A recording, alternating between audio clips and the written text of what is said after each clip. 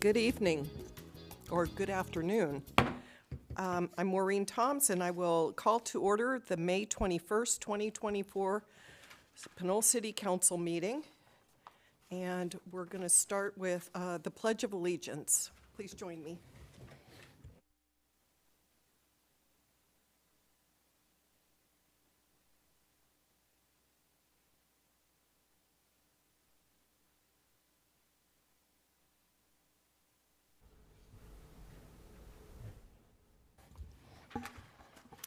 Thank you. Move on to the land acknowledgement. Before we begin, we would like to acknowledge the Ohlone people, who are the traditional custodians of this land. We pay our respects to the Ohlone elders, past, present, and future, who call this place Ohlone land, the land that Pinole sits upon, their home. We are proud to continue their tradition of coming together and growing as a community. We thank the Ohlone community for their stewardship and support, and we look forward to strengthening our ties as we continue our relationship of mutual respect and understanding. Next item on the agenda is roll call, city clerk's report, and statement of conflict. Good evening, Mayor Toms. Here. Vice Mayor Sasai. Here. Councilmember Tave. Here. I will note for the record that Councilmember Martinez-Rubin is absent. Councilmember Murphy is not here but should be arriving shortly. Interim City Manager Mishra. Here. City Attorney Kasher. Here. Mayor, the agenda was posted on Thursday, May 16th at 5:15 p.m. with all legally required notices. Written comments were received in advance of the meeting and distributed to council and staff, posted to the website, and are available to view in the back of the chambers. Does the council have any conflicts to report on our agenda items tonight? Seeing none, that concludes my report. Thank you. Okay, thank you. Item number 4 is convene to a closed session. Citizens may address the council regarding a closed session item prior to us going into closed session. Are there any speakers? No, there are no public comments. Okay. The closed session item tonight is public employee appointment, and this is per Government Code 54957, and the title is the city manager. So we will convene to closed session, and we expect to be back around 6, but could be later. We will notify PCTV if there's a change in that. So thank you.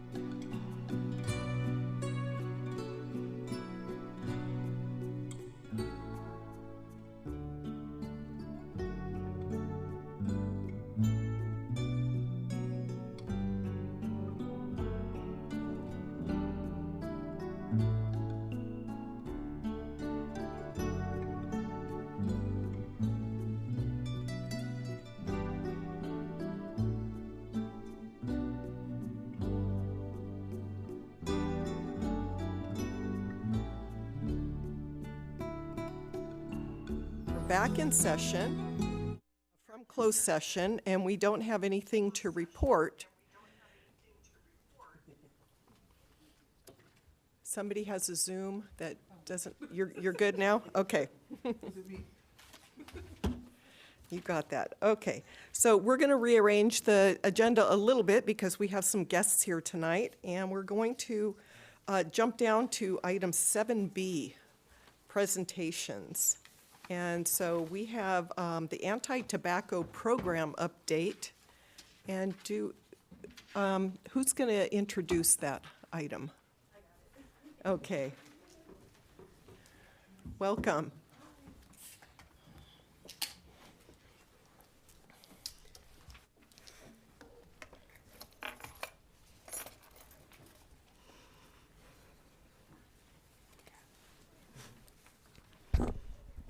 Hi, my name is Jalen Campbell. I am the recreation coordinator here, and I'm working under the Community Services Department. And just to give you a little background about our program, the City of Pinole was awarded the California Department of Justice Tobacco Grant to fund a youth advocacy training program to discourage and eliminate tobacco use by underage youth. In our first year, we have implemented a youth ambassador program to develop young leaders and encourage them to be anti-tobacco advocates on their school campuses. I will now hand it over to the ambassadors to provide you an overview of what we've accomplished.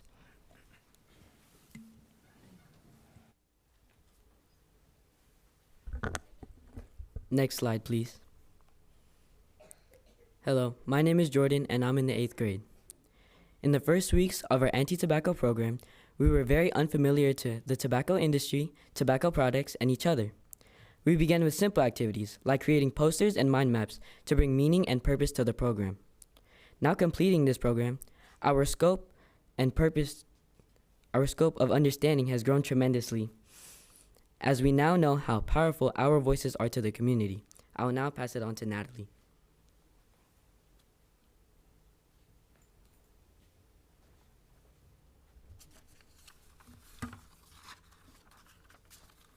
Next slide, please. Hello, I'm Natalie, and I'm in the 11th grade. In training, we were introduced to various forms of tobacco products, its effects, and why Big Tobacco is targeting its next generation of addicted customers. Through Takedown Tobacco, we learned the marketing tactics used by Big Tobacco to attract younger customers. E-cigarettes and vapes are popular amongst the youth through their colorful packaging, candy-like flavoring, and peer influences. We understand how important our role was as ambassadors, as vaping has become the leading preventable youth epidemic. I will now pass it on to Olivia.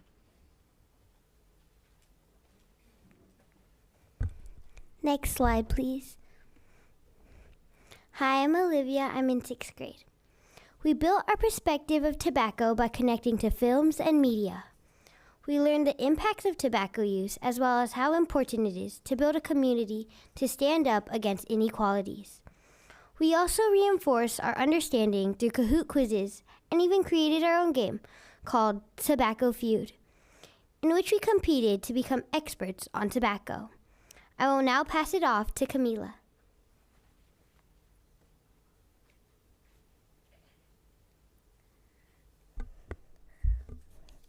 Hi, my name is Camila,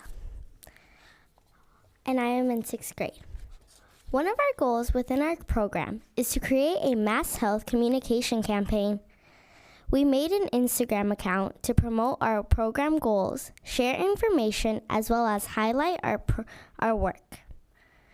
A lot of fun exercises were used to build our skills in public speaking, organizing material, and using the rules of graphic design.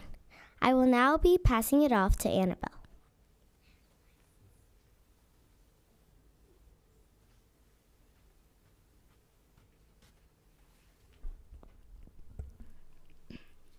Good evening. My name is Annabelle and I am in 6th grade. In this program, we learn to conduct research and cite from credible and educational resources. We created carousels from our Takedown Tobacco training to spread awareness on the current youth epidemic. We were now ready to create graphics with this training. Collaboration was key for any project we had, and we created videos to document our process. We learned that it takes multiple rounds of revision to get our best product. I will now pass it off to Lele.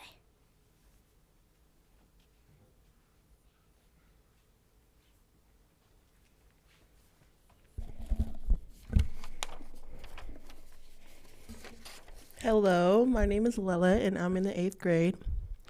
One of our other ways we brought attention to the youth anti-tobacco program was through community outreach. Our mission was to connect with the students, schools, families, and Pinole residents to become familiar with our program. Our program, tabled at Pinole Middle School to connect with students, gave crash courses to St. Joseph Pinole students, and hosted a peer-to-peer education setting through Bring a Friend to Work Day. I will now hand it off to Jalen. Next slide, please.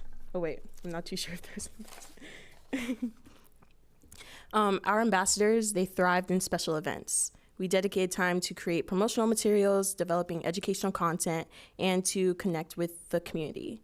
We participated in National Drug and Alcohol Facts Week, the Pinole Earth Walk, Bring a Friend to Work Day, and other community events. We also collaborated with other departments like Community Development and Pinole Police Department, where the ambassadors were informed on the importance of using their voice for tobacco prevention.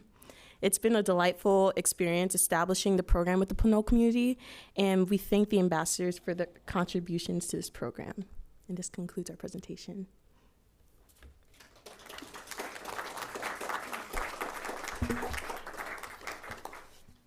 Thank you, Jalen, and all of the students that participated in the program. I had an opportunity to hear their spiel, which was pretty awesome, at the Earth Day event, and you guys did a great job. Great job. Anybody else have any comments? No, just thank you for your presentation, and you're all doing an amazing job. So thank you all for your amazing leadership. Thank you. All right.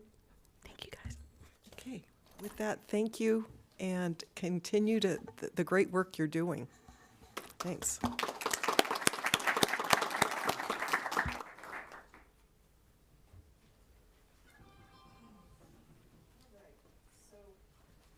We're going to jump back to the agenda. We have citizens to be heard, and this is where citizens may speak under any item not listed on the agenda. The time limit is 3 minutes and is subject to modification by the mayor. Individuals may not share or offer time to another speaker, and pursuant to the provisions of the Brown Act, no action may be taken on a matter unless it is listed on the agenda or unless certain emergency or special circumstances exist. So, do we have any speakers? Yes, Mayor. In chambers, we have Rafael Menace, and then we have Irma Ruport.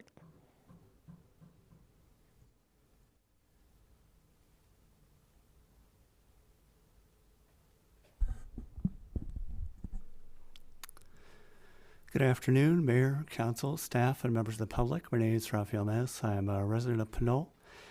And today I'm here to talk to you about the COVID rate in, well, California, because that's about as narrow a data set as I have available now that the CDC shifted from a mandatory reporting data for hospitalizations to a voluntary one.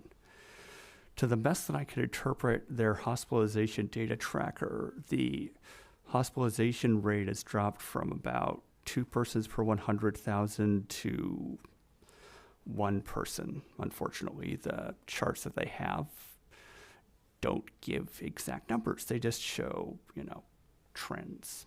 This probably isn't super visible. My apologies. So, to the best of the limited data that I have, I believe that there's currently not significant transmission of COVID-19 in California, but that can change. So I urge people to continue to follow the CDC's COVID coverage website, to have a look at the wastewater treatment plant data, and to remain aware of their environments. And if they're especially at risk, immunocompromised, to continue to wear masks. Thank you. Thank you. Ms. Rupert?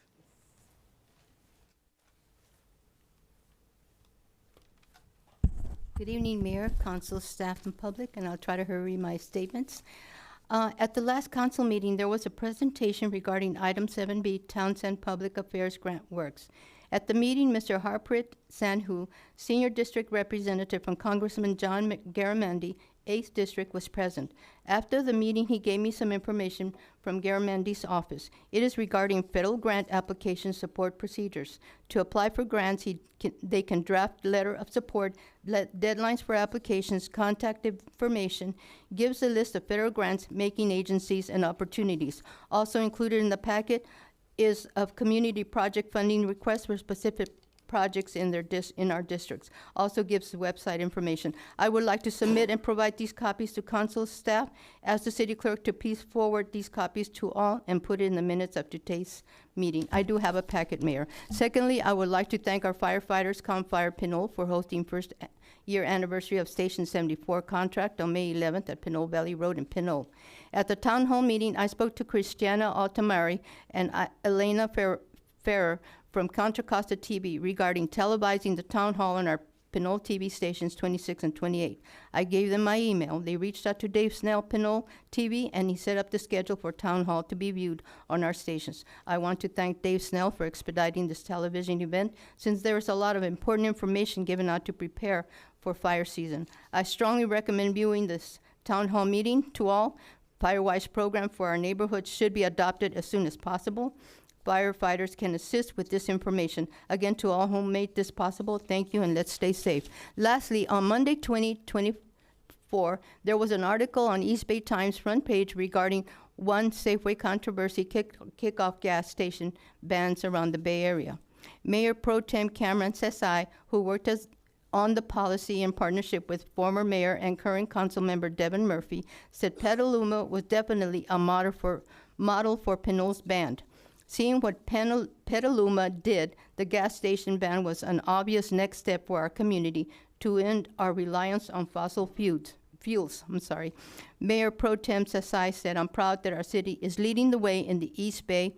He said, "This article is important to the citizens of Pinole because it shows that our council is working hard to improve the quality of life in Pinole." Pinole became the first East Bay city to ban new gas stations. And thank you for supporting this ban. Obviously, it shows that we're all working hard. Thank you, Mayor and Council. Okay, thank you. Any other speakers in the chambers? No, there are no more public comments, either in person or online. Okay, great. Thank you. Okay, we will move to proclamations. And the first proclamation that we have is Public Works Week.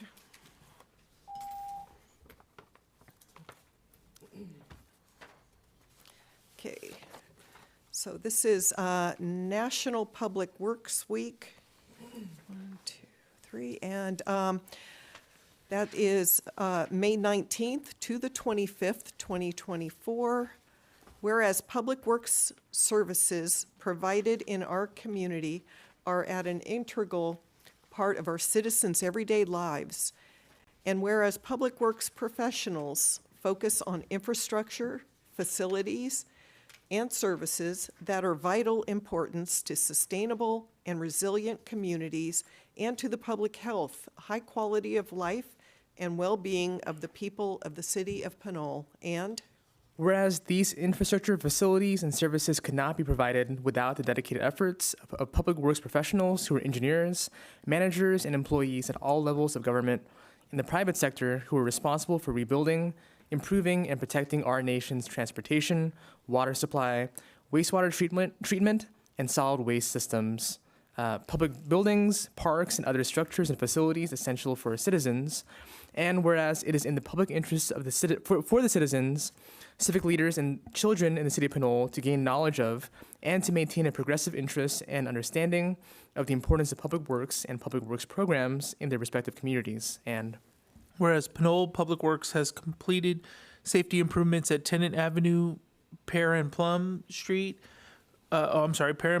project, which installed high visibility crosswalks, bulb outs, and rectangular rapid flashing beacons, RRFBs, and whereas Pinole Public Works has completed Hazel Street storm drain improvement projects, and whereas Pinole Public Works submitted bridge type selection report to Caltrans and obtained approval of the bridge type for the replacement of the San Pablo Avenue Bridge, whereas Pinole Public Works kickstarted the active transportation plan, continuing to engage and obtain feedback from Pinole residents. And whereas Pinole Public Works completed the installation of a traffic signal and associated safety improvements at the Appian Way and Marlesa Road intersection, and whereas Pinole Public Works placed 18 tons of asphalt, crack-sealed 2,600 feet of road surface, and refreshed 6,100 feet of red curb, and whereas Pinole Public Works procured a remote control mower, Spider, completed approximately 75 acres of mowing with this equipment, and as whereas Pinole Public Works has acquired 2 Chevrolet Bolt EV all-electric vehicles to replace aging fleet, advancing its transition away from fossil fuel power vehicles, and whereas the year 2024 marks the 64th annual National Public Works Week, sponsored by the American Public Works Association. now therefore, I, Maureen Toms, Mayor of the City of Pinole, County of Contra Costa, State of California, do hereby proclaim the week of May 19th to May 25th as National Public Works Week in the City of Pinole, and call upon all citizens of the City of Pinole and civic organizations to acquaint themselves with the issues involved in providing our public works and to recognize the contribution which public works officials make every day to our health, safety, comfort, and quality of life.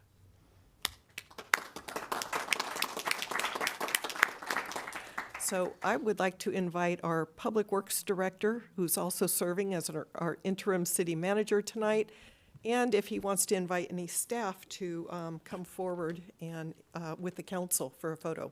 Yes, we have staff from our operation and maintenance, Mike and John here, and we would like to take a moment to thank the council for all the support and all the great work Public Works does here in the city. Thank you. Thank you.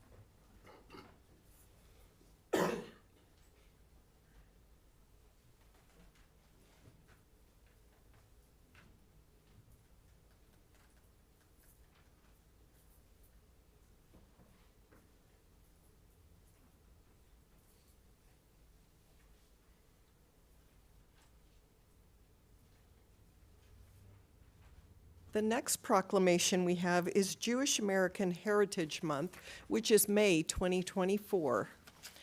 Whereas, fleeing oppression from other areas of the world and looking for a place where they could practice their faith and lead their lives freely, the first Jewish immigrants arrived on American soil in 1654 in New Amsterdam.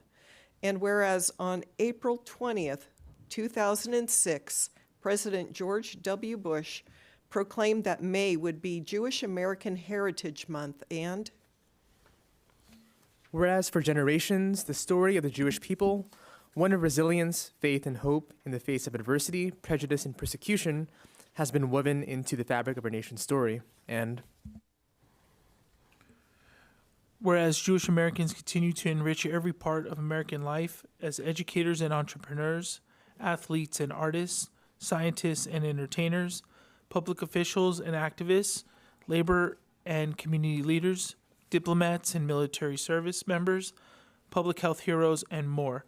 And whereas as we celebrate the rich heritage of the Jewish American community in the city of Pinole and the nation, we recognize that American Jews have joined with all faiths to work for Tikkun Olam, which in Hebrew means repair of the world, remembering the lessons of the Holocaust and leading movements for civil rights and social justice. now therefore I, Maureen Toms, Mayor of the City of Pinole, County of Contra Costa, State of California, on behalf of the City Council and the entire City of Pinole, do hereby proclaim May 2024 as Jewish American Heritage Month in the City of Pinole and encourage all to learn more about the heritage and contributions of Jewish Americans and to observe this month with appropriate programs, activities, and ceremonies.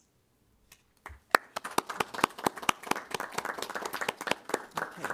And I don't believe we have anybody that's in the chambers to receive this, so we'll hold on to this and provide that to the groups later. So next on the agenda is Mental Health Awareness Month. And that is also May 2024. Whereas mental health involves our emotional, psychological, and social well-being, therefore it is crucial for the community to obtain knowledge that mental health affects the way we think, feel, and act, and whereas there is a proven connection between good mental health and overall personal health, and whereas mental illness affects almost every family in America, and whereas with early and effective treatment, those individuals with mental health conditions can recover and lead full, productive lives, and whereas millions of adults and children are disabled by mental illnesses every year, and whereas only 1 out of 2 people with a serious form of mental illness seeks treatment for his or her mental illness, And whereas stigma and fear of discrimination keep many who would benefit from mental health services from seeking help. And whereas research shows that the most effective way to reduce stigma is through personal contact with someone with a mental illness. And whereas good mental health is critical to the well-being of our families, communities, schools, and businesses. And whereas greater public awareness about mental illnesses can change negative attitudes and behaviors toward people with mental illnesses. Now therefore, I, Maureen Toms, Mayor of the City of Pinole, County of Contra Costa, State of California, on behalf of the City Council and the City of Pinole, proudly recognize May 2024 as Mental Health Awareness Month and call upon all citizens to prioritize mental health and well-being, invest in prevention, early intervention, and support services, and work together to create a more inclusive, compassionate, and supportive society.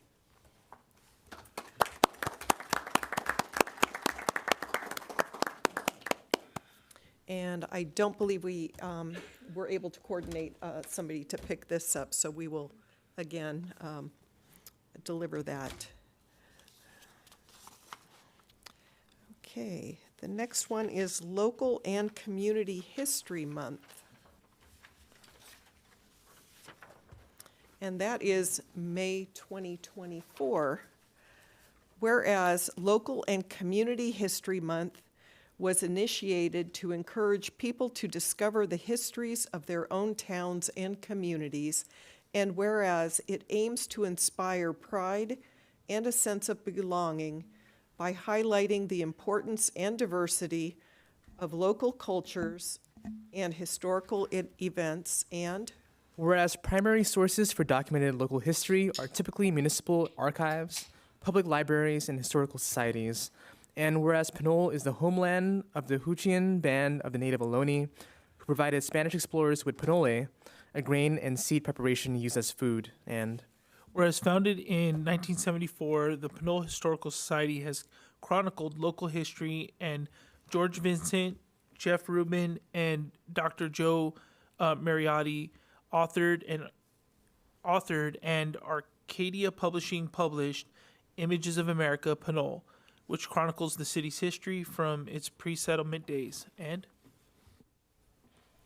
whereas Pinole's modern history began over 200 years ago in 1823 when a retiring Mexican soldier, Don Ignacio Martinez, was awarded the nearly 18,000-acre El Pinole grant, and whereas the city of Pinole was incorporated in 1903 with a population below 1,000 and is now an ethnically diverse community of approximately 19,000 people, and whereas in the grand scheme of historical change, countless individuals contribute to the ongoing history and culture of communities in Pinole. now therefore, I, Maureen Toms, Mayor of the City of Pinole, County of Contra Costa, State of California, on behalf of the City Council and the entire City of Pinole, do hereby proclaim May 2024 as Local and Community History Month. I urge Pinole residents, parents, educators to engage in and to support efforts to preserve and promote the history of the City of Pinole.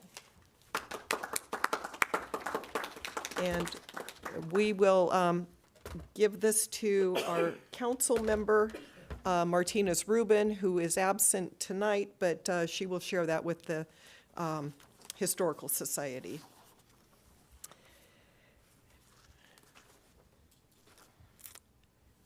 Okay, and then next we have Emergency Medical Services Week, which is May 19th to the 25th, 2024. Whereas in 1974, President Gerald Ford authorized Emergency Medical Services Week, or EMS, to celebrate EMS practitioners and the important work that they do in our nation's communities. And whereas emergency medical services are a vital public service, and whereas the members of the emergency medical services teams are ready to provide life-saving care to those in need 24 hours a day, 7 days a week, and Whereas access to quality emergency care dramatically improves the survival and recovery rate of those who experience sudden illness or injury, and whereas emergency medical services have grown to fill a gap by providing important out of hospital care, including preventative medicine, follow-up care, and access to telemedicine, and whereas the emergency medical services system consists of first responders, emergency medical technicians, paramedics, emergency medical dispatchers, firefighters, police officers, educators, administrators, pre-hospital nurses, emergency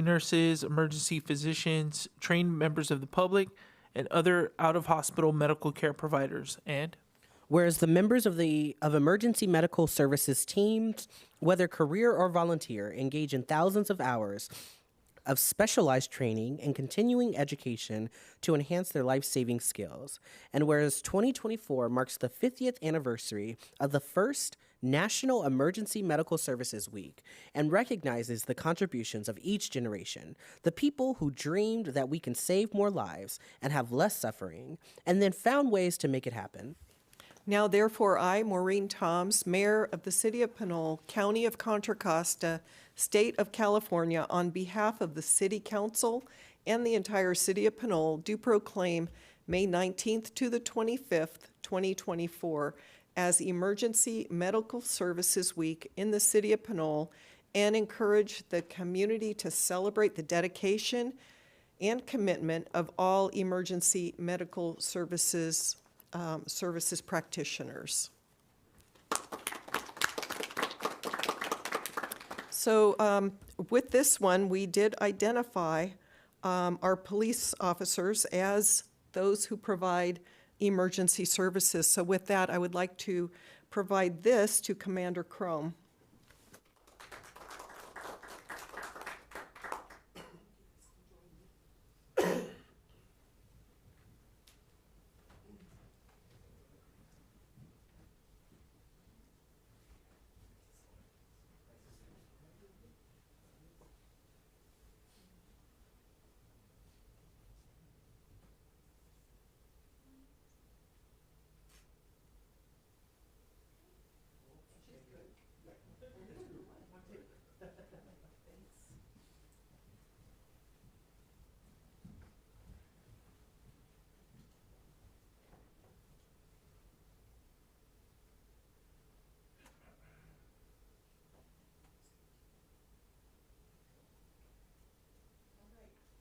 The last one we have is for Asian American and Pacific Islander Month, May 2024. Whereas Asian American and Pacific Islander heritage in the United States was celebrated beginning in 1978 and was made into a month-long event in 1992. And whereas Asian American and Pacific Islander Heritage Month seeks to honor and recognize the contributions of residents of Asia, India, and the Pacific Islands. And whereas Native Hawaiians, Chinese, and Japanese were the first to migrate to the Pacific Northwest and were known for handling canoes and transporting goods, construction, and railroad expansion. And whereas Asian Pacific encompasses all of the Asian continent and the Pacific islands of Melanesia, New Guinea, New Caledonia, Vanuatu, Fiji, and the Solomon Islands, Micronesia, Marianas, Guam, Wake Island, Palau, Marshall Islands, Kiribati, Nauru, and the Federated States of Micronesia, and Polynesia, New Zealand, Hawaiian Islands, Rotuma, Midway Islands, Samoa, American Samoa, Tonga, Tuvalu, Cook Islands, French Polynesia, and Easter Island. And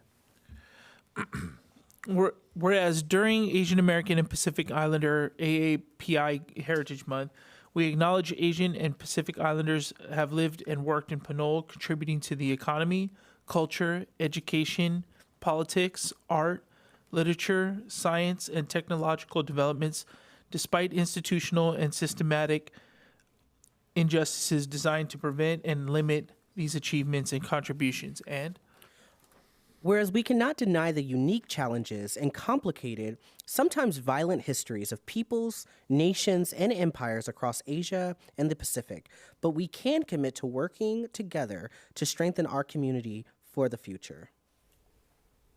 Now therefore I, Maureen Toms, Mayor of the City of Pinole, County of Contra Costa, State of California, on behalf of the City Council and the entire City of Pinole, do hereby proclaim May 2024 as Asian American and Pacific Islander Month in the City of Pinole, and encourage all to celebrate the history and contributions of Asian American and Pacific Islanders in our culture and our society.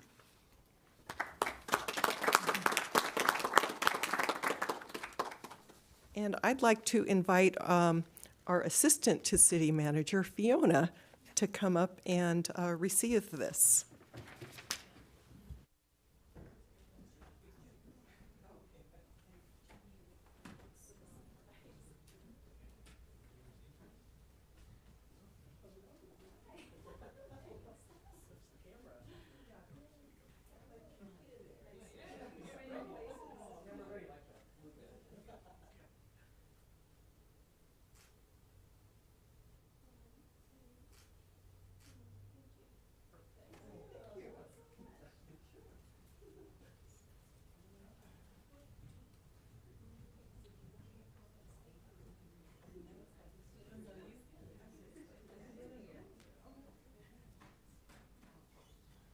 Okay, and I'd like to turn the mic over to our Vice Mayor Sasai for some comments. Thank you, Mayor Toms, and just want to wish everybody a happy API Heritage Month. I've done a lot to sort of observe this month and reflect on the importance of what this means for our community. And so I'll break it down even more in my council reports, but attend a lot of events here in the county, here in Pinole, student events that honored our heritage, and so excited to share more about that and celebrate the rest of this month. So thank you. Great, thank you. All right, with that, we are ready to move on to reports and communications, and I will start with the mayor's report. And as was mentioned previously, we've had a busy week. Or busy 2 weeks since we were last here. On May 9th, I participated in the Westcat Finance Committee meeting, and then we had a board meeting. And this meeting, both meetings were to discuss our budget for the upcoming fiscal year. And then on May 11th, we held the preseason Fire Preparedness Town Hall meeting and open house over at Station 74. And I do urge anybody who can see a recording of that event or any of the other events that were held by ConFire. There's some really useful information. And if I can highlight anything on there, it's to make sure that you register for Community Warning System. You can insert your address for where you live, where you work, where your children live and work, so that you're updated on emergencies that happen that might tell you that it's time to evacuate or that it's time to shelter in place. But I think that's the ongoing message out of that day, is to stay prepared. But there's also a number of other things that you can be doing around your homes to safeguard your property and your family's lives. On May 14th, I attended via Zoom the West Contra Costa Fire Safe Council meeting. Again, the same message about fire safety as we get into the fire season. And also there was another presentation about the local hazard mitigation plan that is open for taking public comments until the end of this month. Again, that's a plan that needs to be adopted.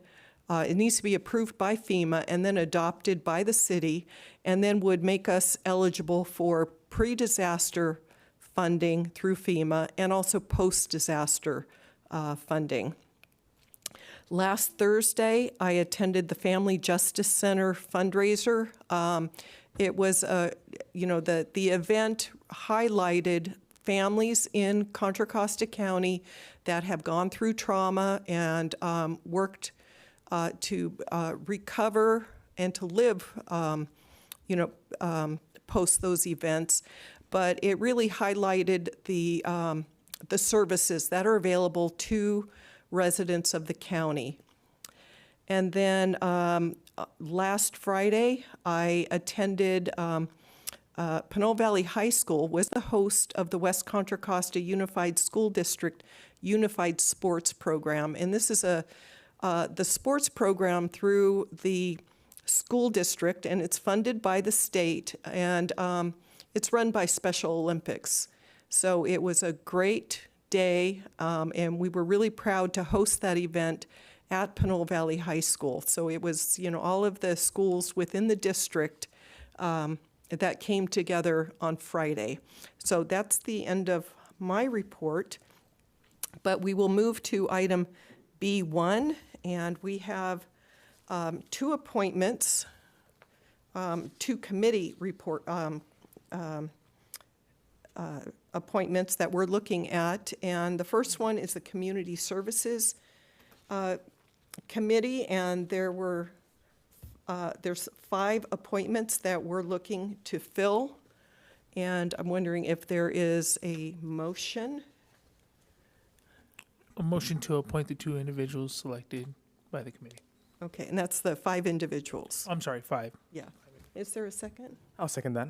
Okay, all those in favor say aye. Aye. And I neglected to ask if there was public comment on that. No? There's no public comment. Okay, then that's great. And then the next item is 4 appointments to the Traffic and Safety Pedestrian Committee. Is there a motion or any discussion on that? Mayor, can I just make one correction Yes. to that report prior to the motion? The 2023-2024 roster that was attached to the agenda packet states that the TAPS committee meets every second Wednesday every other month, but it is actually once a month. So I just want to make that correction noted. Thank you for that correction. Okay. Was there a motion or discussion? Well, just one comment and request. And so I noticed on the Planning Commission appointments item we had in the last meeting, we had attachments of the applications. Is it possible if you could send the full applications for both of these committees to the council? Yes. And then just in the future, attach those as well. Absolutely. That's all. Thank you. Okay. So is there any discussion? Any motion? Motion to approve. Okay, is there a second? I'll second. Thank you. Any discussion? And any public comment? No public comment. Okay. All those in favor say aye. Aye. Aye. Any opposed? Okay, that motion carries. Thank you. So moving on, we will hear from City Council reports, and I'll move to our Vice Mayor, Sasai. Thank you. On May 9th, I attended the WestCat Board of Directors meetings with Mayor Toms. And as always, feel free to reach out if you want access to the agenda packets. Otherwise, it's on the WestCat Board of Directors website. On May 10th, I joined the Lupus Awareness Walk with the Pinole Valley High School community, as well as Mayor Toms. And I want to shout out to the students, educators, and leaders who organized the event. It was such a strong showing and also a great really memorial for Miss Stewart as well. So really happy to join students there. On May 11th, attended the Station 74 open house. So just want to give a big thank you to Confire, all their staff, Supervisor Joya, all elected officials who were there to join us that day. Great celebration for our community and good 1-year mark for us. On May 13th, I attended the Municipal Code Update Subcommittee with Mayor Toms, Director Mishra, and Staff Attorney Alex Mogg. We discussed an ordinance on EV parking and charging, which is what the full council has in front of us today to consider. We also discussed our safe storage of firearms ordinance, which we're continuing to develop, but also wanted to get feedback from Moms Demand Action, particularly to get their feedback on how we can strengthen that ordinance for us and make it more protective. On May 14th, I attended the Contra Costa County Board of Supervisors ANHPI annual celebration. It had cultural celebrations, performances, but it was just good to be in community and hear from all of our different community members about how they're celebrating for this month. So I want to shout out all the staff at the county who organized that event and was part of the planning committee. It was really awesome to be there with all of them. On May 16th, and I love how many API Heritage Month celebrations I've been to this month, and that's the Pinole Valley High School API Heritage Month Variety Show. And I want to invite, if it's okay, Mayor, to have our intern Phoebe Deza to brief us on how it went, as well as the city trip that the students went on.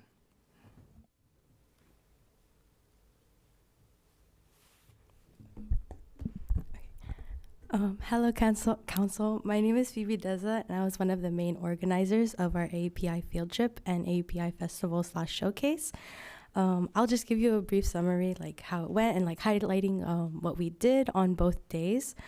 So for the API field trip, our students really liked and enjoyed the field trip because we went to an Asian art museum in which they were able to learn about not only their own cultures but also other Asian cultures that they hadn't really like had enough education about.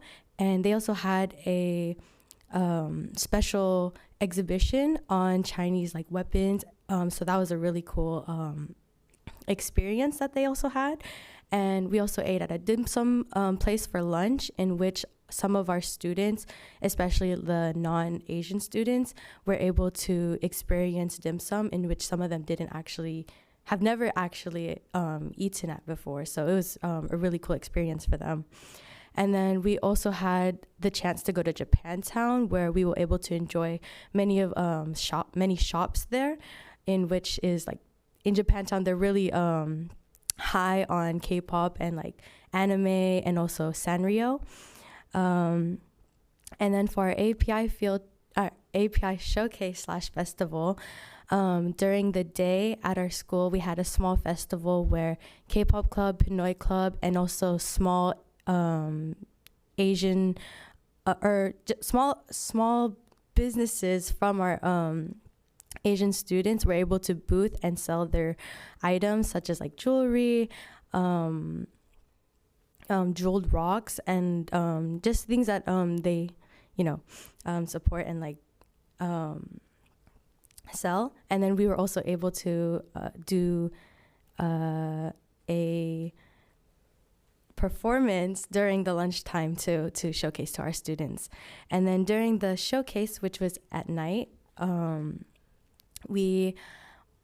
Club and K-pop Club had also performed there, but we also had the West County Mandarin School special feature into our show, which was very cute, and all of our people who came really loved it, and I think it was really cute. I love kids, so that was really cute.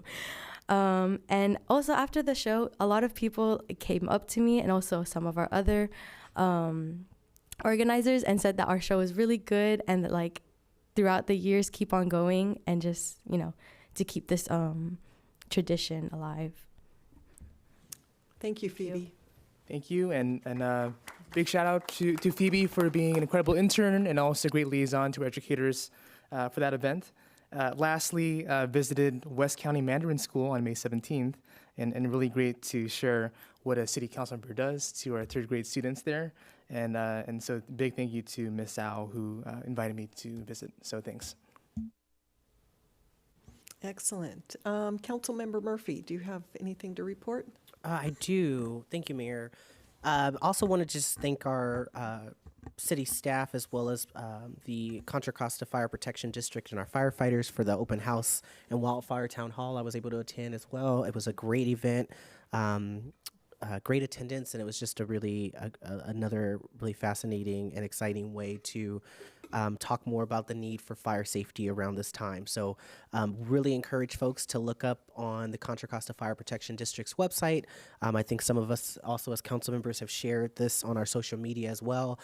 You can take a look. It was recorded town hall. So if you have any questions, please, of course, view that live stream, and feel free to reach out to us or reach out to the district if you have any questions about what to do to prepare your home or your community's home. Or if you feel like there are people who are not preparing their home, make sure to flag that to us as well, because we want to make sure we keep everybody safe. And part of this is that we all have to be more firewise and build firewise communities. So we all have to take a little bit of action to make sure we have a large impact. So again, great event, and I'm glad we were able to host that here in Pinole this year. Just wanted to give an update for folks about the city manager hiring and interview process. We did receive a total of 45 applications for city manager for the city of Pinole. That's very exciting. And so we have our work cut out for us to figure out who is going to be our city manager. So we do have a couple of steps that we'll be taking over the next month to interview candidates. We will, as our city staff publishes that closed session, we will have a closed session on June 1st to interview some of the candidates, and hopefully we'll nail down soon to a smaller number. We do have a couple of other steps, including conversations that we want our candidates to have with our executive team at the city, and so there is some time before we will be selecting one, but I did want to give folks a opportunity to, again, if you have any questions about the process, if you're inquiring about something, feel free to reach city staff, or you can, of course, send an email to myself or any of the council members, and we'll be happy to get back to you.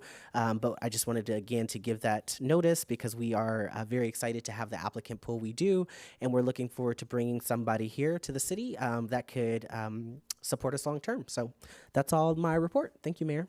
Okay, thank you, Councilmember Murphy. Councilmember Tave. Nothing to report. Okay, so I will move on to council requests for future agenda items. I do have two. Okay, why don't you go ahead? Okay. The first is I wanted to, I moved to have a resolution to support California lineage-based reparations and the California Reparations Commission recommendations. I'll second that. Okay, any other discussion or questions? None? Okay, all those in favor, say aye. Aye. Aye. Any opposed? Okay. And your second one? Yeah, my second was requesting that the city attorney and staff prepare and present a ballot measure at a meeting in June for the establishment of elected mayor. I'll second that. Okay, any other comments? Okay, all those in favor, say aye. Aye. No? I'm a no. Okay, so that passes 3-1. Okay, and your That's all. item? Thank you, Mayor. Okay, thanks. Thanks. And my first request is a future agenda item to receive a presentation from the Northern California College Promise Coalition on the CalKids Children's Saving Account Program and Education Cities Initiative. Okay. CalKids. And is there a second? I'll second. Okay. All those in favor, say aye. Aye. Aye. Any opposed? Okay, that's a 4-0. And your second item? Thank you. I'd also like to request a future agenda item for staff to provide a presentation on adoption and implementation of an online commendation and complaint portal for the Pinole Police Department. I'm sorry, what is that? It is a future agenda item for staff to provide a presentation on adoption and implementation of an online commendation and complaint portal for the Pinole Police Department. Okay. I'll second that. Is that a discussion too as well? Just it's a discussion. Presentation and future discussion. presentation. Gotcha. Thank you. Okay. Any other discussion? All those in favor, say aye. Aye. Aye. Any opposed? Okay, that motion passes. And then any other future agenda items? Okay. Then we'll move on to city manager report and department staff. Okay, thank you, Mayor, Vice Mayor and Council, staff and public. So I have today's report, just a few departments have provided some of the reports. Public Works Operation and Maintenance team completed about 279 service requests in the last month. Out of those, 40 were road related. Portals, various city streets were addressed. Those are in Alberdan, Kildare, Marlesta, Terra Hills, Henry Avenue, Kittery, and others. As we mentioned, Public Works is continuing the weed abatement, and we are happy to report that the new remote control spider mower, which was procured and put in service last year, have helped us reduce outside contract work and increase staff productivity significantly. The detailed report for ops and maintenance for the month will be added to our next publication of the Pulse.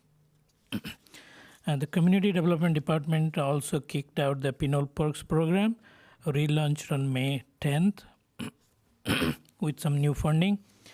This gift card is redeemable at over 30 local businesses in Pinole. Then the current promotion offers a buy one and get 25% off deal. For more information, please visit pinoleperks.com. The public comment period for the CAP climate action and adaptation policy will be extended past the end of May, and the end date will be announced soon. CAP will return to council action on July 16th.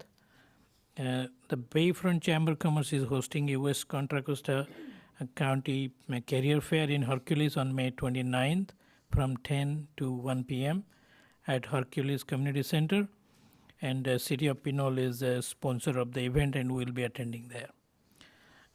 As Mayor and Vice Mayor and others have noted, the Station 74 open house was a great success. I'm not going to go any further details. Our city managers of department also working, preparing a transition to the new domain name, that is pinole.gov, at the end of the month or beginning of June.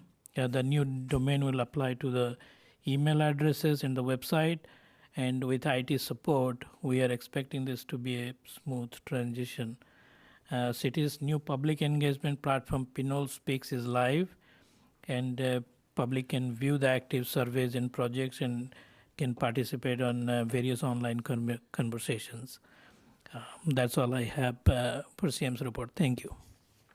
Okay, thank you. And we'll move to City Attorney's report. Thank you, Mayor Toms. Just briefly wanted to mention that on May 8th to 10th, I attended the Cal City's City Attorneys Conference, and that was a great conference. Received some presentations on CEQA, the Surplus Lands Act, litigation updates from around the state. And I also serve on the FPPC subcommittee for the Cal City City Attorneys Group. So it's just a great resource for our office. Members of our office attended that as well, and just a broader resource for the city. So I wanted to mention that. And then before we, that concludes my city attorney report. Before we conclude the reports and communications, I did want to ask for just a clarification on a prior action from item 8. B2, and this was the appointment of the Traffic and Safety Pedestrian Commission. I believe the motion was for approval of the appointment of 4 commissioners.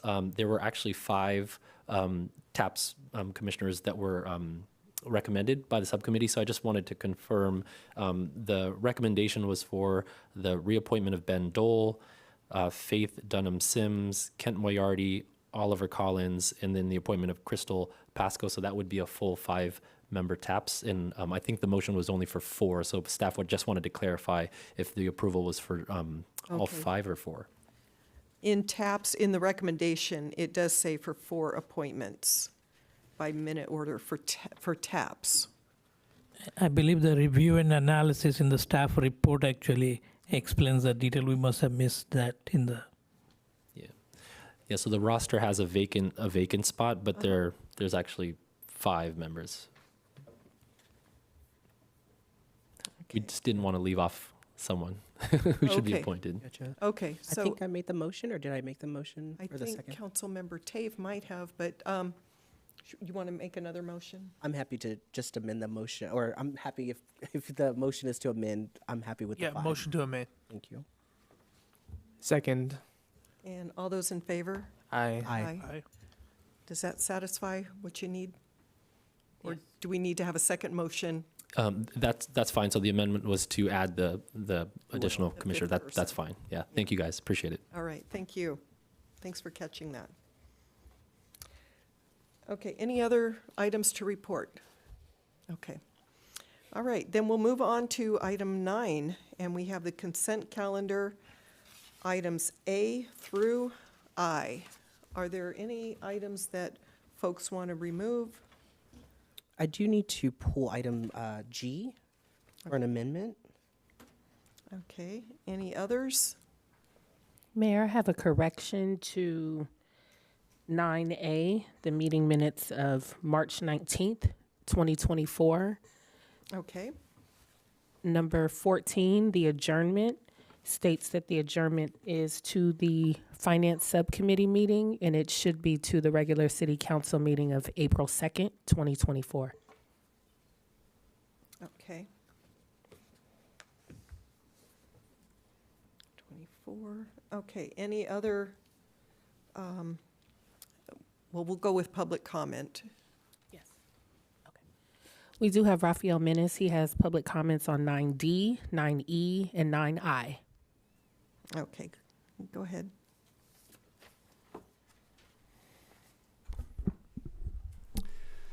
Thank you. Greetings again. Mayor, council, staff, members of the public. My name is Rafael Menace. I'm a resident of Pinole.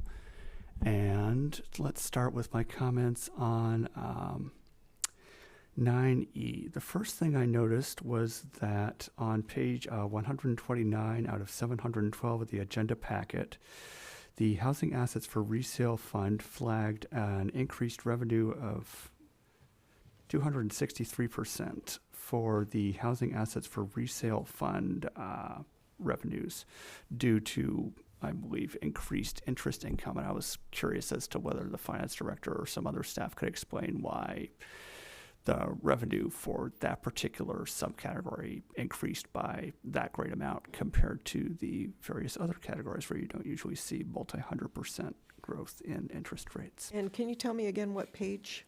So this is page number 129 of the agenda packet. 129, okay. It's under Housing Assets for Resale Fund, parentheses 285, close parentheses. And then on page number 131, the chart for the Information Systems Fund or the Information Technology Fund seems a bit unclear. Ordinarily, expenditures is listed as the second row, and I guess revenues, I'm not sure whether indirect cost allocations really count as revenues or not, are listed first, but here it's listed the other way around.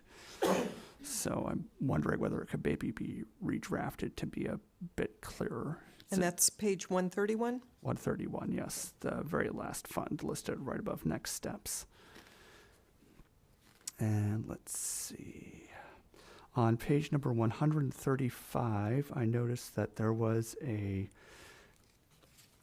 general government expenditure associated with the Recreations Fund that was not in the amended budget of $5,379. I was curious as to the nature of that expenditure.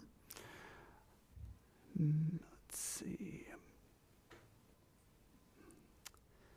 And then on page number 138, fund number 505, I noticed that cable TV charges were low, though that was addressed a bit elsewhere, saying that there was a report on the revenues that were reassessed, and there was a loss of one client back in 2023 due to unexpected events. And then, okay, I think that's all of my comments for 9D. And then my remaining comments are on 9I. On page number 145 of the agenda packet, the section 115 Trust Portfolio Summary, I note that the mutual funds equity subcategory continues to have a yield that is markedly lower than the various other categories that the city has investments in, while making up a substantial portion of the investments in the portfolio. And I'm curious as to why the city has that level of funds allocated to a slightly higher risk category, given as equity funds can suffer losses unlike cash and equivalents. and that has apparently a lower yield than cash and equivalents, which would seem to also best meet the city's investment priorities of safety, liquidity, and yield, given a yield of 5.79 compared to a yield of 1.27 for the mutual funds equity subcategory. I also, on page number 144, the previous page, looking at the investment report for the city's general investment fund, not the Section 115 trust, noted that the city had taken out an investment in federal agency securities, Federal Farm Credit, BKS, I think, in the amount of $500,000. That has an expected yield of 0.720. And I was curious as to why the city took out that particular investment, given the relatively low yield compared to the vast majority of the other investments listed on that page. All right, and then I've got an inquiry on page number 162, but oh, I'm sorry. It looks like I also have a comment I'd like to make on item 9H, if I could sort of amend that into the list of comments. So for item 9H, the third quarter report on the status of capital improvement plan projects, I noted that on page number 162, the affluent outfall project SS2203 states that request for proposal was issued on March 27, 2024, and that proposals are due April 30th, 2024. I was curious as to whether the city had received responses to those proposals and when / if that would be coming up before the council. Okay, and then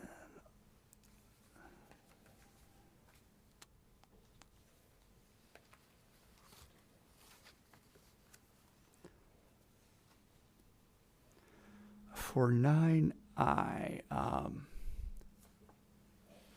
the first thing I wanted to comment was that I was pleased to see on page number 257 of the agenda packet that there were going to be some units designated as affordable for low income, given the, and that can be seen in more detail on page number 258, table number 2, where it notes that there'll be a total of 8 units designated as low income, given that when this item came before the Planning Commission, it was discussed that it would be unlikely that there would be anything other than a moderate income category available. I'm pleased to see.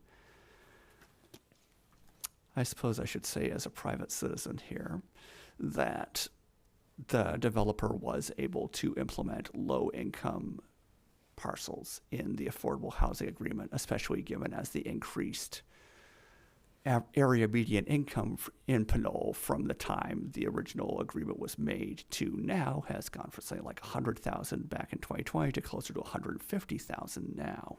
And you can see that in the consolidated annual financial report if you want to cross-reference that. On page number 267, I noted that 266 and 267, I guess, that the maximum initial sale price discussed homeowners insurance premiums, reasonable utility allowance, and homeowners association dues. So, given the increasing challenges acquiring insurance has caused in California, frankly, not just Pinole, what sort of impact might that have on the net affordability of projects? And then finally, there was one other thing. On page number 273, there was a final clause saying time is of the essence. And I was curious as to the purpose of that clause. It seems sort of implied by nature. And that's all my comments on the consent calendar items. Thank you. Okay, thank you. Any other comments or public comments? Okay, so I will turn to staff. I will start with our Public Works Director on the comment about the effluent and whether or not we received any proposals that were due April 30th. Yes, we did not receive any proposal. We're trying to talk to some of the designers that we know and just trying to figure it out why they did not propose. But yeah, that's the status. Thank you. And then I'll turn to our finance director. Were you able to capture identification of those comments or questions? Is it on? Oh, I didn't see the button light up. Yes, I was able to capture those, and I can respond. Okay. Are you able to respond to any of them at this point, or is that follow-up? Okay, go ahead. Yes, I can respond now. So the first question regarding the housing assets for resale fund on page 129, the 263% in actuals over the budget is due to interest income gained on the cash balance within that fund. So when we receive interest income, it's allocated out proportionately to all of the city funds based on the amount of cash that we have in each of those funds. So that accounts for that. It was a bit higher than we projected originally. Going over to page 131 for the Information Systems Fund, the indirect cost allocation is not really a form of revenue. It is a credit or reimbursement for expenditures, and that is why it's listed that way. We could still flip them just so that it is clear to the readers, but it is not revenue. It is actually a credit or reimbursement from other city departments for IT services.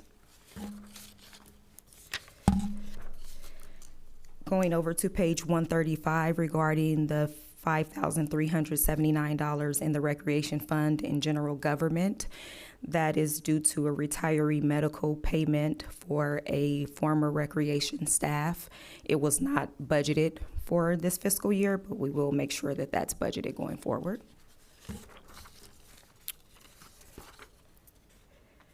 Going over to page sorry, the pages are cut off a bit here. I think it's page 138, Fund 505, the Cable Access TV Fund. The revenue is down. We receive PEG fees on a quarterly basis. That's in the franchise taxes category. So we receive them after each quarter closes in the following month. For the cable TV charges, the production services are down for PCTV, so that revenue is trending lower. Going over to item 9E, page 144. For the federal agency security, there was a question regarding why did the city choose this instrument given the low yield. So this predates my time with the city. It is actually going to be maturing next year, but it was a 5-year instrument, and it was one of those that was chosen at that time. And just to note, this isn't the pension trust fund investments. This is actually the general reserve. And then lastly, on page 145, regarding the Section 115 trust and the allocation to the mutual equity funds, the city has what is called a customized portfolio with PARS, which manages the trust and invests the funds on the city's behalf. And so the allocations that you see here in terms of the percent of market is based on that customized portfolio that was established or was chosen when the trust fund was established. We do an annual review of the Section 115 trust, and at that time, if the city so desires to change our portfolio, we could do that at that time, and we can change how the assets are allocated and invested in the various instruments. Great, thank you. You're welcome.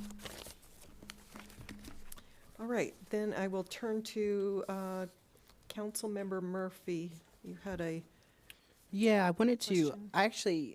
I think it's best that we continue item 9G to our first meeting in June. So that was my ask, is that we just not vote on that one tonight. I would like to work with staff on the letter. Okay, continue. And were there any other items? So I think we can entertain a motion to continue 9G Is there a motion? Oh, so moved. And I'll second. Thank you. All those in favor, say aye. Aye. Aye. Any opposed? Okay. Then we have, what we have left is 9A, B, C, D, E, F, H, and I, with the modification made by our deputy city clerk on the minutes for March 19th. Is there a motion? I'll move approval of those items. A second. And all those in favor, say aye. Aye. Aye. Aye. Any opposed? Okay, that motion passes. All right, then we will move on to public hearings. We have an ordinance adding Chapter 10.80 EV charging stations to the Pinole Municipal Code to establish restrictions for city-owned electric vehicle parking spaces and to establish a schedule of rates for EV charging stations and to authorize the city manager to adjust the rates to recover the city's cost. And we have our Public Works Director. Yes, thank you, Mayor. So I have a short presentation for this item. Go to the next slide, please. So city actually installed a completed installation of a dual port EV charger in our near the public safety building parking lot. The total cost of the project, the capital project, was approximately $65,000. This charger is currently available for public for pre-charging. Next slide, please. So the EV charging usage we monitored over the last, after installation, is almost 6 to 7 months. So current energy cost is approximately $2,500 a month. These stations are mostly occupied all the time, and we do see that some of the users actually keep their cars parked beyond the full charging time. Staff actually have reviewed these EV charging policies in other cities, and we recommended that we adopt an ordinance to actually collect all the energy costs and promote broader public participation in adopting this EV.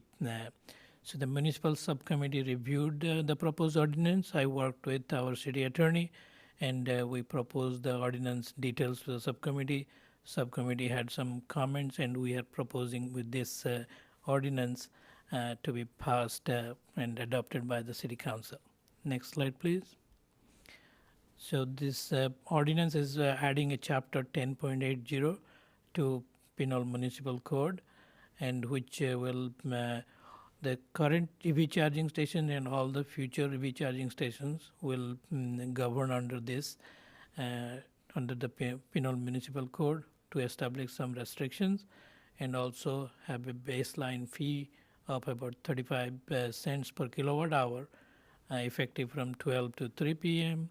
and 9 to 12 a.m., 9 p.m. to 12 a.m.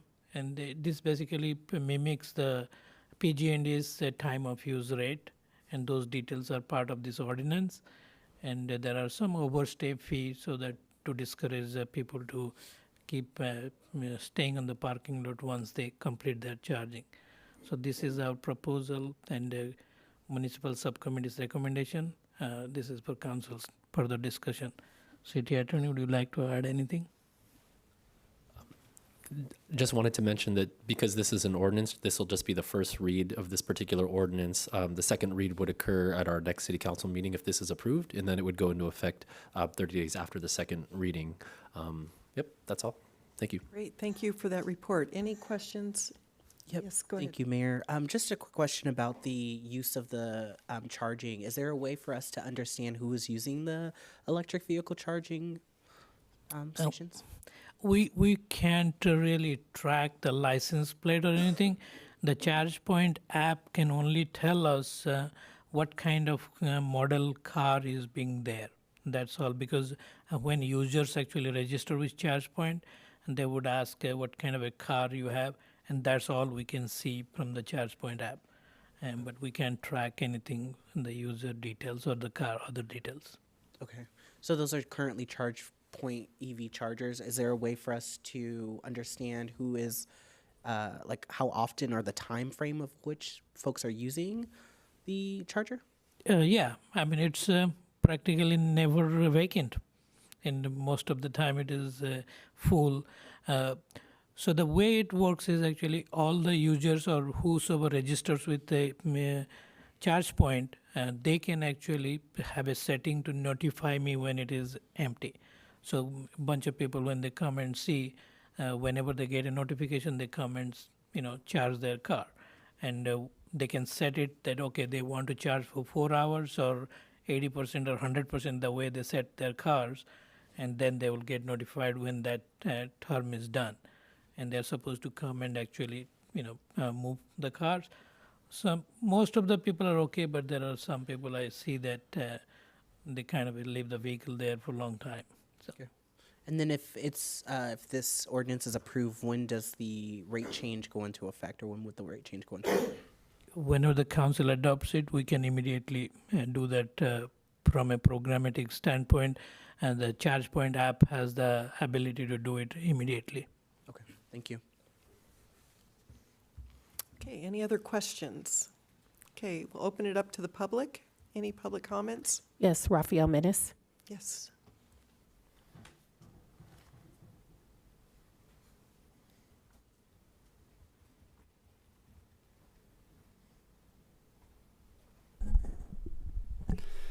Good afternoon again, Mayor, Council, staff, members of the public. My name is Raphael Mess. I'm a resident of Pinole, and I've got a couple of questions about the text of the ordinance itself on page number 281 out of 712 of the agenda packet.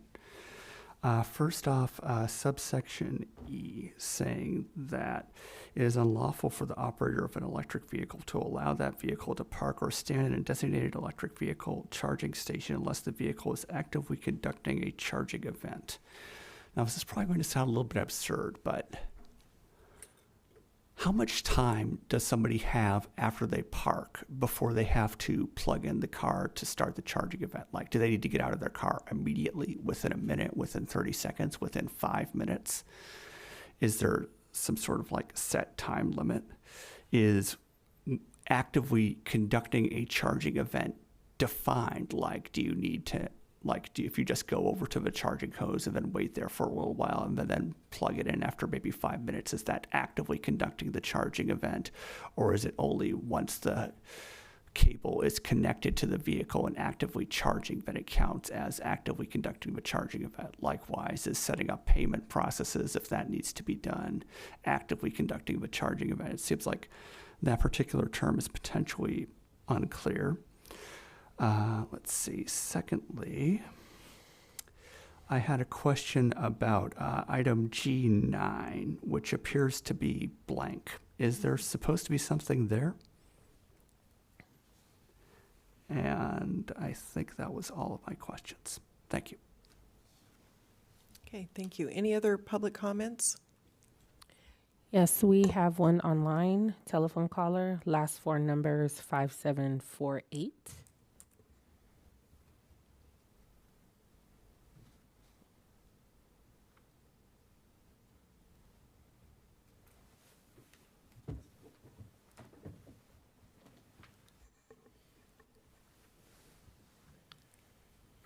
Can you hear me? Yes, go ahead.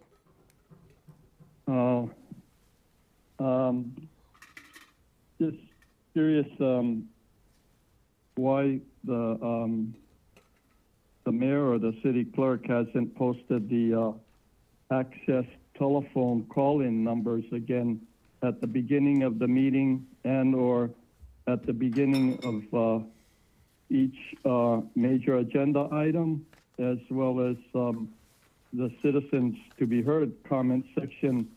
But that should be automatic, according to the Ralph Brown Act, to give public full accessibility with engagement. But the city council and or mayor and or their highly paid, well-trained staff dropped the ball again on that account. But anyway, getting back to the EV charging stations here, are they going to have, like they have in San Francisco and other places, like I assume it's going to have a way to collect the funds via credit card or debit cards at the station there, as well as what kind of signage are you going to have that's going to be effective to ward off the offenders, and will it be patrolled electronically and or with the help of the Pinole Police Department that can go by and see if something's been expired so they can automatically also give them a citation for their violation of overusage of that. And right now it's going on 24/7. And I think Mr. Murphy brought up a good point, but I guess there's no way of regulating the users to be City of Pinole tax-paying residents as the primary users, just like the sandbag refill stations. That's supposed to be for the City of Pinole residents, but I think there's a lot of outsiders that use both of those services and will continue to use it from time to time. If there's really no Sir, way you have of 45 tracking it. seconds. And is there a better way that we can do this? Did you compare to the other cities, surrounding cities in the East Bay, how they're operating their EV charging systems for collecting payments for charges? Because we're already in the arrears of $2,500 a month, going back over a year now or more. And so can we fast track it so we don't have to wait another month or two to put this program in place and start the program going ASAP? Thank you. Okay, any other public comments? No, there are no more public comments. Okay, I'm going to take a stab at responding to the last one. First of all, on page 1 of our agenda includes the phone numbers to participate in the meeting. If you're not going to do it by Zoom, they're listed on the very front page of the agenda. The other item is that the fees that are charged are programmed through the app, the ChargePoint app. So any user that when they plug in, there's a display as far as what the charges are, and if there's going to be penalties after a certain amount of time, they are charged. I actually left my car parked in Public Works of the county parking lot during when I was at the Office of Emergency Services, didn't get over to move it. It was a penalty of $20 for me to be, after that 4th hour. And I learned my lesson. I'm not going to do it again. But people are told on their apps what the costs are and what the restrictions are. And that's how the county or the city collects fees. I don't think it's necessary for the police to enforce it because the enforcement is happening through the app itself.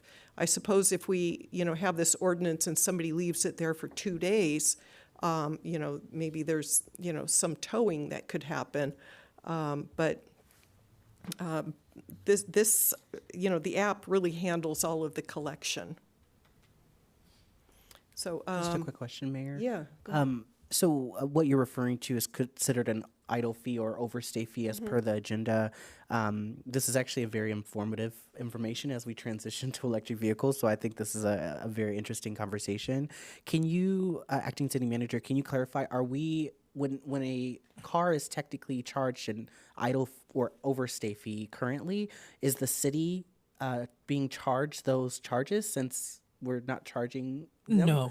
No, because once the car is fully charged, the charger would disengage. It won't charge it even if it is plugged in. The energy is not going to get consumed, so we don't get charged for any more energy. Okay. But whatever the vehicle is charging for 4 hours, 6 hours, whatever it is, that we get charged for the energy. So when a car is done charging, it can't be charged anymore, but ChargePoint still does charge an overstay fee for that. No, not ChargePoint. No. So, ChargePoint doesn't. No. Okay. No, it's, if I may. Please, yeah. Yeah.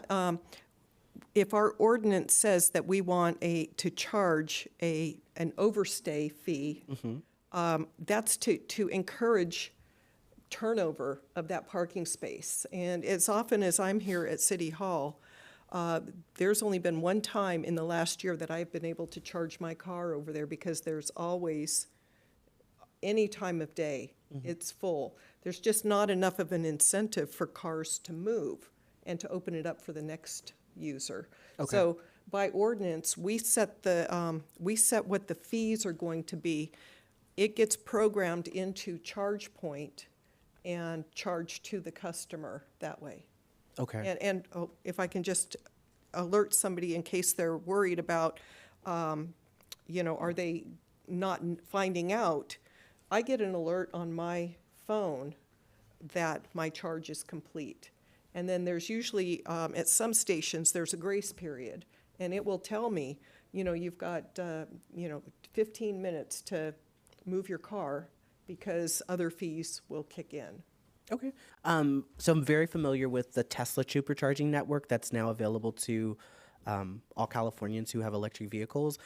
I'm less familiar with the ChargePoint system. And so what I'm asking, I guess, is just to clarify number one, I'm assuming the intent of this ordinance is to recover the cost that basically the city has been charged for a couple months now as we have started our electric vehicle charging deployment. Part of that is charging the baseline energy fee that's under section 2 section 2G, that says fees for use of electric vehicle charging and electric vehicle parking spaces owned by the city of Pinole shall be as follows. And so there's there's really 8 different points, but there's a 9 different points. Typo. Yeah. Typo, gotcha. Good to know. That was my other thought. But just to be clear, with the Tesla supercharging network, there are idle fees, or what is considered here as an overstay fee, even if your vehicle is not charging. There is also a grace period. But what we're doing here is with ChargePoint, are we allowed to charge an overstay fee if someone is fully charged? How are we accounting for that, basically? That's my question. Does that make sense? Yeah. Okay. So what we have here in this ordinance, we actually give about 15 minutes of grace period. Okay. That is what we have stated on number 4. Overstay fee of $1 per minute up to 30 minutes will be charged after 4 hours and 15 minutes. Okay. So that 15 minutes is actually the grace period, what we're saying. And just to make sure that we don't really, burden somebody with this huge charge, so we limit that charge to $30. So basically, you have another 30 minutes to take your vehicle. If you don't, you will be charged the most is $30. If you stay there for 1 hour, 2 hours, for some reason, there is some emergency, you couldn't come or whatever it is, you will not be charged $150. So that's the limit is $30 is what we are saying here. Gotcha. So practically, a car goes, they're at 0%, hopefully not, I've been there before, but at 0%, they have up to 4 hours and 15 minutes to be on that charger. Yeah. Even if they go to 100% and they reach 100% on that charger and they still have the charger plugged in, but they're at Sue's place and they're eating still after 4 hours, staying there that 4 hours and 15 minutes, we are now then able to work with ChargePoint to charge $1 per minute up to 30 minutes. So at most $30. After 4 hours, 15 minutes. After 4 hours and 15 minutes. Okay. That's good to hear. And I think that goes back to, Mayor, what you were mentioning is there's no incentive sometimes for folks to not put to take off their electric vehicle charger because, again, if there's not being charged a fee, they kind of go about their day, and we obviously have a very limited amount of chargers in Pinole at this state. What is the ancillary fee? I wasn't sure what that was. That fee actually I have put in because there is a processing fee charged by ChargePoint for us to collect that dollar amount, and that's what is per session, meaning every time you just plug in, and when they charge, it will be a cost for processing those fees to us. So that's what it is. So we charge, so it's just, again, a recovery fee for the city to pay ChargePoint because they charge 1.5. Okay, 1.5, okay. Do these energy rates change per hour? Or these are the what? These energy rates are current PG&E rates, what we pay from the city to PG&E. Okay. at those specific time frames, correct? That's right. Yeah, the time of use rates. Okay. And then the last question is, it says that energy fees may be adjusted no more than once per fiscal year. Is this now going to be a part of our master fee schedule, or how would we be looking at these fees throughout the year if we can't, if it's So no more this than- ordinance actually gives authority to the city manager. Once in a year, the city manager, if the fees structure have changed, the city manager can change those fees to the new fee. Okay. Thank you. Okay. Councilmember Tafe. So I just had a quick question as Councilmember Murphy was talking. So if I have 90%, I'm exaggerating, but I want to park up front, close, and it's open and I can charge. Is there a fee if I hit 100%? Because I know those apps also say, hey, your car's at 100%. What's the incentive for me not to stay there another 3 hours in that parking space? Yeah, there is no, app-wise, but the app would not know because the 4 hours is the limit, the way we will put it in the app, and that is how it will do. It will not correlate how much charge you actually have in the vehicle. So that's why, yes, there is no incentive for, the person can still stay there and we won't be able to do much about it. Got it. Thanks. Okay. Any other? Yeah, just one more question. I'm sorry. Is it possible that if we can adjust the rates, can you tell me about that process? How would the city manager or the interim or acting city manager adjust the rates? What does that look like if they decided tomorrow that they would change? So it would most likely be a policy, or I haven't thought through all this, city attorney. Is there any? Yeah, so I think that's a good question. We technically have the rates that will be codified in the municipal code. So those are the rates, and that's what that would apply. Procedurally, we would have to talk through, if we're going to change the rates, there has to be notice, obviously, to, users. So if it would necessitate a change to the municipal code, it might be an ordinance, or something that would actually amend the municipal code to adjust the rate as it's codified. Because right now we're actually setting the rate in codifying it. But we would, we'd have to talk through that.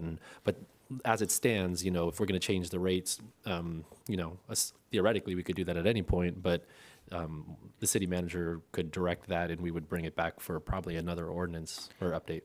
Okay. Yeah.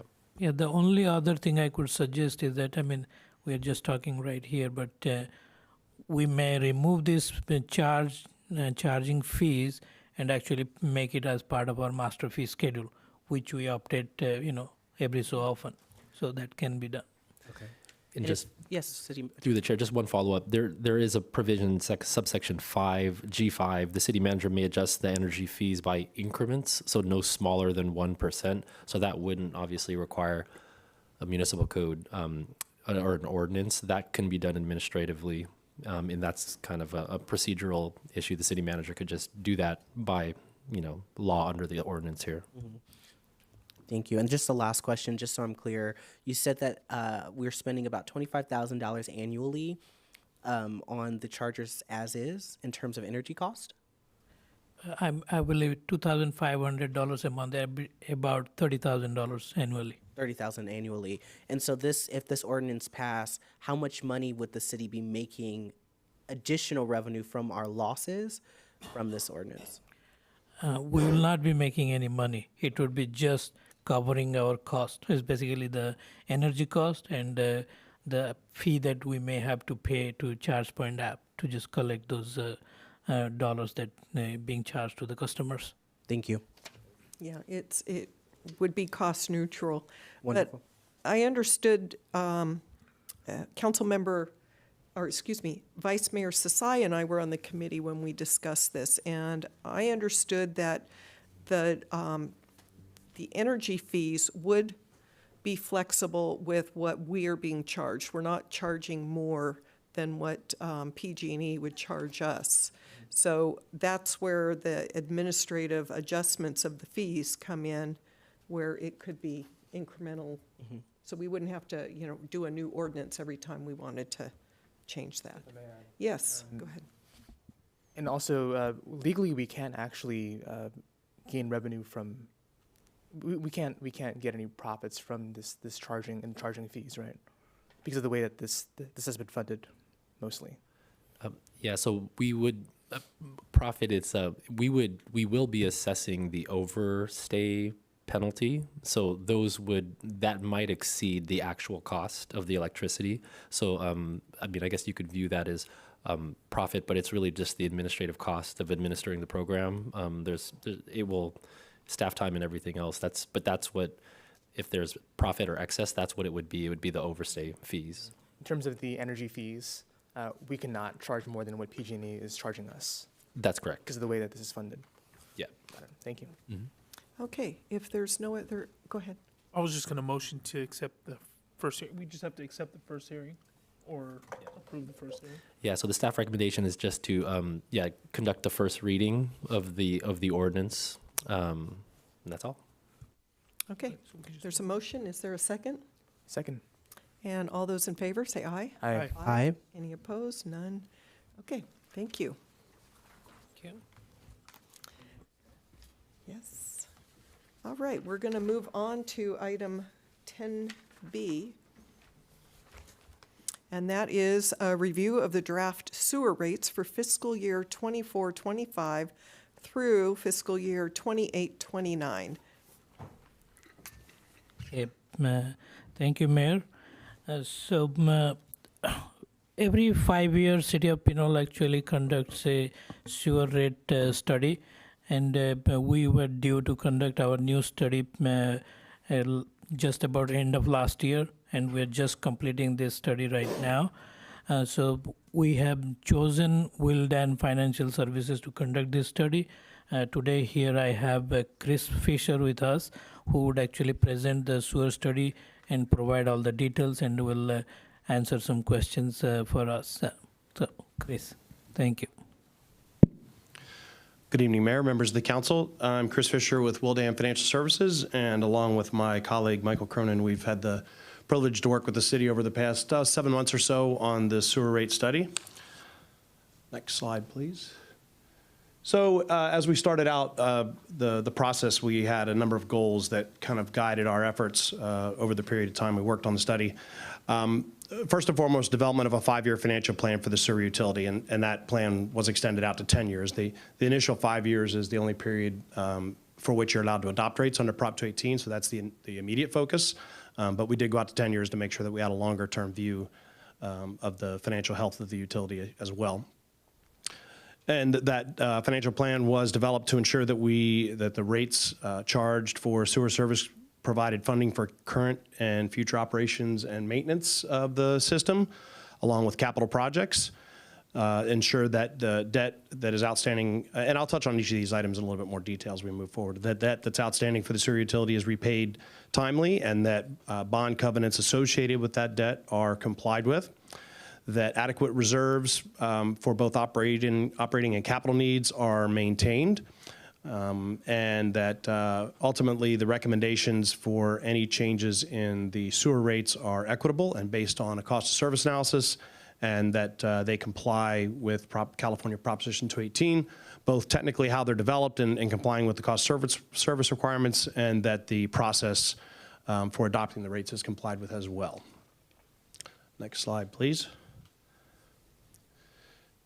So in developing the financial plan, there were a number of key factors that rose to the top, or that really kind of influenced the results to a great degree. First, much like costs that we all experience in other facets of our lives, in professional and home, costs associated with operating the sewer utility are increasing, and that's operating costs such as equipment, supplies, power, materials, treatment, and all those types of operating and maintenance costs you think of when it comes to operating a sewer utility. As well as personnel and the costs related to that, labor benefits, pension, all those other post-employment benefits and things like that. The need to meet debt service coverage and maintain that compliance with the debt covenants associated with the 2 outstanding issues, and as I mentioned, I'll touch on that in a little bit more detail. to ensure that we have funding for sewer capital projects. Sewer utilities by nature are very capital intensive operations, and so it's important that capital projects are undertaken to make sure that the system is operated at peak efficiency to maintain adequate service and continuing service to the residents in the city. And the capital projects were really driven by the city sanitary sewer master plan and the capital improvement plan that was developed out of that. And those projects, we'll have a listing of those here in a few slides. The financial plan also incorporated operating and capital costs incurred by the city for managing the Hercules portion of the plant, and there is an offset to that. The city does not pay for Hercules' portion, but that was in the plan as well. And the fact that last rate increase went into effect 2 years ago, and so in effect rates have been stable for the past years. There hasn't been any increase in rates, so we have to make up for 2 years of no rate increases while costs have continued to escalate over those 2 years. Next slide, please. So talk a little bit about the rate study methodology and the projections, the initial projections that we developed. So next slide. So the methodology that we work through during the course of this study is really 3 primary phases. And you see the blue boxes at the top, the green at the bottom, and then the one gray rate design box over on the right. So first we look historically at customer information, system information, usages, and historical financial results to go through a process of determining how much revenue can be generated by the existing rates. Those are the rates that were enacted back in 2018, the last increase that went into effect in 2022. So we want to determine over the next 5 years how much revenue could be generated if the rates were not changed at all. The second phase is to look at the green boxes at the bottom is figure out how much revenue is needed, and that's called a revenue requirements analysis. And that's pretty much what it sounds like. We look at all of the things that go into operating the utility and all the financial needs associated with those things and figure out what's it cost. What's it cost for operating and maintenance, debt service, maintaining debt service coverage, capital projects, and maintaining reserves so that there's adequate liquidity, which is particularly important in Pinole since the sewer charges are put on the tax roll each year as opposed to being billed monthly or bi-monthly. It is important to have cash on hand for unexpected events and to manage cash flow fluctuations and pay bills and things like that. So next slide, please. So this was the initial, what we call status quo projection. This was what the picture looks like with current rates without any changes in rates. And so I'll look at each of these 3 parts of the graphic separately. So first at the top, you see projections of revenues compared to expenditures over our initial 5-year projection period. So the dark blue bars are the revenues, the light blue bars are the expenditures, and then the solid black line is the net result line. So you see in the first couple years, and this is only on an operating basis, this does not include capital projects, which is a concept that we'll come back and revisit later. So basically what it shows is on an operating basis, if you exclude capital, the picture is not too bad. The first 3 years, revenues are just in excess of expenditures. That flips a little bit in the last 2 years, so that solid black line goes below 0, meaning that the results are negative. However, when incorporating capital projects, you see on the bottom left, the cash reserves start to deplete relatively quickly, and by the 4th year, there's no we're well below the goal, which is 180 days worth of operating maintenance expenses, so basically half year's worth of your expenses. And then on the bottom right, you see the debt service coverage, and I'll take a minute to explain that. Debt service coverage means that for every dollar of debt that you have to repay, you have to have $1.20 of net results. So that means when you subtract your expenditures from your revenues, you have to have $1.20 for every dollar of debt that you have to repay. So the city has 2 outstanding issues. There's a 2016 wastewater refunding bond, and then there's a 2016 state water clean water loan. And altogether, they're about $1.5 million in annual debt service. So you have to maintain 1.2 times that amount in debt service. So you see we're below that black line, which is the goal, in 3 of the 5 years without any changes. There's a policy goal to try and get to 1.5 times coverage, which just paints a better financial picture for the financial community in the event that you go out to borrow money in the future. So clearly we don't want to be below the black line, and we'd really like to try and get to the green line if possible. Next slide, please. So I mentioned that the capital improvement projects, driven by the master plan and the city's capital improvement plan, are really the primary drivers of the recommendations of the rate study. And so here you see just a bar graph showing the aggregate amount of capital projects that are programmed out over the next 5 years.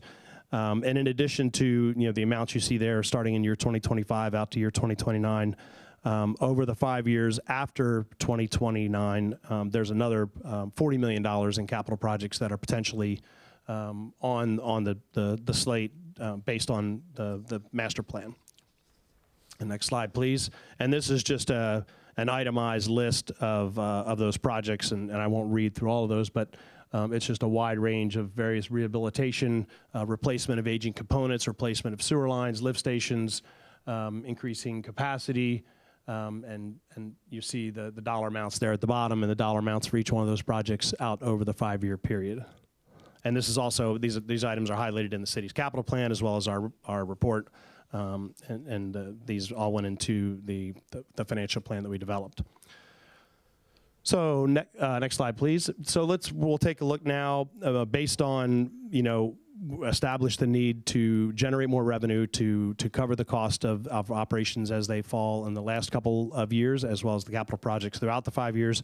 We'll take a look at the 5-year path for both rates and the typical annual residential bill. See how that compares with some neighboring utilities on an annual basis, and then look at the projected financial metrics. We'll revisit that graph that I showed with the three items that we were monitoring that were kind of driving the results. And then finally, look at the difference in the 5-year adjustments that would be necessary both with and without the inclusion of capital projects and their related costs. So next slide, please. So this slide breaks down both the existing rates as well as the projected rates for each of the next 5 years, and it's broken down. First at the top is the residential annual flat fee, and that's broken down into a single family and multifamily component. And the structure is consistent with the previous structure. There's no change in how the rates are assigned. And then next you see for non-residential customers, there is a meter charge based on the size of the meter, water meter associated with each of those customers. And then at the bottom, there's a volumetric rate, which is a consumption-based rate per 100 feet that only applies to non-residential customers. Wastewater flow is not metered for single family. They are just paying the flat rate. So the non-residential customers are paying the volumetric rate that you see there. So the existing rate column shows what the rates are currently, and then the 2025 through 2029 columns show what those rates will be for each of the next 5 years. Next slide, please. So this shows a graphic representation of what the average single-family customer bill will look like over the next 5 years, and this is an annual amount. So you see the first year, the annual bill will go up by about $157. The next year, it'll go up by about $180 and so forth. And again, these are amounts on an annual basis, not monthly or bi-monthly. And next slide. This slide shows where Pinole's current and proposed rates fall within the spectrum of a number of utilities here in the area and throughout the North Bay area. And so you see, essentially we stay in the same lane. The rates obviously do increase. They stay just below the black line, which represents the average of all of the utilities we looked at. But we still stay between West County Wastewater and Rodeo Sanitary District. So again, the average bill currently $883, and with the change would go to $1,041, and that is on an annual basis. So this, I mentioned the fact that really capital was the overriding factor that necessitated an increase in the rates. You saw the dollar amounts, the magnitude dollar amounts of those capital projects that were listed in that slide. In the first 5 years, as well as the $40 million over the next 10 years. So it's important to position the utility to pay for those projects and to enhance financial health and ensure financial health in the event that it's necessary to go out in future years for borrowing. And so with the revenue adjustments over the 5 years at the top represent the all-in revenue adjustments, including capital. You see on the bottom what the revenue adjustments would need to be only to cover operating and maintenance. And what that's kind of intended to show is that really the ongoing rate increases to just cover ongoing operating and maintenance is really in line with cost of living and what costs are going up. So it's really capital that's the largest influencer of the rate adjustments. So finally, just a couple slides. The next slide is again the financial metrics that we looked at the beginning under the status quo. So now you see in each of the 5 years the revenues are exceeding expenditures, and the black line representing net results is going up. You see the cash reserves are still going down slightly because we're spending them down on some of these capital projects, but the balance is staying above the black line, and it remains strong in the 5th year to be prepared for the capital projects to be undertaken in the years after 2029. And then you see in the bottom right, the debt service coverage in each of the 5 years is above, and that's really a sort of a byproduct of once you've got the net results necessary to pay for the capital projects and fund the reserves, the debt service coverage is kind of a byproduct. You see in each of the 5 years, the debt service coverage ratio is increasing. It's above not only the minimum target to meet the covenant requirements, but it's above the policy goal of 1.5 times. And so that's a much healthier picture than we looked at the beginning. And the final slide for the next steps, go ahead. So the council's not taking any action to enact rates or implement rates tonight. Tonight will be just to receive this presentation and the results of the study, and then based upon your discussion, set a date for a Prop 218 public hearing. The public hearing is required to have a notice mailed out to all residents at least 45 days in advance of the date of that public hearing.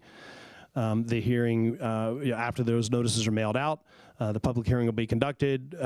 The council will receive testimony, conduct the public hearing, and then at the conclusion of the public hearing, tabulate written protests. So from the time the notices are mailed out, residents and customers have the opportunity to submit a written protest under the guidelines of Proposition 218. They can submit a written protest to the city. If a written protest is received from more than a majority of the residents, then the council can take no further action. That majority protest will overrule anything that the council has the ability to do. If there is not a written protest, then the council will have the ability to discuss and then at its discretion implement the utility rates. The public hearing will be on July 16th, and the rates will be implemented. If the process moved forward and council were to implement the new rates, those would go on the tax bills that will be mailed out in, I think, September or so by Contra Costa County and received by residents in October. That's the conclusion of my presentation. Appreciate the opportunity to be here and available for any questions. Thank you. Thank you for the report. And can we let the record show that Council Member Martinez-Rubin is present? I had one question is, were we supposed to have a resolution in the packet? No. Okay. So the adopting the resolution setting the intention to analyze sewer rates, that would come July 16th. I'm looking at item 2 on the recommendation. Yeah, that would be in July 16th. July, okay, Yes. thank you. Any questions of staff or our consultant, Mr. Fisher? Seeing none, we'll open it up to the public. Do you have any public comments? Yes, Raphael Menace. Okay.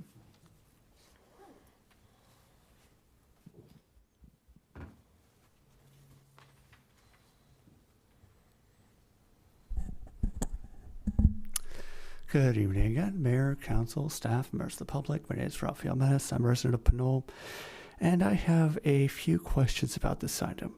First off, Figure 1 on page number 309 of the agenda packet, it's the same as one of the slides in the presentation, shows that the proposed rate for the upcoming fiscal year, I think, 1,041.17 would be just a little bit below the average of the regional rates, with the peak rate being the City of San Francisco PUC. And I'm assuming that all these rates are for the current fiscal year.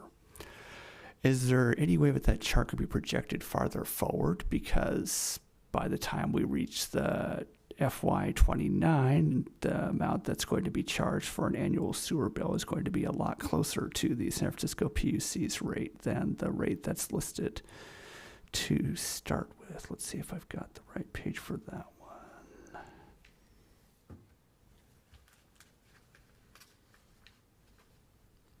All the way back on page. There we go. Page number. Did it just? Sorry, the PDF thing just decided to randomly skip to a different page of a document. Always fun when that happens.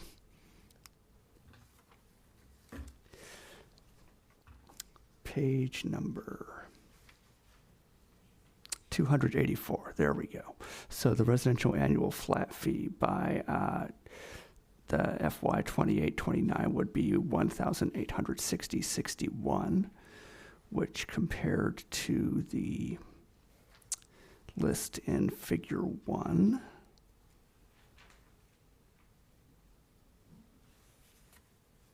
on page number 309, you've got basically $1,866 as the current fee for the San Francisco PUC as sort of the high end. So I'm curious sort of what you'd expect the San Francisco PUC's fee to be in that fiscal year for sort of a cross comparison. Because right now it just looks like we're going up from being at about average to, by the end of the cycle, being at the very top end of the scale, except the scale is going to change over time.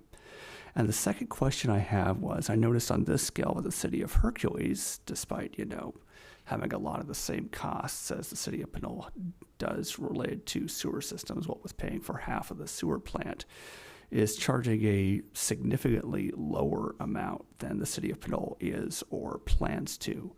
And is that primarily just due to their sewer network being built more recently, so it needs to be renovated less, or are there other reasons for that? Thank you. Okay, thank you. Any other speakers? No more public comments. Okay, we will come back and try to address those questions. For the neighboring rate comparisons, do you have any of these that are 5 years out? We don't currently. It is I think, safe assumption that they will all increase. We don't know. I mean, we can take a look at what rates are published currently, but there are, probably certainly the majority, because, if Pinole adopts rates, they'll be the first one to adopt rates out of the scale, and everybody else will at some point over the next 5 years undertake a rate study and change their rates. We could see. So we'll have visibility into what their current schedule of increases are, but not what's going to happen when they undergo a rate study. In terms of Hercules, they have delayed rate increases for multiple years. They are currently in the process of evaluating their rates, and I think that I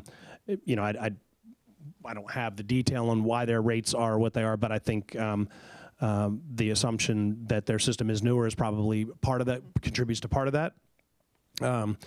And there's also differences in how cities run their utilities. Some cities address capital more aggressively than other cities. Some fund capital projects differently than other cities. Some fund projects with cash more than with debt. Some do it with a combination. Some with more debt. Typically, cities that cash fund more projects will see higher rates, which is the path that Pinole is taking to cash fund more projects. So it does have a more immediate impact on rates. So I would say all of those are contributing factors to the difference in the rates between the two cities. Great, thank you. All right, any comments from staff? Council? Questions or comments? Hey. Yes. So I talked to acting city manager Mishra about how we would, and I'm hoping Markeisha can talk a little bit about the sewer lateral program and how that could be. Is that the proper place for this, or is there a way for us to include that into the fee structure if a resident were to enact it? I believe, in the capital, our CIP program, we have the private sewer lateral program is being added there. When we develop the process for that, I think that is where we can, evaluate how we're going to address that. And that would be the point where we can detail those things. Great. Okay. Thank you. Okay. With that, is there a motion?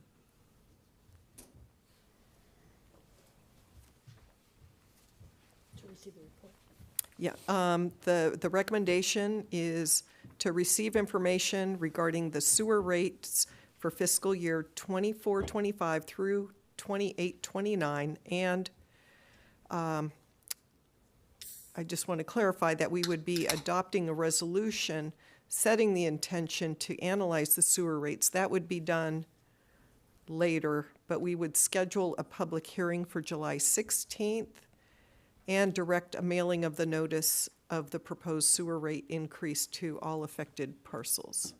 Yes, and that mailing should be, you should direct us now so that mailing can be done now. Okay, so it's all of the items in the recommendation except for number 2 at this point. Yes. Okay. So is that, I'll make that motion. I'll second. Okay. All those in favor, say aye. Aye. Aye. Any opposed? Abstentions? That motion carries. Thank you. Thank And you. thank you, Mr. Fisher, for that report. Thank you, Mayor, members of the council. Thank you.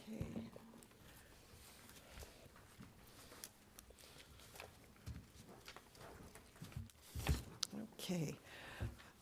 All right, the next public hearing is community engagement hearing and review of the 23-24 Military Equipment Annual Report and Department Military Equipment Policies in compliance with AB 481. And we have Commander Chrome. Welcome.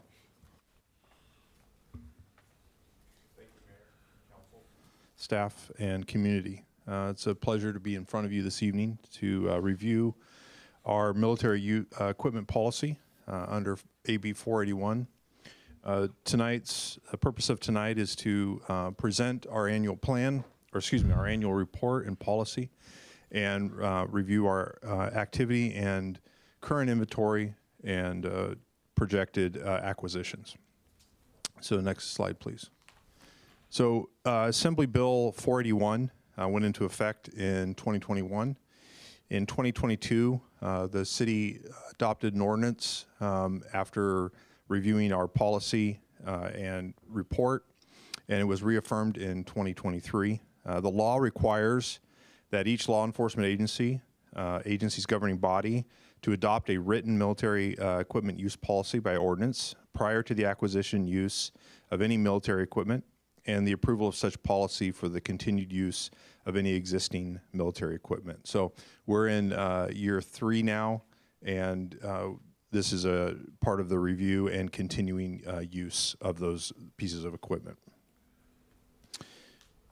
Under the law, we're required to provide guidelines for approval, acquisition, and reporting requirements of military equipment per the government code. We worked with Lexipol as well as regional law enforcement agencies in Contra Costa County in the region, and along with our city attorney to develop policy 707, which is our current military use funding and acquisition policy. An overview on that policy. The policy contains military equipment definition as per AB 481. Any notes, how do we handle policy violations, military equipment coordinator and duties, equipment inventory, the approval of the policy, coordinating with law enforcement agencies, annual report requirements, and community engagement. For this year, our policy remains unchanged. The only thing that is adjusted, as you'll see later in the report, is our inventory, which obviously changes each year based on use and acquisition. So to get into our current equipment, so under the AB 481 definition, there's several categories of equipment, and each category is spelled out here. So under the mine-resistant ambush protection vehicles, MRAP, we have an emergency rescue vehicle, referred to as a ERV. Any unmanned, remotely piloted, or powered ground vehicles, we have the existing iRobot, which is a remote-controlled vehicle. We also have the command and control vehicle, which is our DUI and command post trailer. We have semi-automatic rifles and ammunition, Colt AR-15s and .223 ammunition. You'll see an asterisk there. This is not required under AB 481, but due to our priority of full transparency on any equipment related in this field, we feel it's important to disclose that as well. Pepper ball launcher and projectiles. So we currently have the FN 303 Mark II launcher, and then we have less lethal shotgun and beanbag projectiles. So timeline, June 6, 2023, the ordinance was adopted. March 27th of this year, we conducted our annual audit. Today, in April, we published our policy and annual report as per AB 481 requirements. Today, we sit here today for our community engagement hearing and annual report of policy. And then on June 4th, it'll come before the council again as a public hearing of policy, annual report, and city ordinance. And then June 18th would be the second reading and approval of the ordinance. The annual report shows a summary of how the military equipment was used during this report timeline, summary of any complaints or concerns, results of any audits or violations of military equipment, cost of equipment, maintenance and upgrades, inventory, and projected acquisitions. So for next slide, please. So during this annual report year, we conducted some maintenance on our patrol rifles. As you can see there, just a little bit of maintenance. We purchased ammunition, and then we also acquired FN 303 Mark II launcher, projectiles, cases, slings, and maintenance equipment. That was to swap out with our the previous model of the launcher, which had outlived its lifespan. In the training department, we conducted patrol rifle training, pepper ball VKS, which is the one that was phased out this year, and then the FN 303 Mark II launcher, which is the new platform. And then we also conducted ERV, officer orientation, and driver training. Next slide, please. So events and incident use. As far as events, we participated in 9 community events in which involved the equipment that falls under this policy. That consisted of the emergency rescue vehicle and the command post. Some of those events included the Pinole Car Show, National Night Out, Pride event, excuse me, Special Olympics, Bike the Bridges event. We had a couple incidents this year in which our equipment was used. We had 2 mutual aid incidents providing support. One consisted of the emergency rescue vehicle, and one consisted of our command post. These were, the emergency rescue vehicle specifically was a request from a neighboring agency for an armed subject that had just shot someone and then barricaded themselves into a home. And the ERV was used to protect the lives of officers and the public as the officers operated in order to try to locate this individual. We had 2 mutual aid incidents in which we received support and from neighboring agencies, and that was in the use of UAS, or commonly referred to as a drone. One incident involved a subject who had just committed felony domestic violence and also had a couple existing warrants for the same crime, who had fled across our highway and into a neighborhood adjacent to a school. And the terrain was very steep and difficult to,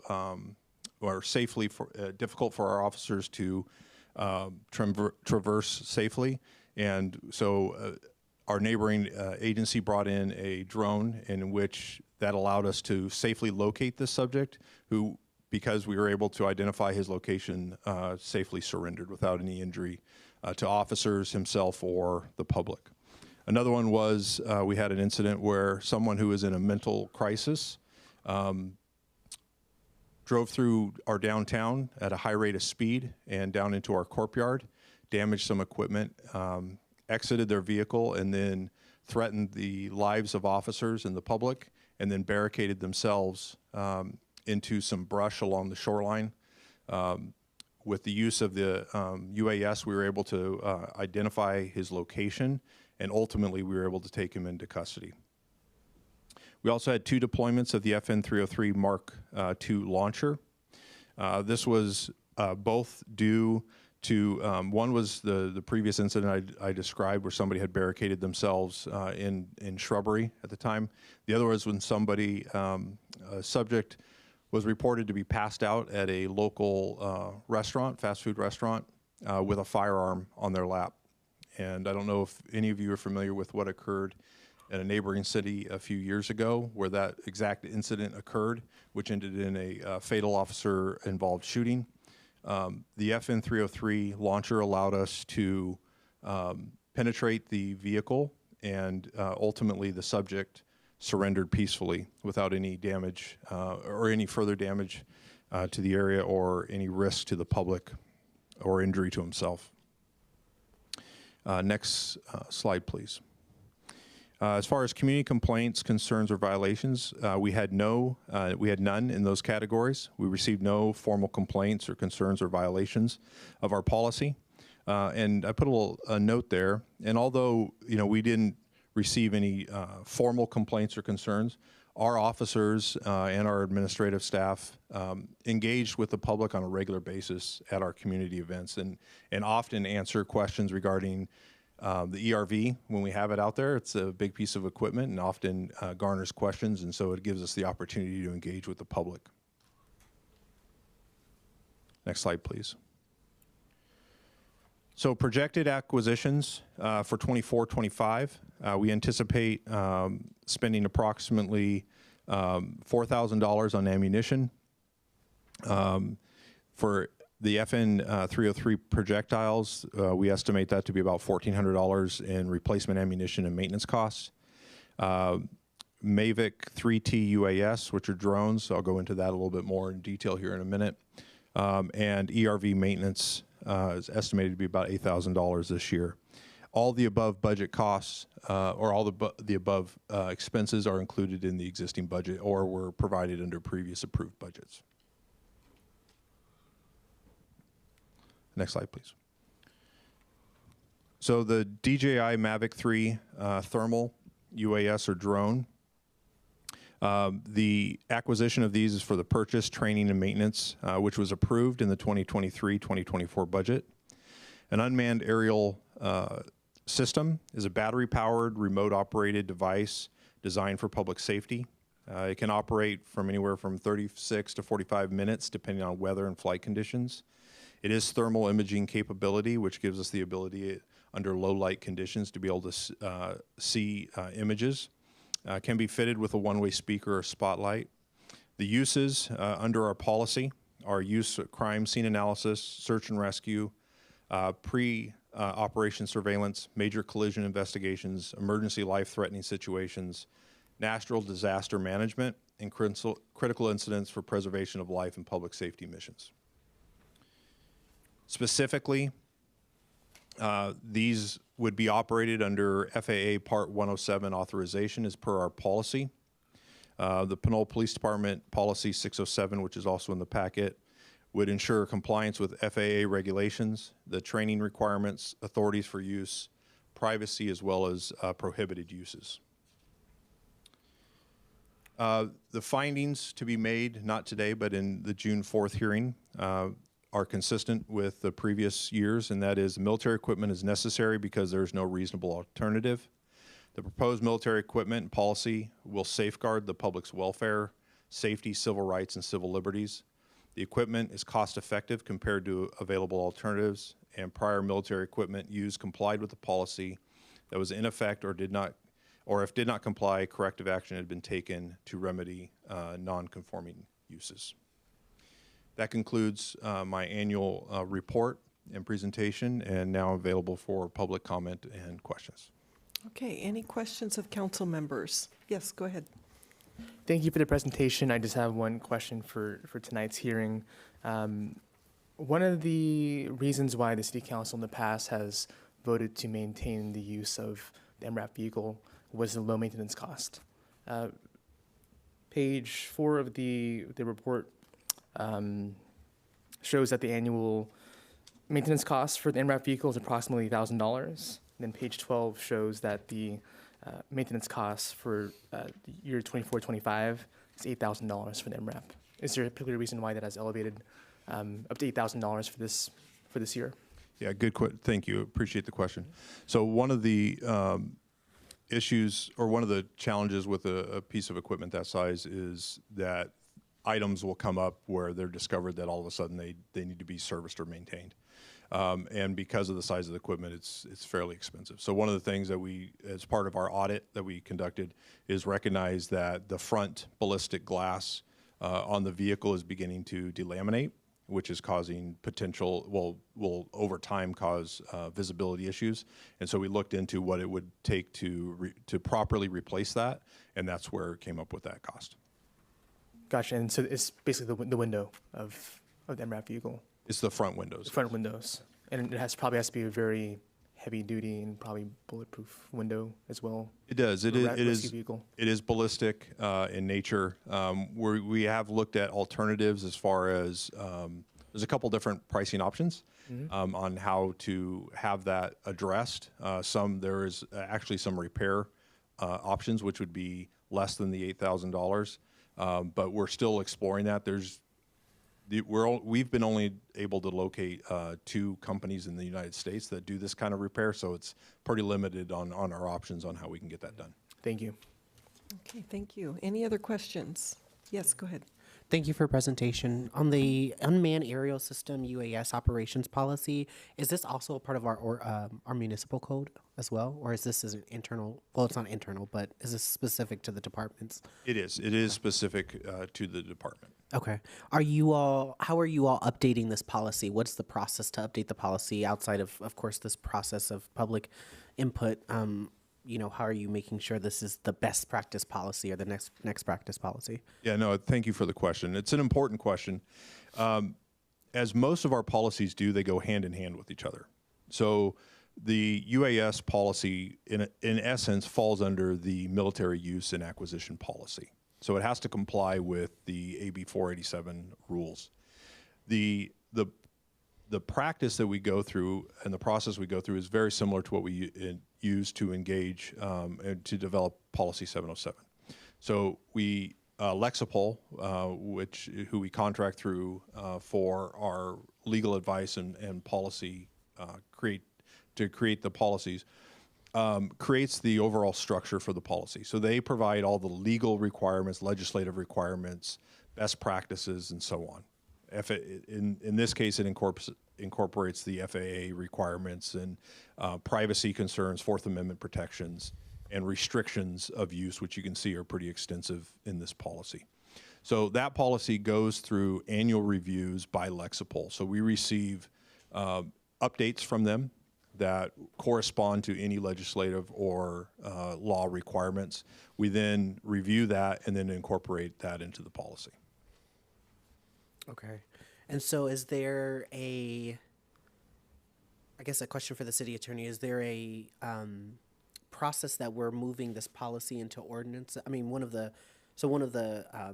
pieces of the policy, 607.6 is the privacy. So one of the issues I know that comes up a lot in communities is, oh my gosh, these drones are in the world, they may be in my backyard, I don't want that to happen, right? And the policy specifically says that is not the intent.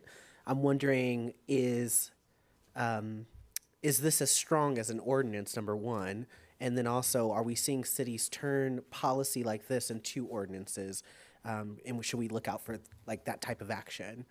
Because it seems like this is a great policy, but I'm wondering if it's not an ordinance, how is it enforceable?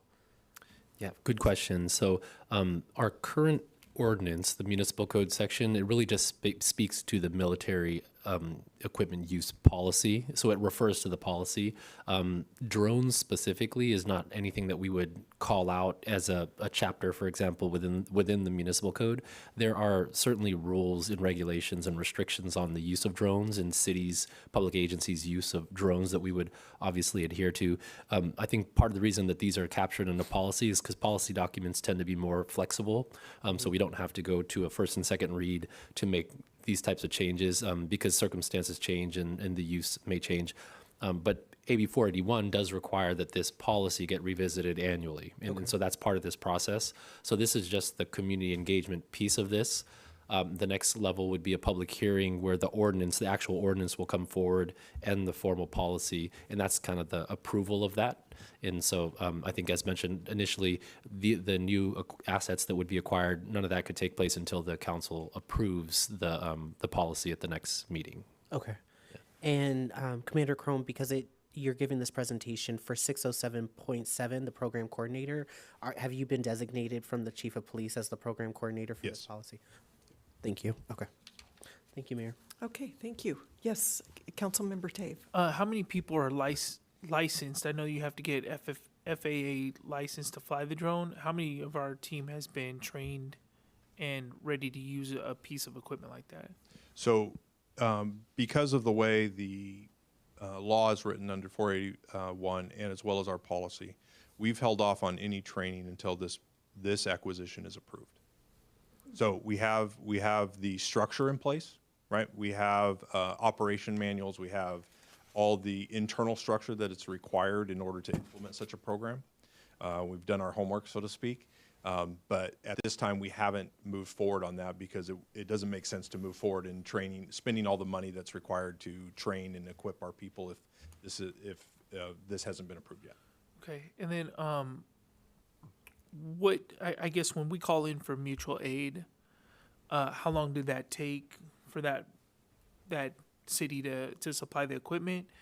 And when that happens, does that equipment fall under command for Pinole and our policy, or is it another city's policy? Yeah, no, great question. So time is based on availability and proximity. So the first incident that I referenced, it was actually Hercules Police Department. So the response time was actually relatively close. I don't remember. I was actually out on that incident. I don't remember the exact time, but it was relatively quickly. The other incident that ended up down at the courtyard, that drone actually I think came from Danville. So there was an extended ETA on that. And so officers actually were in a holding pattern at that point, just trying to keep everything consolidated until that piece of equipment showed up. Once the equipment shows up as per the policy, that then falls under our purview. Got it. Okay. Great. Thank you. And just further on that, because I think it's important, any department in the state of California that has those types of equipment, it falls under this policy. So their policy mimics our policy.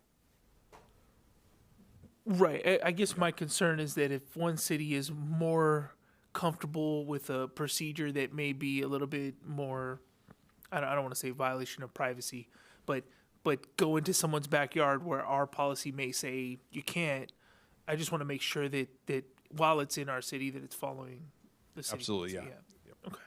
Great. Thanks. Okay, thank you. Yes, Councilmember Martinez-Rubin. Thank you. Thank you for the presentation. Again, Commander Crone. 2 questions. One of them is about the audit that's done, the annual audit. Yes. Who does that?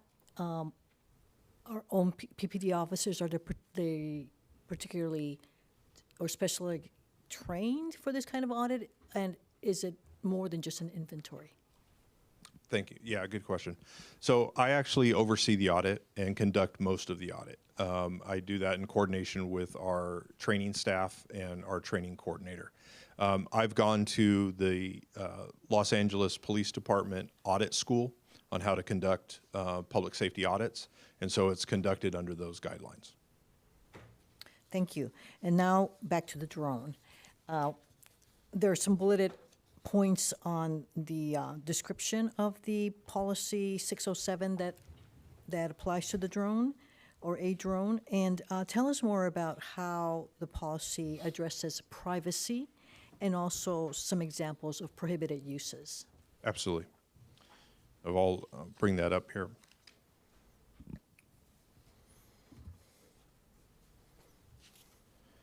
So in our policy 607, specifically in 607.6, it addresses that we have to take precautions to make sure that we are following guidelines and protecting Fourth Amendment rights. You can also see in let's see here. It's in section. Yes. If I may have you elaborate on Fourth Amendment rights, I had to look it up, but Yeah, in okay. colloquial language so Sure. that the public can understand. Yeah, no problem. I apologize. So, Fourth Amendment deals with the search and seizure by the government of someone's individual property or person. Under those, there's rare exception to a warrant, as probably most people are familiar with, for the government to search or seize someone that is under a reasonable expectation. It's called the reasonable expectation of privacy doctrine. Your home, for example, we all have a reasonable expectation that the government's not going to intrude into our home. The Fourth Amendment says that without warrant, the government cannot do that. There are some limited exceptions to that.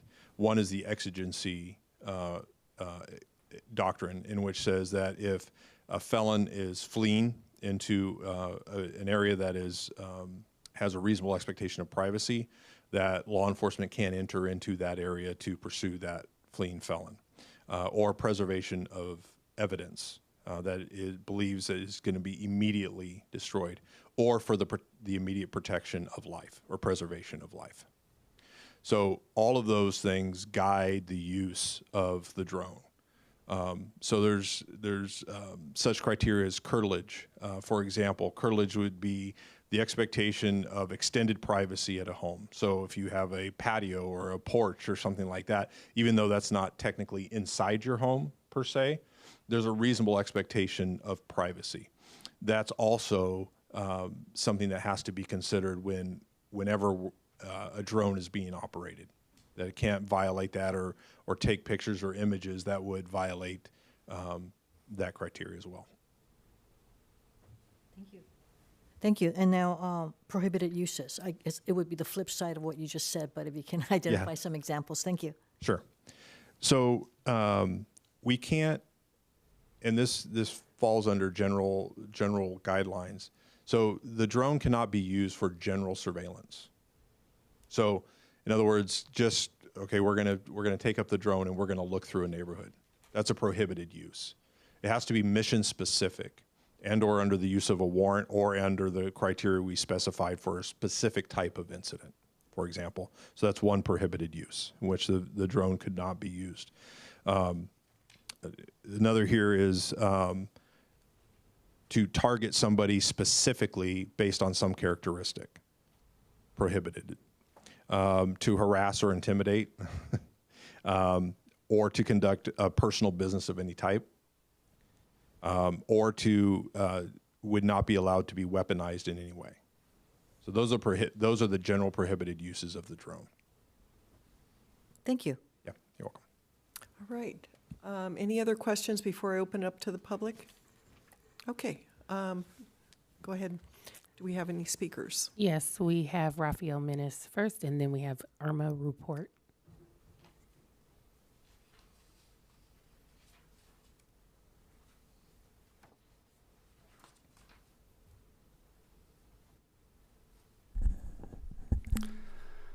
Good evening, and Mayor, Council, staff, members of the public. My name is Rafael Menace. I'm a resident of Pinole. And I have a few questions primarily linked to Policy 607, Unmanned Aerial System UAS operations. First off,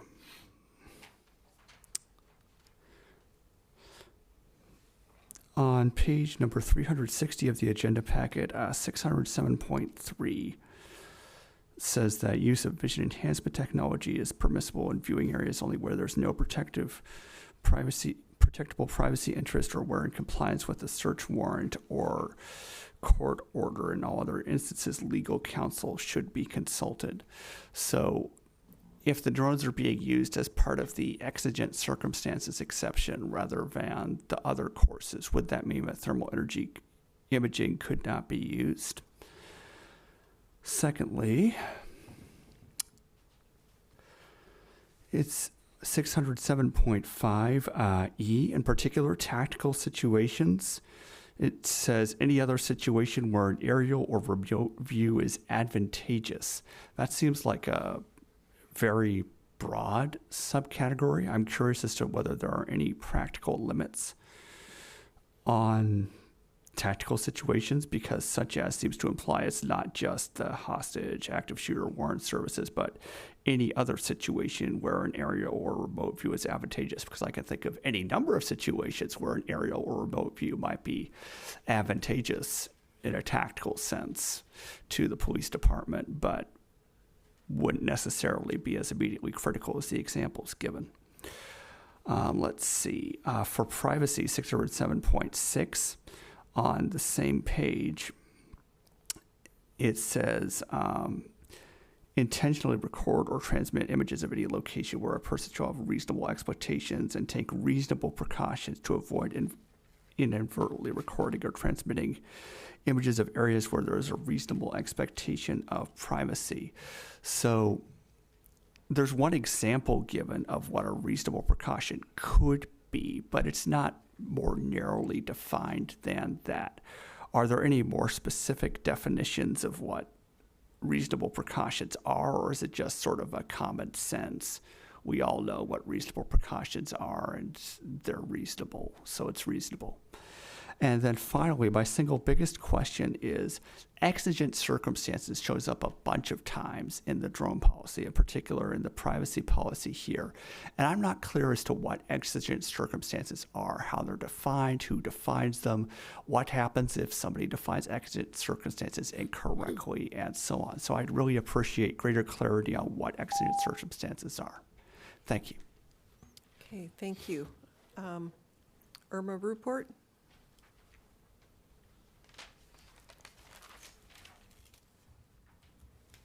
Thank you, Mayor, Council staff, and public again. Thank you for the report. I appreciate it. I just want to let you know that what I'm kind of interested in, it has no community complaints, concerns, or violations. I'm sorry, but I'm hooked up on Nextdoor, and I have a lot of my neighbors that have been to some of these events and seen this vehicle out there at Fernandez Park and wonder why that vehicle has to be there. What I'm thinking also, I'd like to see vehicles off the Fernandez Park grass area if we do need vehicles to show some of these, command posts that we have.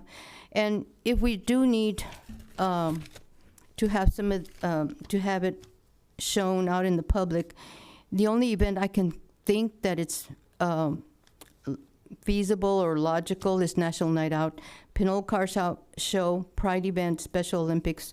I don't think we need all of that.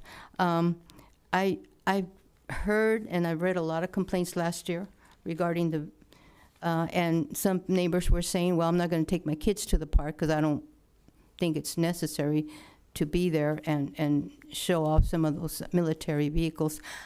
I personally am not taking a stand. I'm just saying that if we could be a little bit more sensitive with the public and concerns. If you haven't received complaints, I don't know why. Maybe we should put it out there and ask the public, would you like more vehicles like that out there? Or maybe show a little more pro side of the policing than just these vehicles. I personally would like to see them in one place, but not in other areas. Just my opinion. Thank you. Okay, thank you. Any other public speakers? Yes, we do have one online. Telephone caller, last four numbers 5748.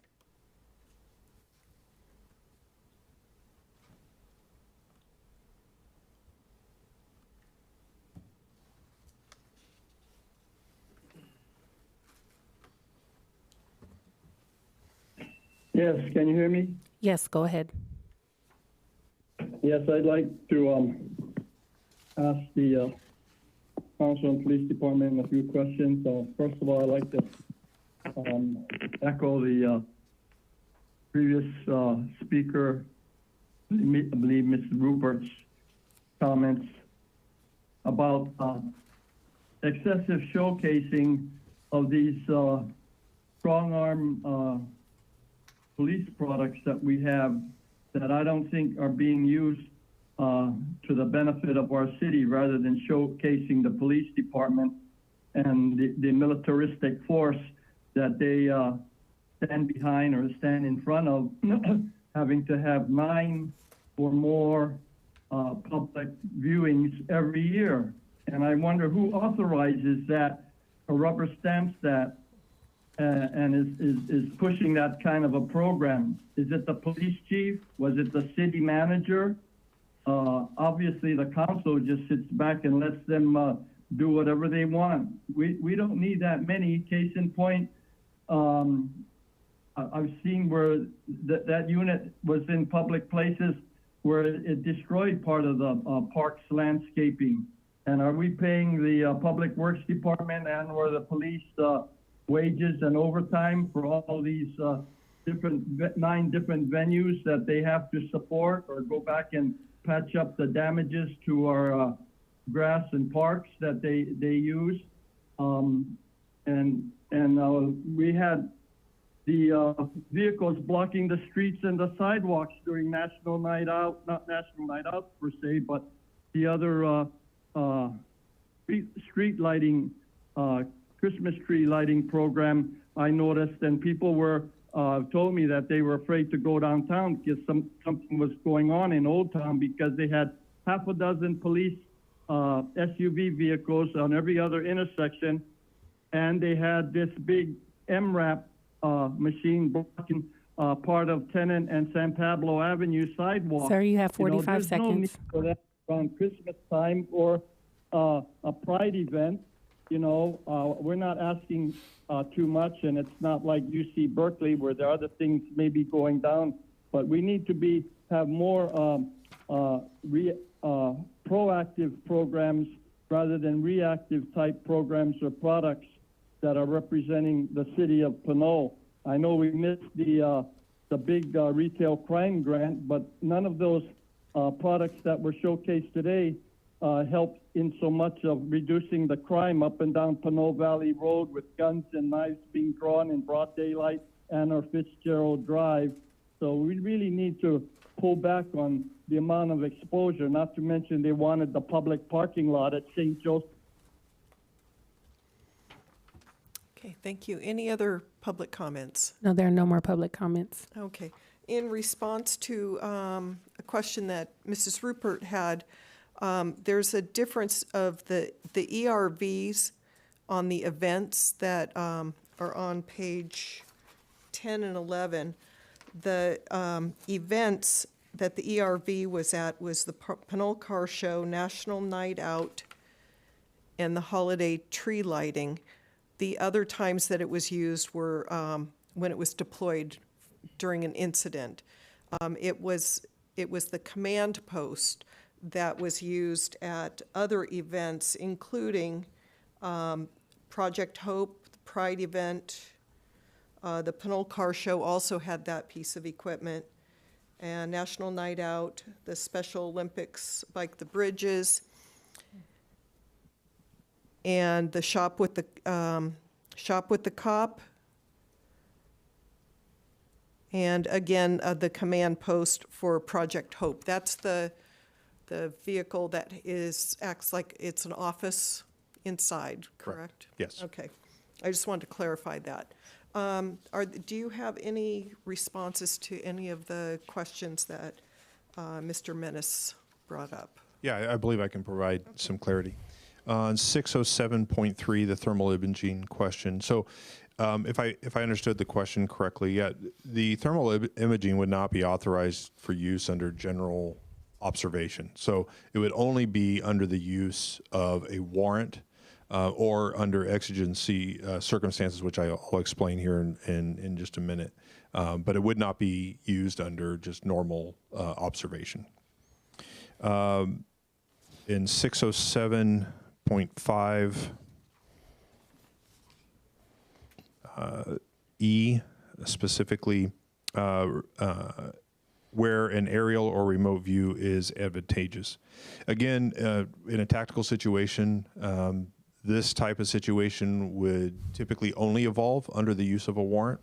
So there would already be a warrant that would be authorized by a judge in which we would be entering into a tactical type situation. So a remote view of advantage would be necessary to the operations success and the safety of the public and officers involved, but it would only be authorized and used in that type of situation, if that makes sense. 6076, the privacy. Exigent circumstances. So exigent circumstances is actually a doctrine that falls under the exclusion to the Fourth Amendment and has some very specific requirements.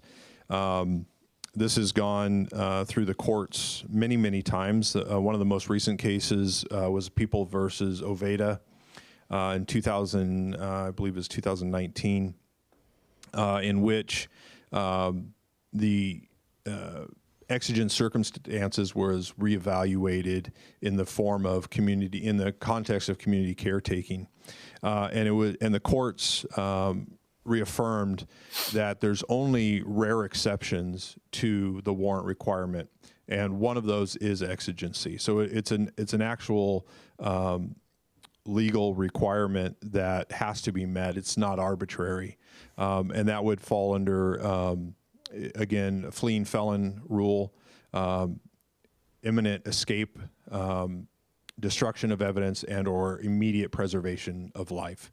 So although exigency is used here is several times, that is the doctrine that governs the application of that exemption. Okay, thank you. All right, so we'll bring it back to council.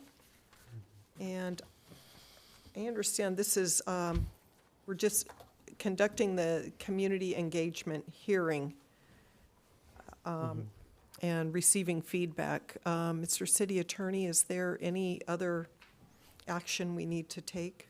Nope, no action required. This is really the community engagement piece. So yeah, no action needed. Thank you for your report. Oh, Well, I just wanted to add a couple comments. I asked questions, but oh, sure. so this is a great report. I feel like this is going to be a very challenging conversation over time, mostly because of our history, not so much because of what's in the future that we don't know or call. One of the things that I'm looking at is the policy of the work of the program coordinator. So that's why I asked the question about who was that person. There's a list of things that appear to need to be developed. I mean, from like implementing a system for public notification to developing a protocol for fully documenting all these missions. Is there a time frame of that process for you, or like how are you all mapping out kind of, I think there's like 10 to 15 different things the program coordinator. Can you Oh, yeah. Yeah, exactly. So what you referenced. So on the unmanned aerial system UAS operations policy, which is primarily what I'm looking at. Okay. 607.7 says that the chief of police appoints a program coordinator. I asked you earlier who was that. You said yourself as Commander Crone are currently the program coordinator. In that work, in the work of what a program coordinator does to ensure these policies are basically aligning with our state and federal and local laws, it's kind of a work plan. It's a lot of work you got to do, and which is great, right? We want to, like, some of these, I think some of our general concerns and concerns I hear about drones in communities, especially as small as ours, are developing these protocols, developing and mapping out this work plan would actually answer a lot of the concerns that people have. So for example, when I see a drone in my own community, right, I don't see that often in Pinole, but when I do, I wonder who owns that drone. What I see as a public notification system of UAS deployment, well, if I see a drone going on Meadow Park, close to where I live, and it's in the air, and then I get a notification from the city of Pinole that says that's a UAS drone, I probably will feel maybe less safe, more safer, right? Because I know who it is. If I don't know who it is, I feel absolutely the opposite, right? So I'm wondering, because you all have been funded to have drones. You've stated that you all have not purchased those yet, correct? Right, because it's required under the policy that that it go through this process in order to purchase that equipment. Gotcha. And then also the training, it doesn't make sense to train people on things that they don't actually have access to, or in this case, officers that they don't have access to. So I'm wondering, like, as you map out this work plan of all of these responsibilities that you as the program coordinator have, what is going to be your process of communicating with the public in the council if it's not required that these things be there's no, I mean, there's no real periodic, outside of the year after year, there's no periodic reporting system. How are you going to report back about these, what I consider best practices or solutions to this policy? If I understand your question correctly, so these would be all internal controls that the department would develop. Many of these are, for lack of a better term, boilerplate, because these types of programs have been in existence for a while, Right. and have really been distilled down to the way that they should be functioning. Okay. So, for example, an operation manual would cover, without going through, piece by piece here, an operation manual would cover a lot of these things. Okay. So, in other words, if we do deploy a drone, then what would our mechanism be to alert the public, right? So we have our social media, we have our community outreach unit, those kind of things. So that would all be part of those internal documents. Okay. That would be adjusted over time based on particular circumstances or new information that we have, or best practices that would evolve over time. Okay. So one of the things I see here is like it's the second to last bullet point of 607.7, which is again the program coordinator's responsibilities. And it says ensuring that established protocols are followed by monitoring and providing periodic reports on the program to the chief of police. So to that I say that's great. I want the chief of police to know how the program is doing. I, as a council member, have a responsibility to also tell the public how the program is doing. So, for example, with that, would you be open for that to also say chief of police in the city council?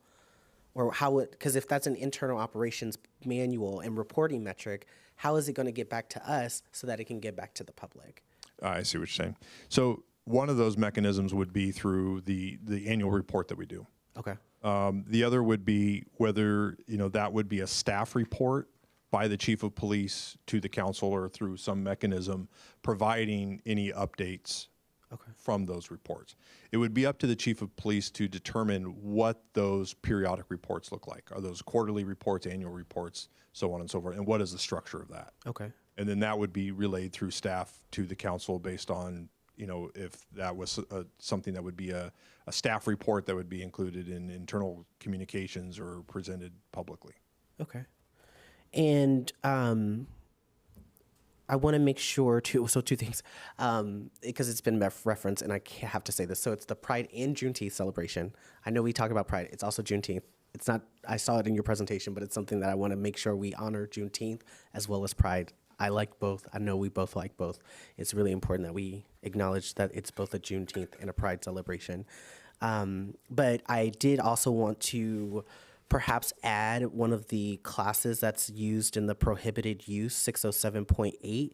It does, this may cover national origin, but some people may be born in a different country and then come to the United States and then they are not citizens. So just adding the term like immigration status as one of those classes, I'm sure the intent is not to target a person based on immigration status, and maybe that may be covered in national origin, but just again, being safe with just adding that, I think, would not be a huge endeavor to change that.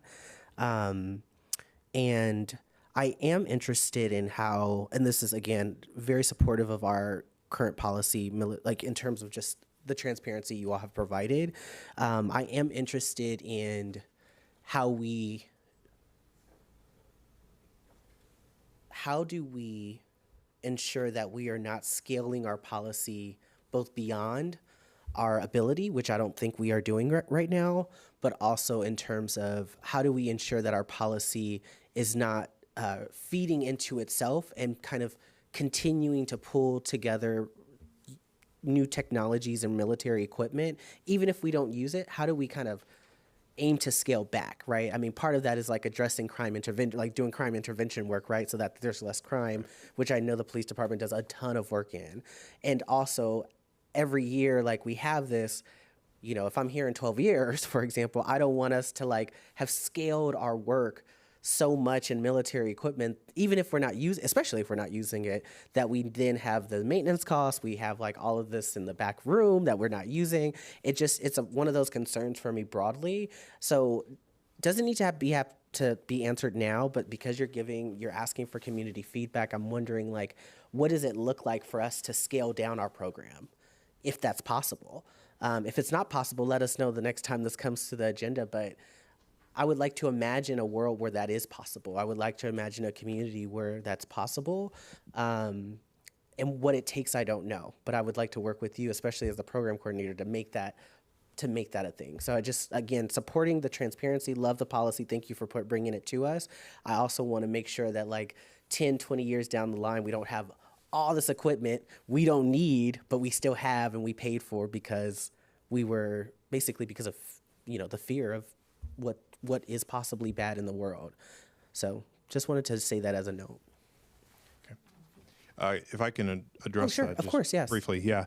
I think the bane of any bureaucratic organization is its innate ability to become bloated, right? I mean, I think that exists in any organization. We have, I think, one of the rare privileges under this policy and the guidance of 481 to have stopgap measures in place.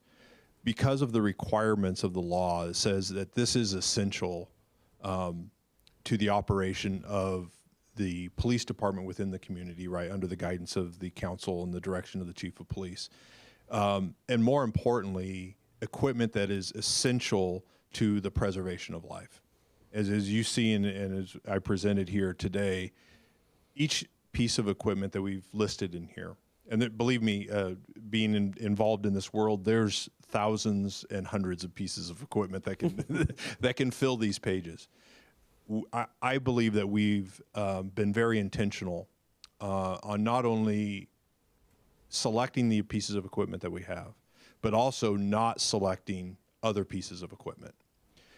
Kind of to your point, if I may, because I think it's important that the council and the public, I want to communicate that the way we evaluate any piece of equipment that we consider is, does it meet the ultimate priority that we have, and that is the preservation of life. It's not just about, or it's not about capabilities of law enforcement, the way we look at it. The way we look at it is, are we incorporating a piece of equipment? Are we evaluating a piece of equipment? Are we requesting funding and use of a piece of equipment that is directly going to protect, preserve life within our community? And that's the way we look at it. Now, that's a philosophical approach. I understand that. And those things can change. But that is the way we evaluate this. My inbox is filled weekly, monthly, with things to buy. And being law enforcement, we like to buy a lot of things. But this is something that we take very seriously and very selective. And I think our intentions align in that area, that it remain lean and effective. Otherwise, I agree with you, it just becomes something that's bloated and unnecessary. Thank you. Yeah. All right, thank you. Any other final comments? Yeah. Final question. So one of the things I noticed was not addressed in the UAS operations policy or the annual military equipment report was insurance and coverage for drones. How is that being addressed? Are our drones insured or covered? And if they are, what is the fiscal impact of that? And if they're not, how are we held liable for damages? Yeah, a good question. So that would be under our general liability through MPA. Mm-hmm. And the fiscal impact for the drones, at least, is, do you have an approximation of that? I'm sorry. An approximation of how much the fiscal impact is for insurance or coverage for drones? No, I don't believe there's any separate additional. It's under our general provision liability. So it is covered under that? Yeah. Completely. Thank you. All right, any other questions? Okay, looks like we don't need to take any additional action. I want to thank you for the report, and you will be returning to us June 4th. Yes, on June 4th, in coordination with the city attorney's office, we'll do a modified report, so you don't have to go through the whole thing again, and then also the city ordinance. Excellent. Thank you. Okay. Thank you. All right, we're going to move on to old business, and that is the preliminary proposed fiscal year 24-25 operating and capital budget.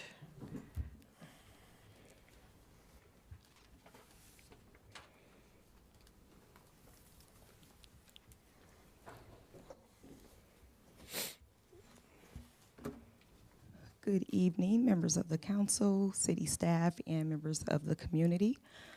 I will be providing a report on the preliminary proposed fiscal year 2024-25 operating and capital budget. Next slide, please. Staff's recommendation is for the City Council to receive this report and to provide any direction for changes that will be incorporated into the next draft of the budget, which is the revised proposed version. Next slide. So a few topics that will be covered in this presentation will include budget development process, the preliminary proposed budget. We'll take a look at that and then discuss next steps in the budget development process. Next slide. So this is information that you've all seen before, but just as a quick recap, just wanted to remind everyone about the city's budget development process, which is an iterative process, meaning that we go through and we establish our baseline budget based on the current fiscal year. In this case, the fiscal year 2023-24's budget. We add in assumptions for known factors. We include our projections from our property tax and sales tax consultants. We include cost escalators based on labor agreements, just to provide a few examples. We have internal meetings with departments that includes the finance department and the city manager to review budgets in detail. And that brings us to this point of presenting the preliminary proposed budget for the city council's consideration. Next slide. We also developed the budget within the framework of the city's structurally balanced budget policy. It applies to the general fund operating budgets, and it is the purpose is to create a proposed budget that is structurally balanced, meaning that our ongoing revenue sources are sufficient to fund our ongoing expenditures. Next slide. So a few highlights for the general fund baseline budget as it stands at this point is that the general fund is the city's main operating fund. It supports all of the city's full service operations and also provides operating subsidies to departments that are not able to fully recover for their cost of providing services. And that includes the recreation department as well as Pinole Community Television, or PCTV. The baseline budget revenues and expenditures for this budget for the fiscal year 2024-25 are consistent with the prior year forecast, meaning that there are no major changes to the assumptions that went into building the preliminary proposed budget. The staffing is at the status quo level, meaning that our total full-time equivalents is the same as the prior fiscal year, and there are no major changes to service levels being proposed for this budget. One of the challenges that we are facing is that our ongoing expenditures are growing faster than our ongoing revenues. And at this point, the general fund baseline budget is not yet balanced. And we started with a shortfall of $1.3 million. That has been reduced down to $1.1 million, and that's through the efforts of all city departments going back and evaluating their budgets and attempting to come up with 6% reductions to close the budget gap. We're not there yet. However, we're continuing that exercise and also looking at other potential budget balancing measures. Some of the reductions that were included, it included eliminating a position at least for one fiscal year. That was the administrative coordinator, which was a position that was split between the public works and community development departments. Also reduced travel and training by just over $40,000 across several departments, and then reducing some professional services, including a couple of one-time items. So consulting services around community engagement, the emergency services training for staff, DEI consulting, and so on and so forth. Those were included as reductions to try to get us to the $1.3 million. And those total $241,000. Next slide. So when we look at the preliminary proposed budget, it consists of two primary components. There is the baseline budget, which is our ongoing operating budget. And then we have a number of one-time operating items as well as capital improvement projects that are funded by one-time sources. And that one-time source is primarily available fund balance in the general fund. For this budget, we are proposing to use $8.9 million of unassigned or available fund balance. Next slide. So taking a look at the categories that make up the general fund baseline budget, again, this is without the one-time items, we see that the preliminary proposed budget for total revenues or sources is at $27.4 million. In the third column, you see the percentage that each category makes up for the total budget. And as we see here, around 80% of the city's revenue comes from tax revenues. So a really stable revenue base, however, just not growing as fast as our expenditures are growing. Looking at the bottom section, we have our uses by category, and the majority of the budget is spent on personnel costs for salaries and wages, as well as benefits. The third largest category is the professional services at $8.4 million. However, the majority of that is for our the city's contract with the Contra Costa County Fire Protection District for the services agreement that we have with ComFire.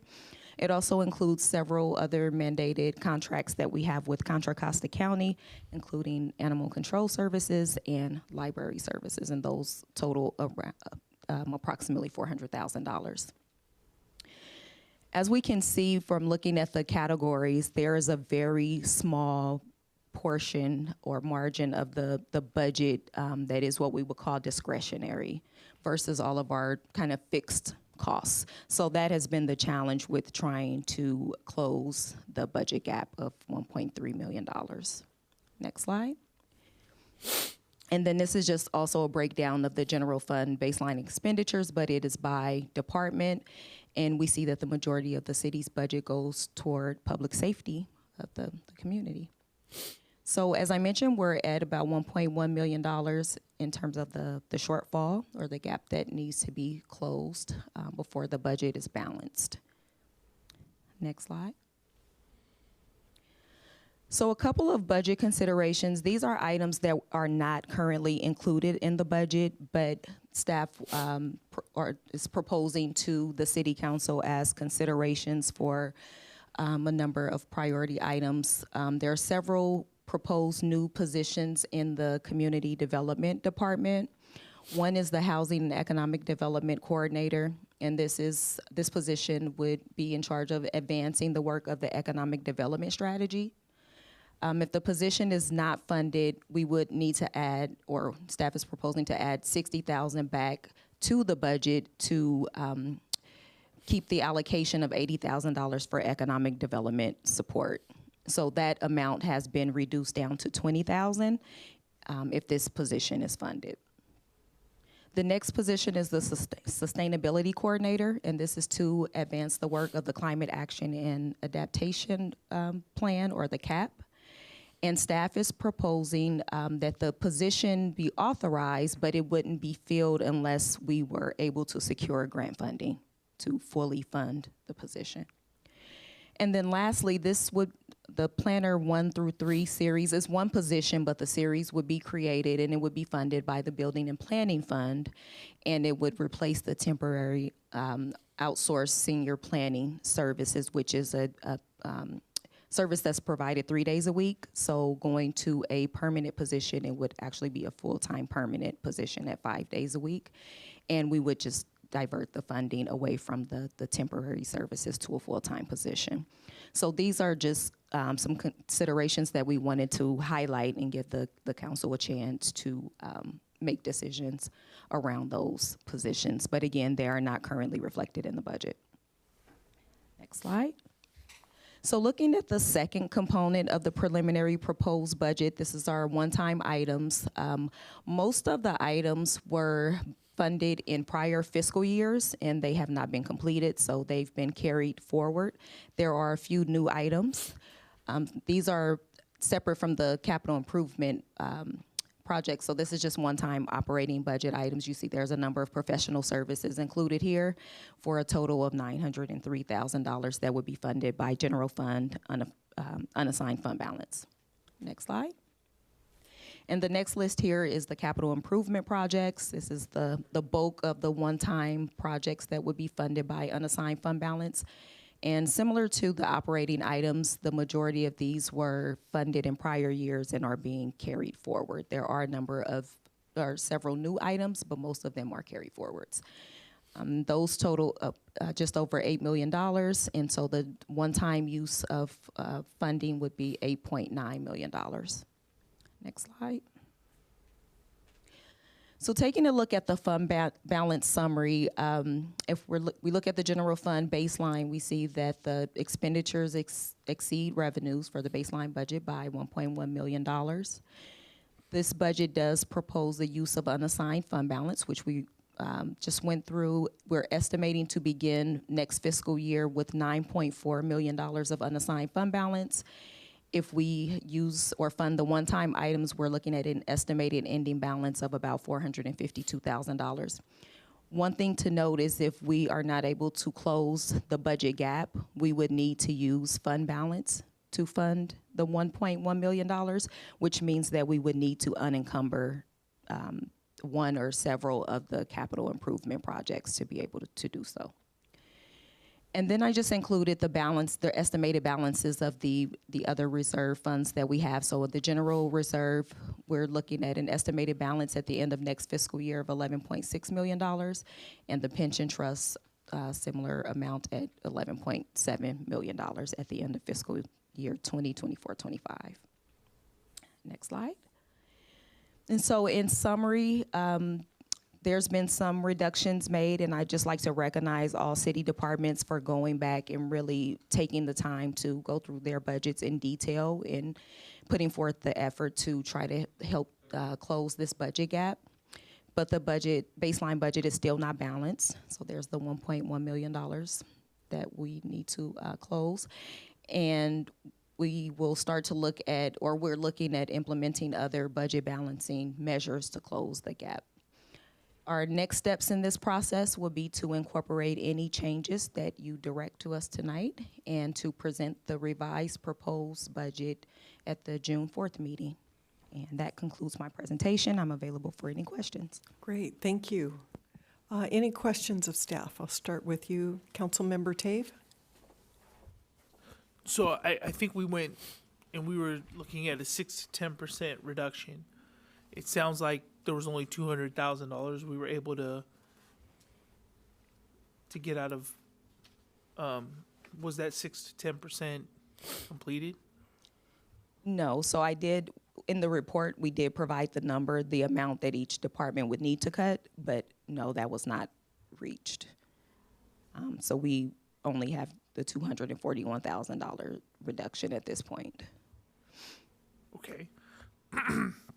So this 8.9 million in capital improvement would be the assumption that we basically empty the account.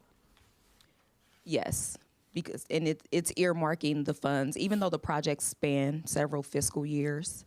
We earmark the funds in year one of the CIP. So yes. And these are the current balances, because you mentioned that some of the things were already started. Those are the current allocations that we would need for fiscal. So if we allocated it 2 years ago and spent out of a $10,000 allocation, we spent $2,000, is the $8,000 reflected here? Yes. Okay, great. Yes, that's correct. Okay. Okay, I'm gonna have more questions. Okay. Yeah. Councilmember Martinez-Rubin. Thank you for presenting this. I have been under the impression that the use of temporary contract staff actually saves the city money because we don't have instead a full-time equivalent that not only we need to have salary for, but as well the benefits, which add to that. Yes. But if I understood correctly, one budget consideration is to replace a temporary for someone permanent. So help me understand why that would be advantageous. Now, granted, contract services may differ in departments, and so the amounts or the benefit of having temporary contract staff in one department may not necessarily be the same reasons for having it in another. Yes. Okay. That's correct. And Director Whalen, I believe, was joining the meeting. She may have more information on the planner 1 through 3 series, or Yes. okay. Hello, Council. Can you hear me or see me? Yes, we can. Okay, wonderful. Good evening. So right now the city currently contracts for that position. It's a 3-day-a-week position, and it's about $180,000 annually. So the estimates that Director Guillory provided would be for a 5-day-a-week in-house position, and the amount, I believe, is the amount that's fully benefited. Yes, that's correct. So in this case, the cost for that outsourced position is for 3 days a week is about the same as a in-house position 5 days a week. With benefits included. Yes, Correct. benefits are included. Okay. I'll take that as at face value if you have actually done the calculations for that. Thank you. If you can please come back to me with Okay. something else. Thank you.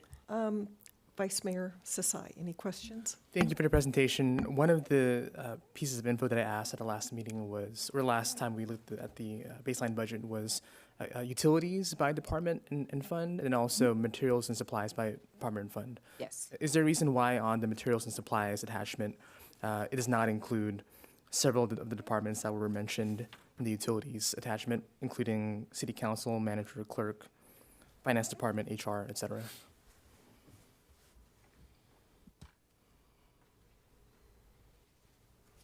And for folks following along, it's attachment E, page 615 of the packet.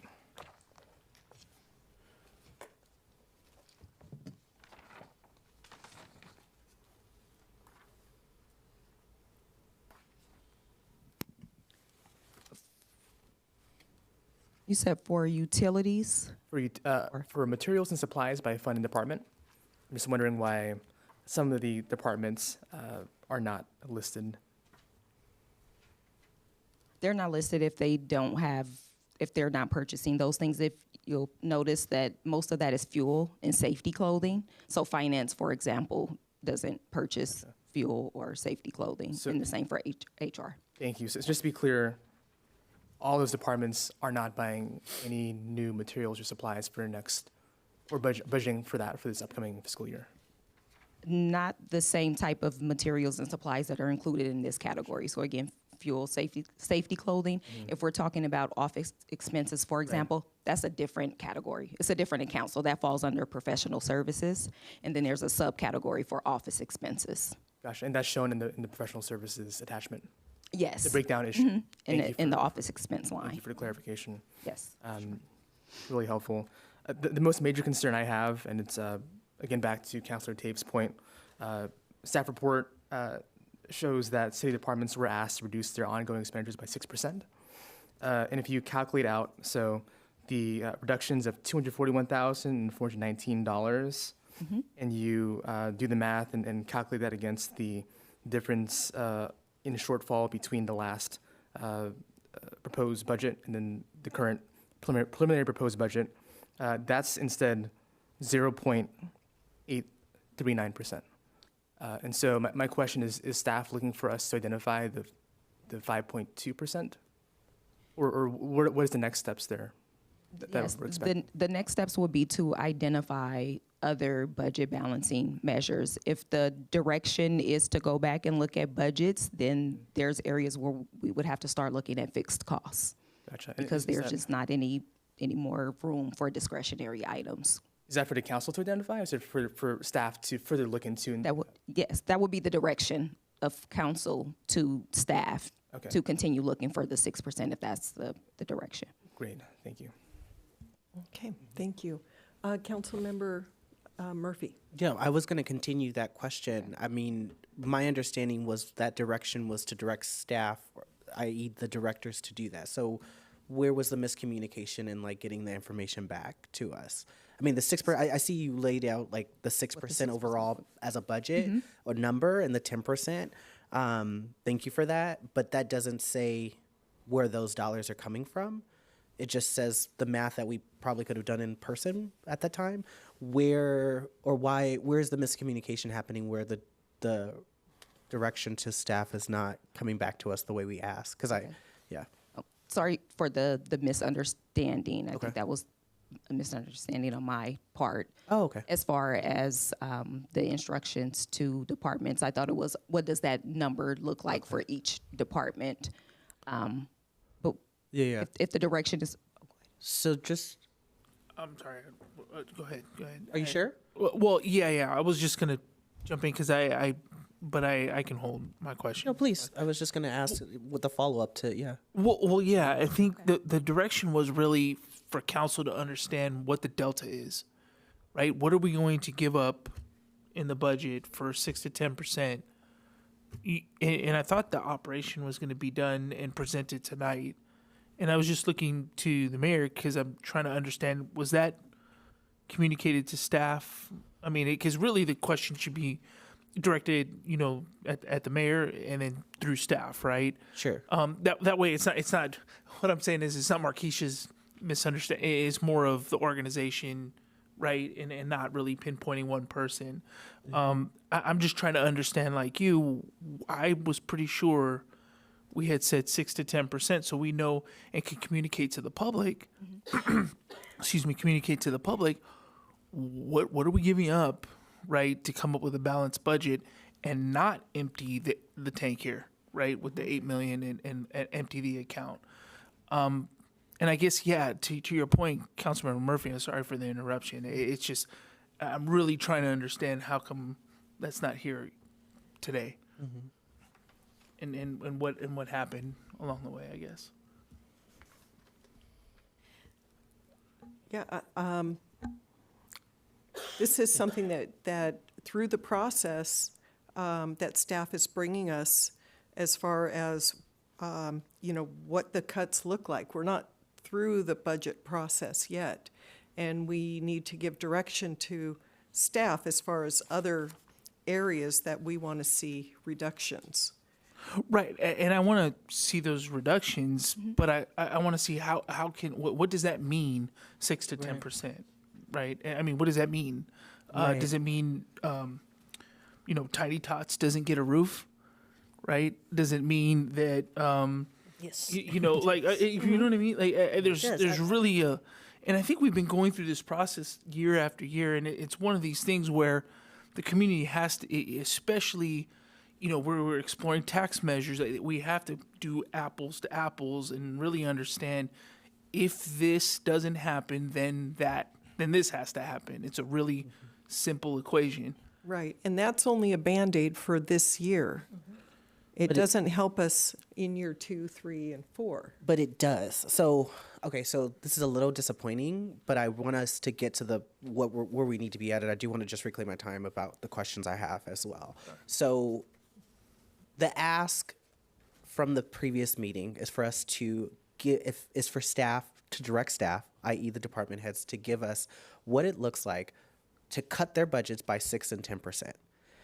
The amount I can do by myself. The specific line by line items are what I would expect directors to give me in recommendation.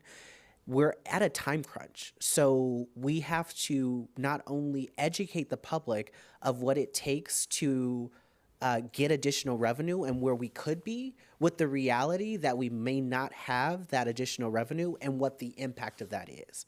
It's also about educating what actually is possible to do in a year and what's not possible to do in a year. So we've asked, for example, with the CIP, although it's a different conversation, we've asked about a waterfall diagram because oftentimes, as you mentioned in your presentation, there are projects that we fund, they don't actually get done.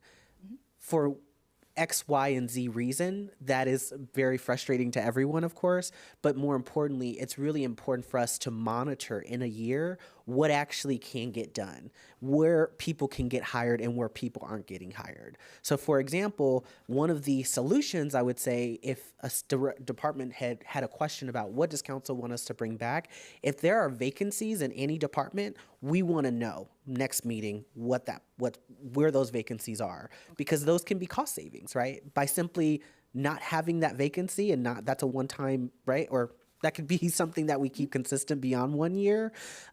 We want to know like where are the vacancies in each department. So I'm asking, can that information be provided by the next meeting? Absolutely. The vacancies of each department. Yes. Perfect. Okay. So that's one scenario of line by line that we can hopefully get some savings from that. I'm imagining that's probably not enough. So then I'm going to request more from each director to say, what are those hard choices we're going to have to make if we don't pass a ballot measure, frankly. I mean, that's where we're at right now, right? I mean, yeah, that's where we're at. So I'm wondering, like, I just don't want this to come back without like those answers. Thank you for providing the professional services and utilities, but I was a little taken back by the 6 and 10% general number as opposed to I wanted to come to this council meeting and really work with like the rest of the council to dig deep into like, what are we sacrificing and what aren't we? To name that also, I recognize that some departments are more resourced than others. And so there is a question as we think about 10% across each department, there perhaps could be a question and a declaration from us as a council that certain departments have to be resourced more based on performance. I would like to know essentially from staff what they can commit to in terms of performance that they deserve the budget they deserve. But it's really challenging to get there without understanding the sacrifices from each department. If we want to make those decisions, we will, but I don't feel like it's fair if the department heads don't want to. I don't feel like it's fair to make that decision. I'd rather allow the department heads at least to essentially fight for their own budgets right now to see what's possible and what's doable. You know, if we look into the public, we will easily say put everything towards roads and infrastructure and probably public safety, right? I'm not sure that's the most fair process because there are programs that all of us benefit from and the public benefits from. So I just want to make sure that's very clear because we are on a real time crunch and it's starting to become really challenging to understand what's being done and how folks are receiving our feedback. Do want to name that maybe the mayor can have additional conversations with the finance director and beyond just our city council meetings. Sure. So that we can facilitate that conversation. Right, Okay. and I would just point out that we don't have anybody on staff that's looking at the council budget summary that you'll see on page 72 and 73. I think that's up for us to discuss in an open session where we want to reduce our budget by that amount. So that's 10% of $230,000. We're talking about $23,000 at most. There are larger, that work could be done certainly in the council. We can decide that the next meeting. The majority of the $1.3 million or $1.1 million shortfall is not in the city council budget. It's in all the other departments. But we can't have that discussion outside of the chambers, is what I'm saying, is that this is our opportunity to have that discussion. So if I would like us to take a look and so that we can look at doing our portion of it. So if you look at page 73. So Mayor, I've looked at this budget several times and I'm saying to you during the time I have to ask questions or I'm asking, that $223,000 we're talking about, we can talk about that the next meeting. We need to talk about the money that, we need to make 1.1 million make sense. It's not going to happen in with $23,000, right? The 10% cut from the city council budget. We need to talk about every other, but we could talk about every other department as well in the city council department at the next meeting. But right now, the other departments, it's really important that we look at those because those are also where the high performance is happening. Exactly. Right. So if we look at the city council budget today, that's fine. It doesn't take away that we're looking at, even if we took away $230,000 out of the city council budget, we still have 1 million to look at. That's correct. We have to look at everything. And that's but why we're not having, they're not having a discussion, or maybe they will be making a recommendation on our budget.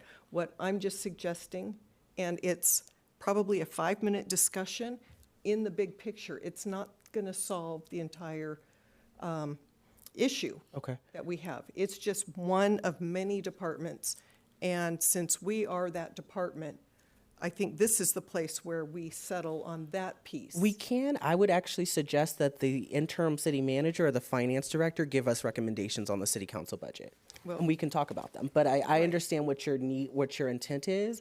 The point I'm making is that the ask or the staff direction that we provided has not been to our expectations or to my expectations. Yes. And so again, happy to look at $230,000 tonight.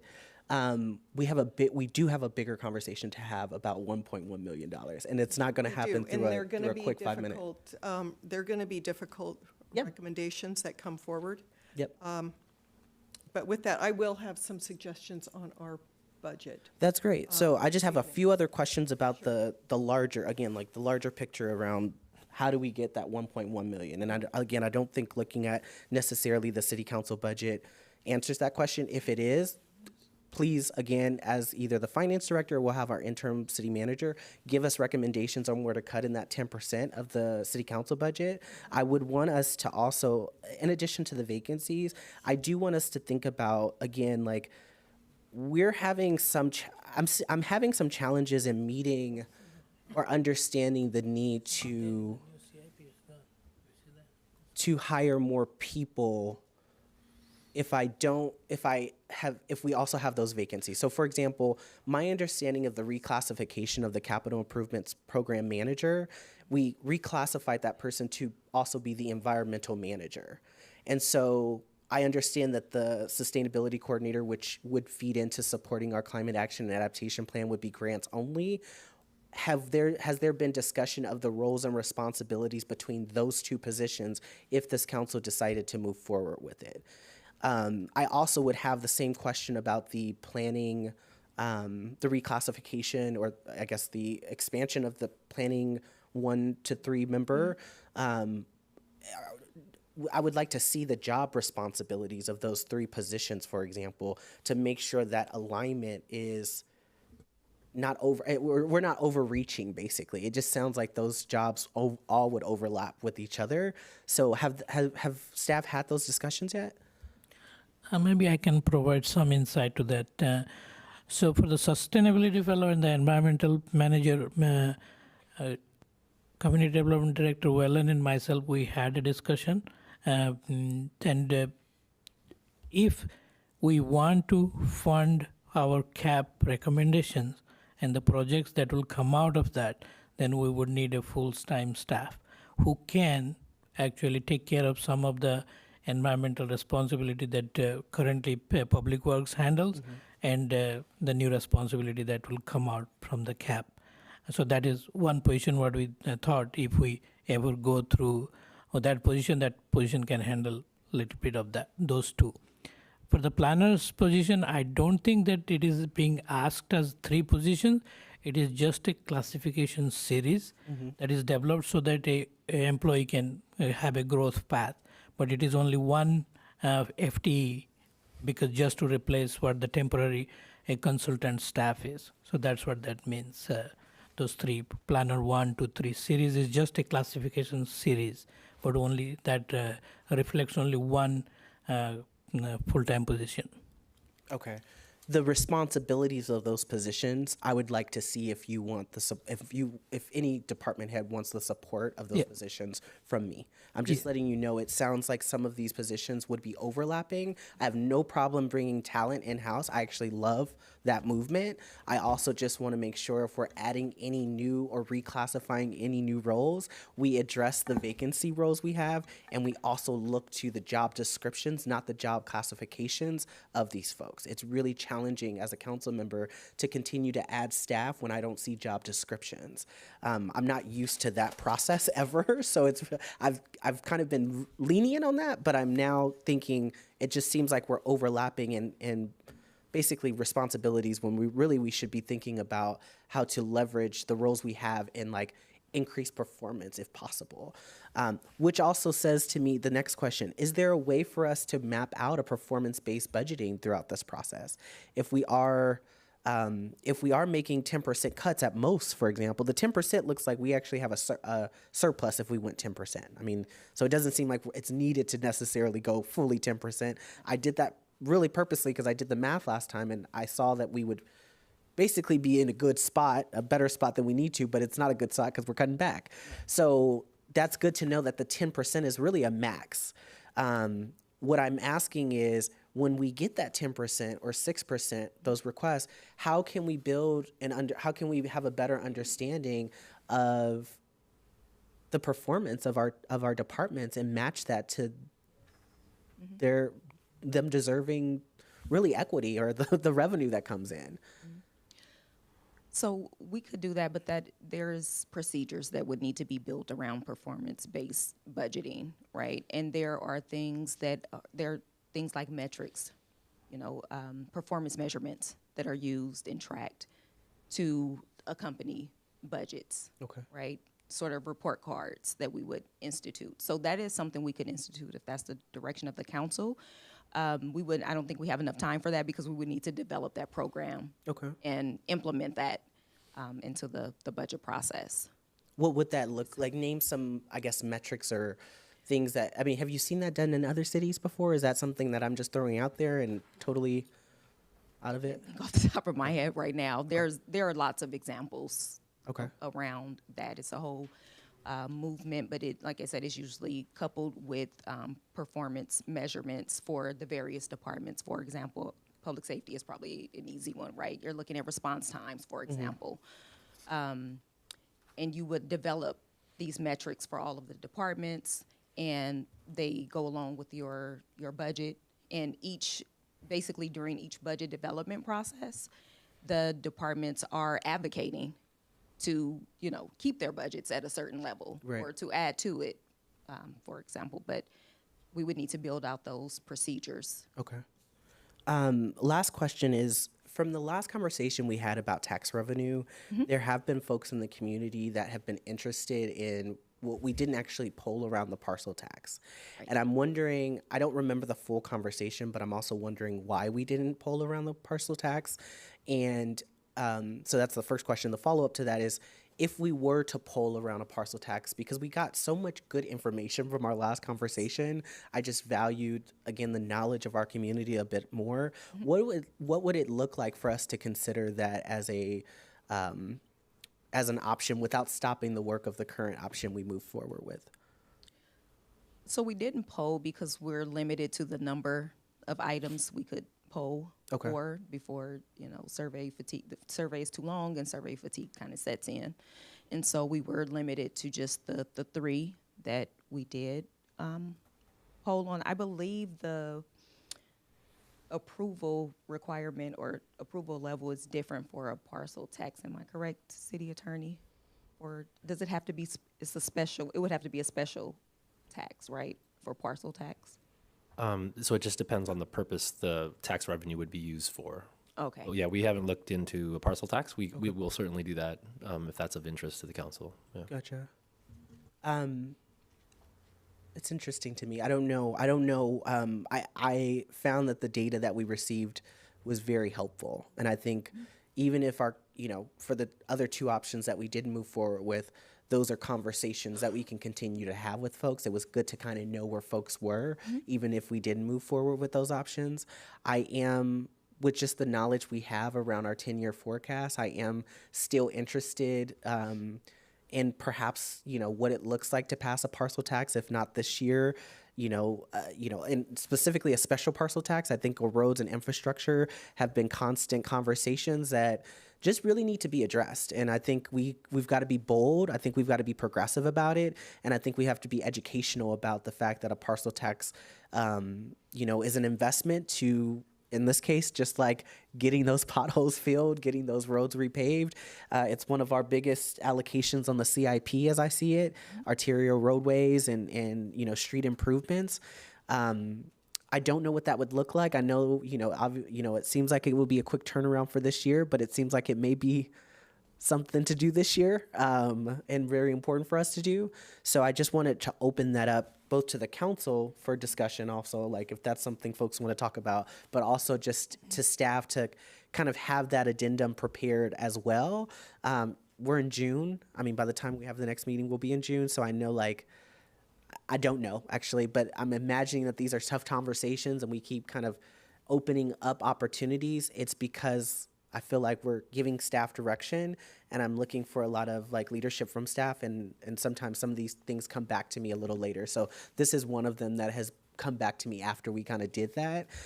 So it'd be nice to have cost estimates on that, and also perhaps like what that process would look like if we were to move that forward this year, of course. But I'm not too sure where the rest of the council is. So that completes my questioning for now. Okay. Were you talking about having a second measure in November? I was talking about having one measure in November that we would all move forward with. Oh, okay. Because I thought, it's my understanding, and as I recall, that we talked about moving forward with the sales tax. We did. And I'm noting that as we had those conversations, after those conversations we had, there were people in the public who also were interested in other funding solutions, as the long-term financial plan has stated. So it's just because we polled on those three doesn't mean that we can't continue to ask where we are in the state of Pinole on other revenue sources. So I don't want us to stop the conversation just because we did one poll. I want us to figure out what it looks like for us to continue those conversations clearly beyond this year, because we need Right, because we'll likely have to have, another measure in 2 years and so on, because what we're looking at having addressed in November is not going to solve the long-term issue. Right. Okay. All right, so yes, go ahead. Just real fast, I saw on here the parks chip and rubber matting showing 50,000 that attributed to the capital permit. I was just talking with Director Mishra about this. Is that I think that was completed like a year ago, but it's showing up as a calculation on here. And then I know that there has been some roofing work done, so that 900,000 for the roof would have dropped, and I'm looking at the other presentation. So what I'm saying is there's a delta between these two. It's a little difficult to make decisions on what's shown here, knowing that it's going to change in the next presentation. For the better, it looks like that's $50,000 that's not reflected in the calculation and conversation we're having now. But from a financial standpoint, we're still committed to it, and I think that's why it landed on this sheet, but not on this one. Does that make sense? Is there a way to reconcile those two, or does that come out in the final budget? So let me just give you a little explanation there for the 900,000 you mentioned. If you see the project, the sheet, the big one, this is FA 1702. That's the citywide roof repairs and replacement. Those 900,000 is actually for 2 years, this fiscal year and next fiscal year. As the Director Guillory mentioned, those are actually encumbrances that we have for all the capital projects. Even if it is we are not spending, we are reserving those funds for the next year to complete those projects. Am I correct? So Yes, that's correct. So in this analysis, we're saying we're committing 900,000 over a 2-year period, right? That's correct. But that 8,927,000 really is only going to be spent 600,000 for this upcoming fiscal year. Yes. That's correct. Possibly, right? Yeah. So I'm just wondering, and this is just me asking, over a 5-year period, could it accumulate up to the point where we can pay for a project? Instead of when we make a 5-year commitment and then stay disciplined up to a $200,000, then the roof goes out. So the 900,000 really isn't something that is reflected as it's encumbered money, but it would be part of that balance and a slower burn down versus us committing to 900K right now and showing the tank's empty already, when it's really going to be emptying over a 5-year period, or a 2-year period in this case. Yeah, 2-year period. Capital projects are actually long. The reason, there was I believe in the financial the CIP planning 2 years before, I believe we decided that we encumber those money so that the project can be completed. Say we're going to bid out the project to complete the roof for public safety building. So that roof is going to cost us, say, $700,000. We know that we're not going to pay $700,000 in the one fiscal year. It will probably be paid over 2 fiscal years. So we'll use up $600,000 on the first one, maybe $100,000 in the next one. So that is how it would have worked. I see, but what I'm getting at is that to Councilor Murphy's point, like that waterfall diagram tells us that for example, let's just hypothetically think about the roofs. You have $900,000 budget, but there is planning involved, contract approval, getting a contractor on board, materials, right, that carries over. So we might only spend our time materials, and it's really a 25, 26 discussion, and it might only be a portion of that 900,000. Absolutely. But as I'm reading this, it looks like it's 900,000 this year. Yes. Right? Which makes me feel like, well, no, we're going to have to do 200,000. Let's fix the most important one, and then next year have a conversation, right? Or identify the ones that are the worst ones, and then have the conversation. And I think that's the number I kind of want to see when we start talking about 6 and 10% reductions. You know what I mean? That's just my opinion on it. But that was the question. I just wanted to make sure we had that distinction that there's already been some work done, and that these numbers are reflective of stuff that we might have already completed in previous years. Thank you. Councilmember Martinez-Rubin. I know that in the past, we've looked at documents produced by Public Works that identifies what actually, never mind what is going to be completed next year, what actually can be started. So that's what I would like to see, because it's very tempting as one of those, quote, difficult, I am, yes, using air quotes, because it's really not very difficult to identify where we can reduce the budget for 24-25 if we look at the larger capital improvement projects for which we have encumbered Measure S 2006 and Measure S 2014 funds. That's part of the general fund. So, for example, I would propose something like with FA 2202, the FA 1901, the Senior Center Auxiliary Parking Lot, which we touched upon at least one prior council meeting. Rather than having $1,060,000 in 24-25, let's move some of that money out of there. Two possibilities. Reduce that figure altogether by, say, $500,000, and because we're not going to spend $1 million there. And although it may be tempting to move that reduction over to something that may be, for lack of a better description, better spent because we want to prevent costs in a different way. Example, the sidewalk rehabilitation program, which we are being proactive about in advance of possibly seeing some sort of legal action, if you will, that would end up costing us more. But it's tempting to say take away from one, add to the other. That's one option. But if we're talking about trying to balance the general fund, can we please take a look at what is primarily funded by Measure S 2006 and Measure S 2014? Which of the projects here that have not yet been started but are currently under the column in the CIP plan as planned for FY 2024-25 to some degree, for some stage. Let's see those. Which ones are those? Yeah, thank you. Okay. I have a couple of questions, and the first one is on PowerPoint page 12, the capital improvement projects.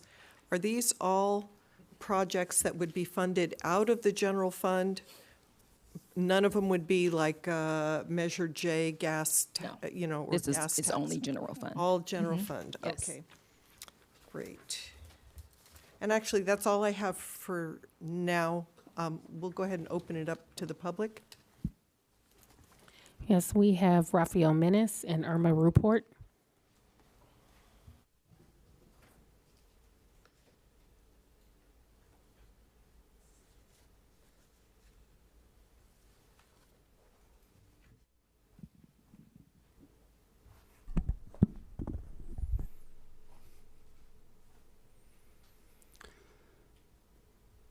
Good evening again, Mayor, Council, staff, and members of the public. My name is Rafael Mess. I'm a resident of Pinole, and I have a few comments on this item.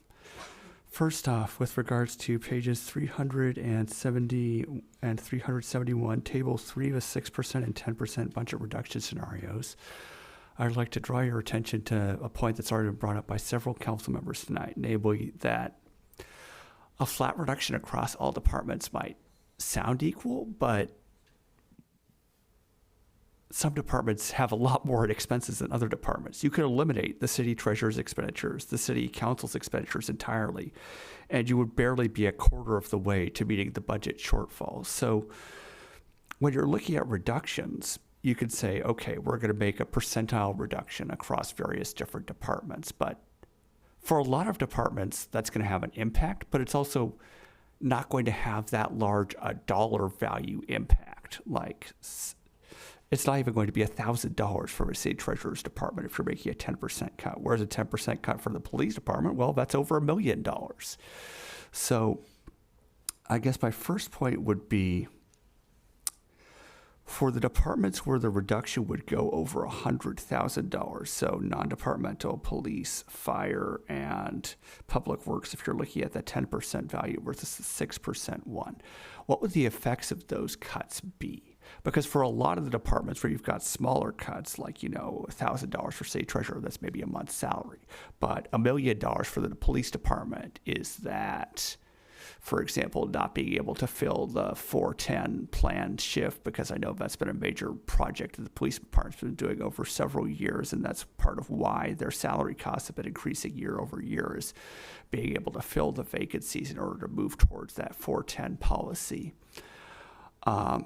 Secondly, I know that was brought up in council discussion, basically just cutting vacancies entirely, but I think that since at least 2022, if not earlier, that the finance department has been accounting for vacancy savings as part of the budget. So if we're just eliminating some positions entirely, I'm not sure how much of an actual saving that would be. I'd be curious if the finance department could fill in, like how much eliminating a vacancy would have an impact, because we're already accounting for some vacancy savings. And for most departments that aren't the police department, we do, have vacancies that aren't filled.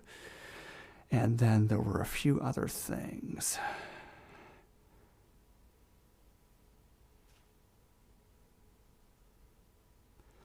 On page number 451, the council budget summary, I noticed that there was a pretty marked spike in employee benefits for the council, and I was curious as to that.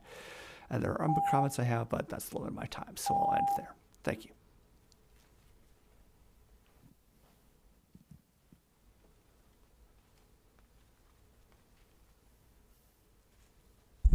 Good evening, Mayor, Council, staff, and public again. Very incomplete report, no good. A lot of questions, not enough time right now. When you do reductions on departments, what are they? Why not? Why aren't they outlined here? How do we know what's going on here? The other problems that I have, like there's non-departmental non-budget, $3 million. What the heck is that? The other thing is, I have some HR experience, mayor and council and staff and everybody. There's no reason why we can't do some of these freezes on these positions. We did a lot of hiring last year, and a lot of the performance evaluations and personnel actions were taken. Who does what and what does, what job descriptions they are, I don't know. We need to really get to the handle of what's going on here in this budget. Yes, I do agree with the senior center auxiliary parking lot, 1.5 million. Are you serious? I mean, really, that lot's been there for a long time, vacant. I mean, I think we can do better things with that one. And that's 1.5 million.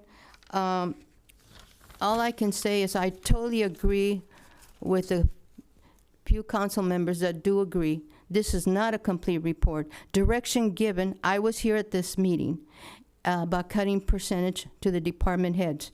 If they don't listen, do it yourself. Let's do it now. Because you know what? They need to follow direction because you represent the taxpayer. And if they don't do it, let's do it right. We have some tax propositions coming up this year. And it's going to be hard for the taxpayer to say, oh yeah, but we don't know what the heck's going on around here. And I have a problem with this. I have background in fiscal management, HR, and I worked in Washington, D.C. with a lot of heavy federal government reductions. And I have also been cut through my job and demoted and brought back to the position that I had. Now, if that's the case here, then do it. Because I don't want none of this information going out without being complete, because it's not detailed, it doesn't give us enough information, and I think we're not doing due justice to the taxpayers. And I feel that someone's slacking in the city, and we need that city manager hired. Freeze everything if you have to. If it's not essential, urgent, stop it now, let the city manager come in, evaluate everything and everybody. Maybe some people gotta go. Thank you. Thank you. Any other speakers? There are no more public comments. Okay, so we'll bring it back to council. And, yeah, did you have comments or? I did.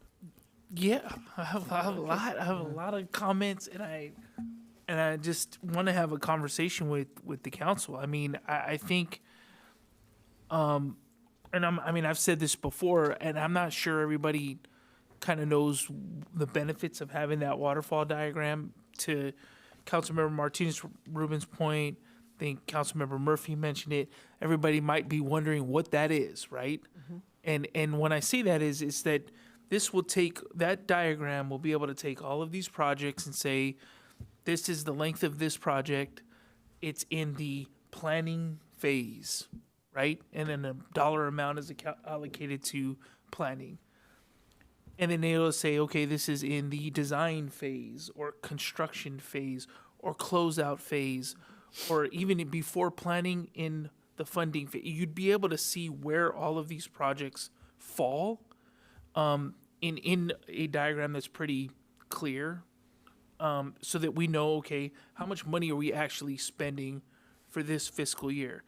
When we see these projects, I think it's a little different between the two documents that we receive and then the end budget. So it'd be great to be able to see where all these projects are, because if a project like that is a serious project and it's a lot of money, but it's in planning, I'm thinking of the bridge, right? Mm-hmm. We're coming up to a design point where there's a significant amount of money that needs to be paid just for design. So that's another project that we need to be able to be tracking as we're allocating money from our coffers. So I just want to throw that out there again to see if council and staff could produce something like that. It'll help us gauge what we can stall, right, and what we can speed up, if you're looking for that direction from council. That's just something that I think that would be beneficial for everybody. Yes, it's another sheet of paper and diagram that we got to look at, so instead we'll have three, but I think it might add some clarity. And to Councilmember Martinez Rubin's point, the Measure S 2006 and Measure S 2014, we could start to have a real conversation on, okay, well, let's reduce some of those projects so that we could free up money to help with the general fund. Yeah, so that's just something I wanted to throw out there. But I think this process has gone, I mean, just the last 5 years, it's been difficult to really see a clear picture other than the projects that we can go out and see, like those chips that are at the parking lot or at the park. I said, I could see that we're not doing wood chips anymore. That project's completed. At least I think it is, right? Unless there's some kind of permit, $50,000 permitting process that I missed or improvement that I missed. I just want to be able to say like Tiny Tots is a revenue generating element to some degree, right? I mean, I think we still supplement, but if the roof is leaking, we're going to be supplementing a lot more money. So those are what projects are going to be prioritized, right? To the budgets for staff, I mean, I know it's difficult when you're asked, okay, hey, we need to see what a 6% or 10% cut looks like. I think we have to see that across the board to make that judgment call if it's going to be on us to do it. But I want to make sure our staff and department heads at least have the opportunity to start to say, well, what does a scaled back picture look like? We went through a lot of effort over a series of a few years. I know Councilmember Martinez, I think you and I have been on that effort for quite some time to really do the homework behind a tax measure, do the homework in polling and really understand what's good for the city and what's not. We're at that inflection point. We have to understand if we do not generate enough revenue to support all of this, we have to scale back. And so I just want to make sure that staff knows that it's not like something malice or nefarious. We're trying to take as much money. We're really at that point. And the public, more importantly, needs to understand this is what we don't get if we don't have funding to do so, right? And Pinole, I think, God, as far as I could tell, has stood on fiscal responsibility. I think we've been fiscally responsible, but at this point, if we don't have the revenue, we're not going to be able to support what we're doing here. So I just want to make sure that just the discussion, during the discussion, how people feel about that. Am I missing something here? And if so, I think we should talk about it at the dais. Thank you. Councilmember Martinez-Rubin. Yeah, I'll capitalize, and that's not a monetary capitalization. It's just taking advantage. I wish it was. I know, but it's just taking advantage of the flow of the discussion here. With something that is missing, and we did this in the past because I know that some of the projects that I proposed got cut. They just got cut. And it wasn't a personal proposal, it was based on community interest in having those. And the language that we used then, specifically you, Councilmember Tave, is for us to remember what is a want versus what is a need. We all have wants and needs, and as do our constituents. So if we do not have revenues coming in at the level of expenses, then we resort back. I mean, it makes sense. We resort back, or I don't want to say we regress, but we go back to what is essential to run a city, to operate a city, for safety and for those behind the scenes, not public facing kinds of projects, that council members love to have and associate with their proposals. But we go back for a period of 2-3 years as needed to the essential services of a city. And so that goes back to, yes, largely infrastructure. And when the opportunities present themselves to have the larger kinds of funding sources with the assistance of external consulting and staff power, such as the person seeking grants now, we know that grants are to be used for one-time expenses, not for the beginning of pilot projects that later will become ongoing necessities. It's dreamlike and fantasy and ideal to have the luxury to have both kinds of projects, innovative pilot projects and those that are long-standing and necessary to run a city. But we can't afford that at the level of overall economic costs. We're seeing that everywhere, nationally. It's not just our city. So if we go back to how you would do, even if we want to personalize this and think about how we, but we might, I'm jumping here because I was going to say, if we think back about how we do our own individual budgeting, but that may not apply here because we probably have different preferences in how we spend our money on a personal level. So we have to think about how are we to think about spending the people's money, because that's where we are, you know? So I want to reiterate the importance of us making the decisions that reflect that we are being considerate about the costs associated year after year with projects that, yes, they have been on the books in a CIP plan for maybe the past 5 years. That's how long we've been on, right? And we still haven't seen them really begun.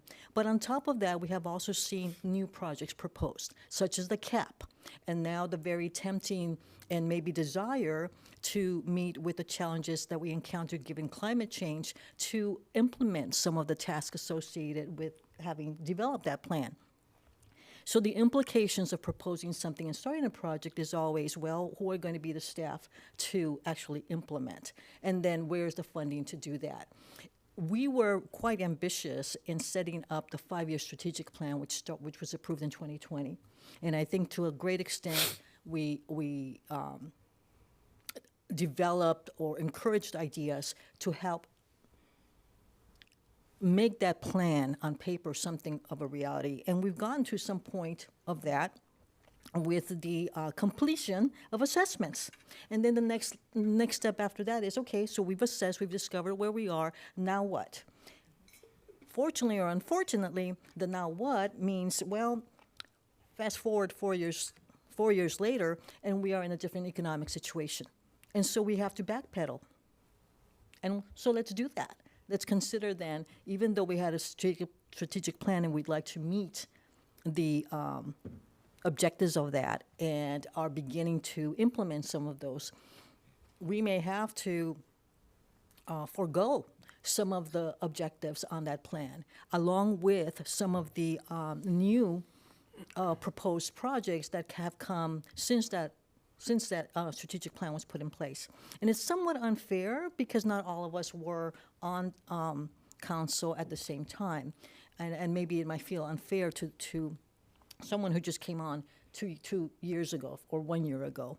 But as collectively, we're here to do work collectively. And so I would suggest that we pay, just take a look from the perspective of the business of running a city.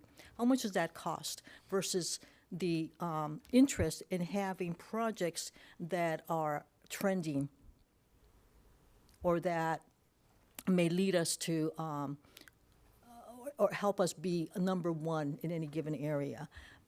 Very tempting, desirable, yes, but can we afford it? It comes down to that. So those are my comments. Thank you. Okay. Yes, Vice Mayor. Thank you. I think at this point in time, at least I believe that there's just not enough information at the table to be decisive. We know that a 6% cut across the board is going to eliminate our budget shortfall, and then some. And then we know that a 10% cut is going to limit the budget shortfall and leave us in a $1.1 million surplus. We do know what a 0.8% cut would entail. We need to know what a 6% cut would entail. And we can't make any decisions about that, about anything until we know that, because right now it just looks like numbers to me, percentages. We need to understand what is essential. We need to understand how this impacts everyday people in Pinole, how it's felt by the community, and even to staff. If we propose a 6% cut for a public works department, does that mean that projects don't get done? If we propose a 10% cut to, I don't know, finance, does that mean that folks aren't getting paid? Like, what does that entail, right? So that's the main thing. I think staff is looking for us to be decisive, and this must be brought back at the next revised proposed budget to even make those calls, because we're at that point right now. So I want to make a motion to, if that's, we want to hold off on that. I haven't had my chance. Oh, I'm sorry. Well, yeah, sounds good. Well, those are my comments. We just need more information at the table at this point in time. So we can really work with the community to figure out, okay, what needs to be adjusted, and up to the point where we balance the budget, hopefully, and then some. Okay. Okay. So question, did you want to go, Mayor? I'm sorry, before I go. Okay. I ask you this every time, Director Guillory, but I'm asking again for clarity. So there's a funding summary of about $4 million for the fiscal year 2024 through 2025. And those include the general fund of $90,000, $1.4 million from Measure S 2006, Which page? So I'm looking at the capital improvement plan funding summary, which is also, I don't know, it's, For the next, is it for the next item? but it's referenced in your document Okay. too. I don't know which document, I can't find it. Oh, I've is been it going back the and list forth. of items? The list of items, Okay. yeah. And sorry, I can't reference it because That's I'm actually not looking at that particular, but Okay. the numbers should match, right? Mhm. Okay. So it's about $4 million from my understanding of projects for the fiscal year 2024-2025 that come from 90,000 of those projects are funded from the general fund. 1.4 million, specifically 1,410,000 are from Measure S fund of 2006. And 2.5 million is from Measure S 2014. Are you with me on those numbers? I don't have the, Okay.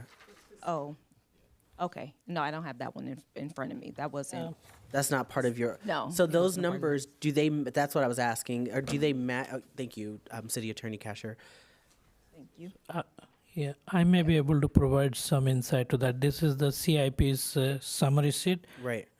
Give me a second, I'll pull up something. Gotcha. We do have some, these graphs and charts help, so I'm just making sure the numbers align with each other. My inevitable question, whether or not the numbers do match to the one-time expenditures you mentioned in your presentation, is the numbers that are listed here, especially because they're general fund, that would make me think that they impact the balance of our budget for 1 year. Is that correct? If we move, so Councilmember Martinez Rubin said, or made a judgment to say that perhaps if we moved auxiliary parking lot funding, which comes from Measure S and is funded through Measure S, right? One of the Measure S's right now, moving that money, would that decrease our structural imbalance? No, Right. because we're using fund balance, which is one-time funds. So that's using fund outside of the structural Okay. budget. So it doesn't impact our structural deficit this year? No. If we change that? It does not. Okay. It doesn't change. I ask that because I feel like that note keeps coming up, and I think it comes up from the public too, but you continue to give the same answer no matter how many times I ask the question. And those are the two components of the budget, right? Our Totally. ongoing and then our one-time. Totally. So if I were to say, which I asked about this, and it's in your staff report around, perhaps it's in Sanjay's staff report. It's in one of your staff reports around if we were to adjust the auxiliary parking lot to not do the parking, the additional parking lot, which is about 500,000, that does not impact our structural deficit that we have this year. That is correct. Gotcha. Okay. That's unfortunate. I will continue to say that, and you gave me the right answer. Thank you. I'm sorry. I just wanted to, because we keep going back to that, and it's really challenging because we want the projects to be done.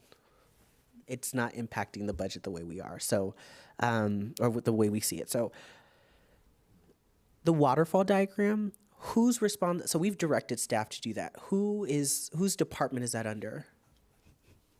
I have no idea, but maybe I have Public Works supposed to do it. Public Works, okay.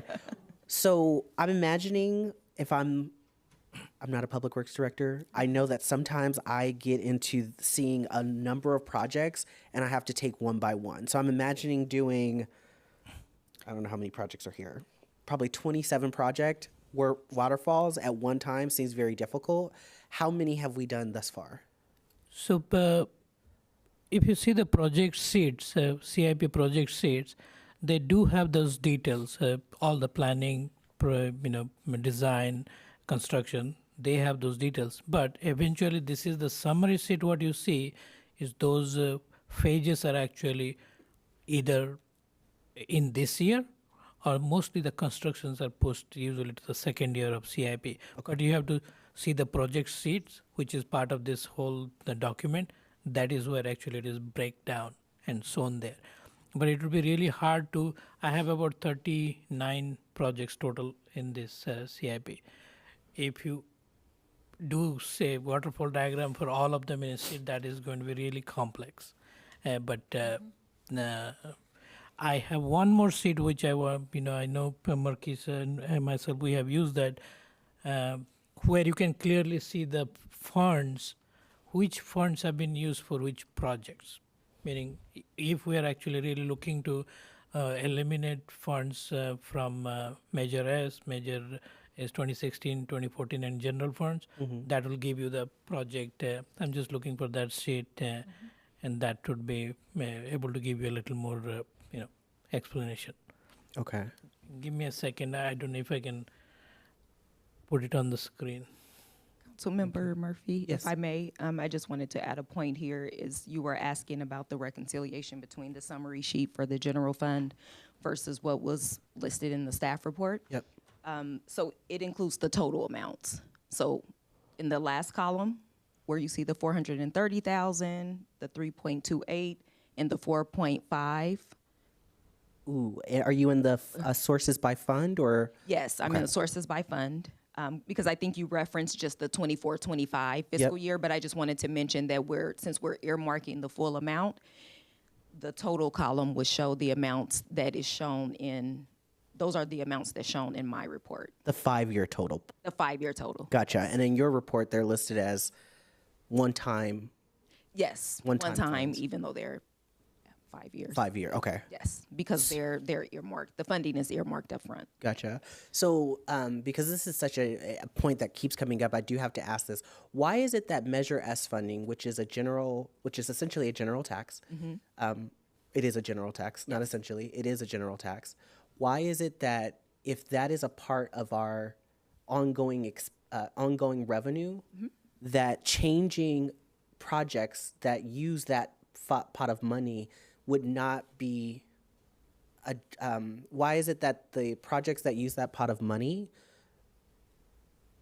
taking money away from those projects, why would those not remove our overall allocation of Measure S or revenue source of Measure S funding? Because there are ongoing costs in both of the Measure S's as well. There's ongoing costs There's- of Measure. Yes, there's ongoing costs, and then there's fund balance as well Gotcha. that has accumulated over the years. So historically, mostly public safety was funded in Measure S 2006, and those are ongoing costs, so it's police and fire. Gotcha. And then Measure S 2014 was primarily used for capital improvement projects, but there are some ongoing staff costs that are included in there as well. Gotcha. Okay. Okay. I think that's it. Mayor, you can go. So I'm going to look at page 370 and 371, where you have the 6 and 10% budget reduction scenarios. And just a couple of comments, and that I'm going to jump down to fire, where we have a contract already with Confire. Confire is working on their budgets now based on the larger number. Do we even have room to amend our contract and reduce services, from Confire? Is that even a possibility? I'm kind of thinking it's not, because I know that when we were given the contract, we were given the amount for the next fiscal year. It was the baseline, so there wasn't room to cut. So those cuts that are assigned, that are identified for fire, really need to be picked up somewhere They else. need to be picked up somewhere else. And there's a portion of cost, though, that remained with the city. It doesn't add up to the amounts that you see here, but for example, the city has the burden of paying for the abatement, for example, right? That's $120,000. So the fire services contract is just under $6 million. Everything else is the cost burdens that remained with the city. Right. And then, for instance, on the police, where if it's a 6% reduction, it's 657,000. And if it's 10%, it's, over $1 million. I'd like to have a description of, are those 4 FTEs? Yes. And are those positions already filled? Would that involve, freezing and not hiring for vacancies, or would it involve layoffs? Okay. That's the kind of thing that would be helpful to me. The other thing is, when we had the discussion about, community development, where they wanted to add a full-time position, where they would get 2 extra days of work a week, and it would be about the same. Does that mainly come out of the general fund, or is that out of development fees? So, It is. that wouldn't really be so much of an impact. They would have to cut somewhere else. Yes, And that's correct. what would that look like? The non-departmental, I'm not sure what that category is. So that is mostly the other post-employment benefits. Okay. So we essentially can't cut there. It includes some the IT services as well that is paid from the general fund, but those are the two main ones. And then there's debt service, and of course, we can't cut that for the 2006 POBs. Okay, and then city attorney, we have standard, attending meetings, working on ordinances related to implementation of the housing element. Does that mean that, would this cut mean that we'd have to prioritize the work that we asked the city attorney to do, as far as new ordinances and whatnot? So it would be good to have, have that description of, what that means. Yes. And, basically, we'd have to prioritize. I know several years ago, there was, it was a big deal for us to do a mail-out of postcards because it's very expensive. And now I get postcards all the time. So is that something that we need to step back on, step back on that sort of thing? In looking at, the city council budget, we have, it's just a minor amount. West County Mayor's Breakfast meetings. We're going to be hosting West County meetings. We discussed at El Cerrito that we weren't going to do breakfast. So that can be eliminated. There's whether or not we continue the internship program. That's, something that we can be looking at, or reducing it. But, I'd like to have better examples of what these cuts mean. Yes, understood. And if I may, just to make a point about the vacancy savings, so we do account for $500,000, which is about 3% of total salaries and benefits in the budget. However, we would net that against the vacancies that we have in the budget if we were to look at that number. So it wouldn't be the full amount of the vacancies that are on the books right now or in the budget, but we would back out the $500,000 that's already built in as a savings factor.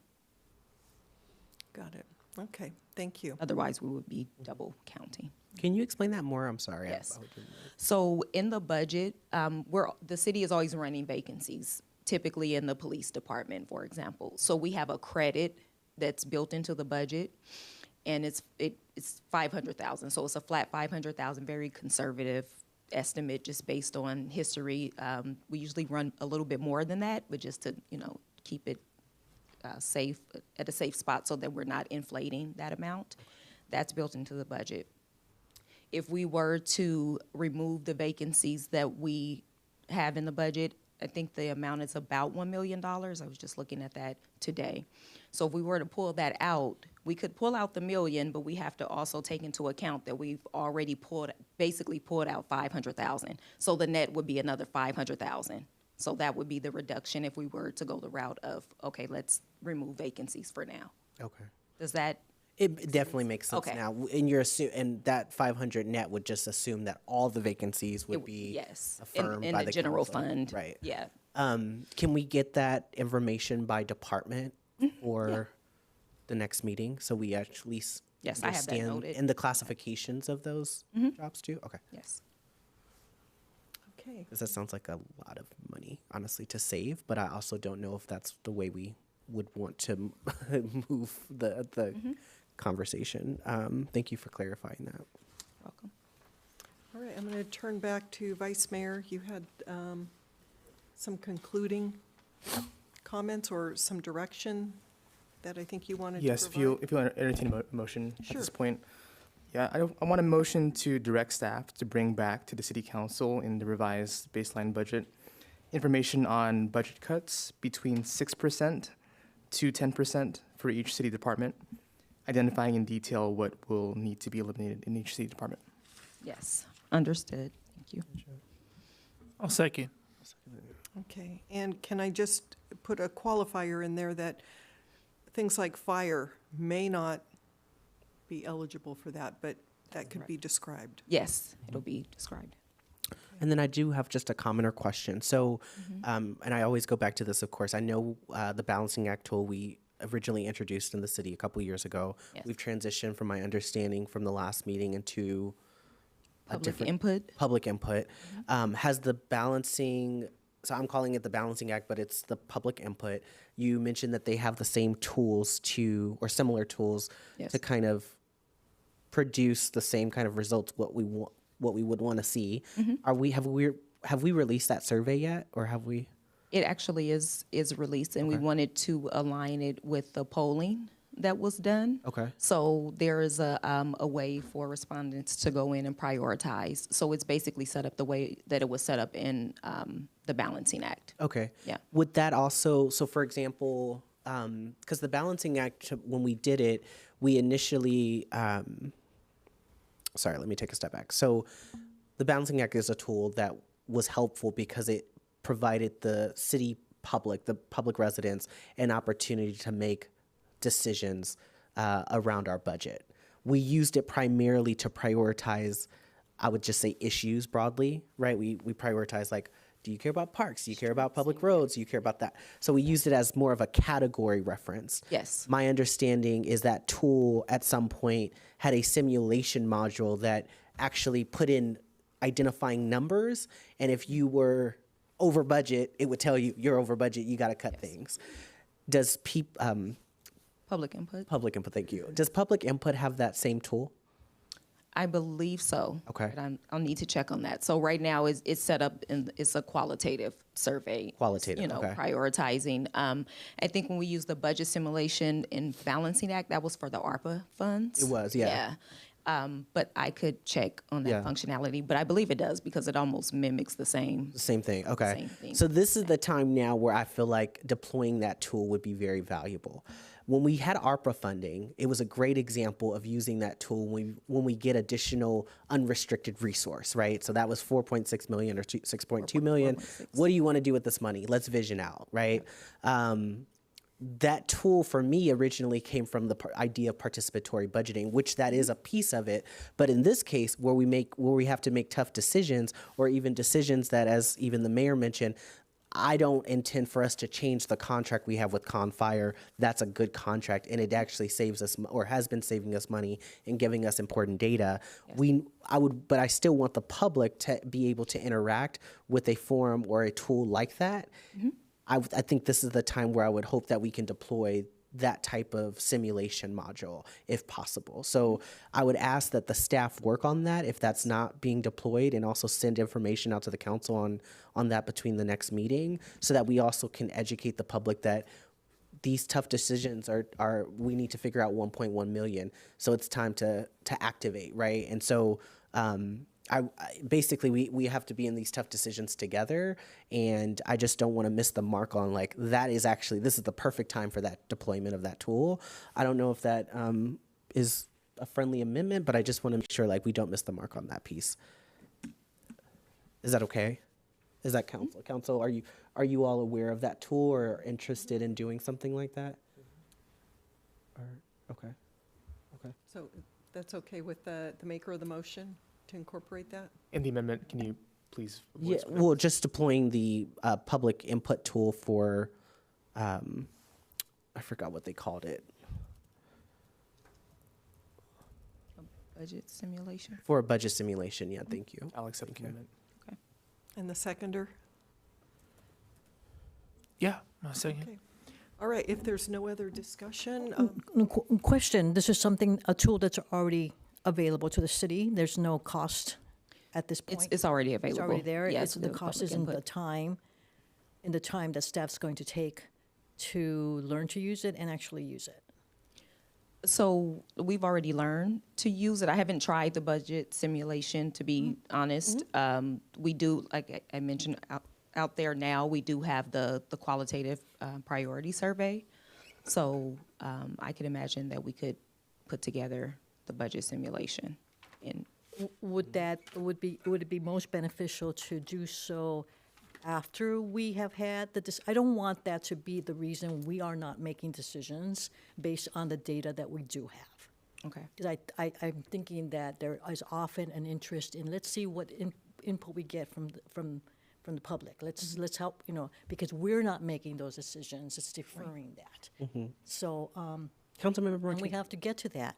So what information is, again, I'm going to use the word essential, what information is essential, or what would we have that we don't have now that would help, that is going to help us by using that simulation? Oh, we don't know because you haven't used it. Yeah, I know. I was just going to ask. So Councilmember Martinez Rubin, have you used this? Have you filled out the survey, the ARPA survey? Did you try that? Yes. Okay, so that was a qualitative measurement of what to do when we have money. I understand. Right? So to answer your question as someone who has used it, the experience that we're dealing with right now is that we have a budget shortfall, not a deficit shortfall.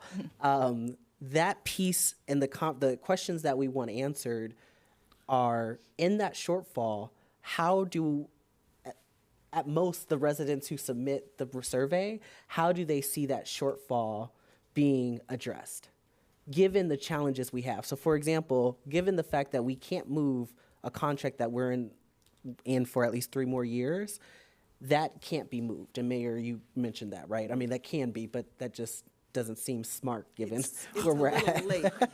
Yeah, right? So it's a little too late for that, and I don't think we should do that. But that is a consideration. The qualitative measurement is something that we continue to measure the public about, right? We've just had a polling about the qualitative measurement of many issues the public cares about that we just saw. I am personally less interested in the qualitative measurement because we actually have done those things several times. We've done several different surveys. We continue to do surveys. I think we should, about the qualitative needs of our community. What we don't have enough information of, unless you have something in knowledge that I don't have, is what cuts do people need to make during a tough time? And we don't know those numbers. What we're saying generally is, hey, department heads, give us 10% for your recommendations. But until we actually have that data from both the department heads of what's reasonable and the public, I don't think we can make those tough choices that we want to make. We can, but it doesn't seem participatory. It doesn't seem inclusive of the different stakeholders we want to touch base in. Does that make sense in terms of like the question you asked to Director Guillory, or? Oh, this is one of those situations where until it is done and time is invested to actually obtain information that we are assuming we don't have or assuming that we need, that it's going to make a difference. Because we don't know that, I can't say yes or no to proceed. But what cuts do people need to make in tough times? Our opinions that people will have. We have data to work with here.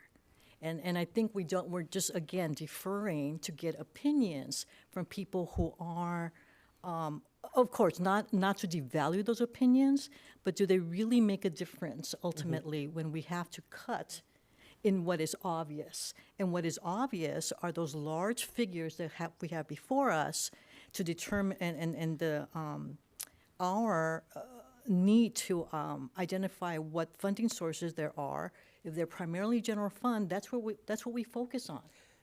So that's my response to that. Okay, Yeah. I'm not going to give you an answer because what you're proposing has yet to be done. It's yet to be. It's exploratory. Yeah. What I am thinking and feeling is that we continually defer decision making on the dais by requesting input that really doesn't change the difficulty of our decisions. I think that's what it is. Yeah, go ahead. Can I offer, because I think what you're saying is these are hard decisions, right? I just think back to our strategic plan, our implementation process. One of those was making sure that the public has a conduit for input, right? I think that just our last meeting with Mary and Bill Horton here, there were some good gems thrown out that they were mentioning about the tax measure that we had to chase down, right?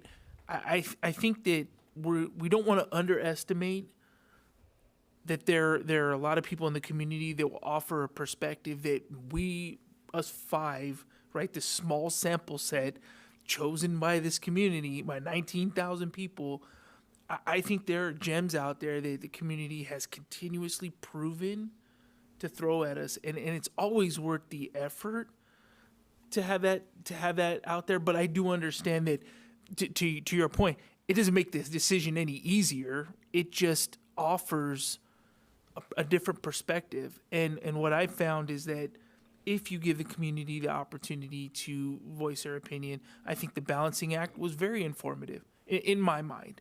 Just that there were a lot of people who said, hey, I'd like to spend it on this, and this is why. We saw through our polling that, hey, does it make my decision more or less easier or difficult? No, it's still difficult, right? I mean, that's what we all signed up for. So I don't think we should discount that, but I do agree with you that we've already invested the time and effort for this tool to be there. And I think that the community, there might be even an expectation that we use it, right? So even if there's only 5 people that respond, that's still 10 people that had given a perspective, right? That may not feel comfortable coming to the dais. So I hear you. These decisions are not easy, but like you mentioned earlier, these are ambitious. We did push our resources to the point of what we believe a city should be running as, and I think the staff and everybody stepped up to that. Our commission stepped up to that. The issue is now is, Pinole, do you want us to continue with this by supporting a measure or not? And that's why I want that vote in November, because that's going to be the deciding factor. As much as we work to get on this dais and have the election, we have bosses, and there's 19,000 of them. So that's why I think we should put it to the votership if we could. So. Yeah, 19,000 minus the kids not and yet the- registered, the non-voters.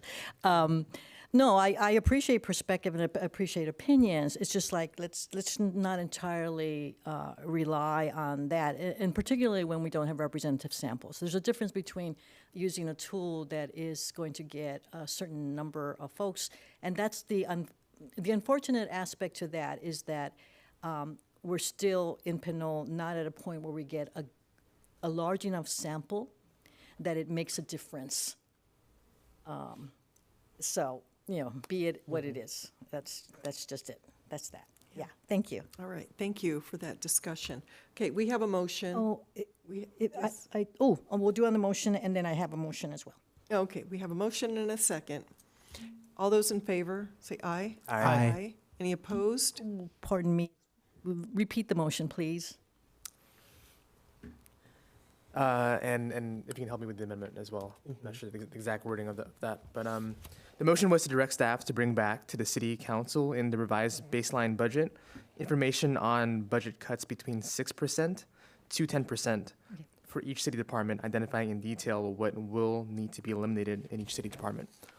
And to deploy a budget simulation through public input, that would give us quantitative data around the decisions that need to be made in addition to the qualitative data. That's Okay. Second. And I second it. Yeah.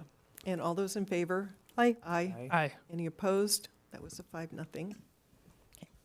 So, okay. Okay. So I'd like to move that staff also bring us back a summary of the projects that are not yet started. I know they're in different documents on those single sheets of each project, but if we can have it before us along with their funding source, so we can start getting into the unencumbrance of project funds. Different from just moving one amount to another project. Certainly, that's not going to make a difference. But when we do unencumber, that is going to make a difference. Would that be accurate? Yes. Okay, thank you. So then the motion is for staff that we get back along with anything else that we're going to receive from staff for the next discussion on the budget, a summary that identifies projects not yet started and their funding source. Mayor, do you need a motion to extend the meeting? Well, let's finish this and then, yeah, we will. Okay. Yeah. Okay, we have a motion. Is I'll there a second. Okay, all those in favor, say aye. Aye. Aye. Any opposed? Okay, that motion passes, and then we do need a motion to extend the meeting. So move to 11:30. Okay. Second. All right, till 11:30. All those in favor, say aye. Aye. Aye. Any opposed? Okay. All right, thank you all. The last, well, almost last item. This is the preliminary proposed fiscal year 24-25 5-year capital improvement plan. And we have a staff report.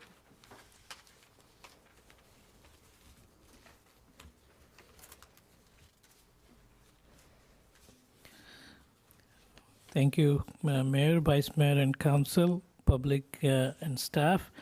So we're going to go through this preliminary proposed capital improvement plan projects for the fiscal year 24-25 to 28-29. These projects were previously discussed during council workshop and as well as finance subcommittee.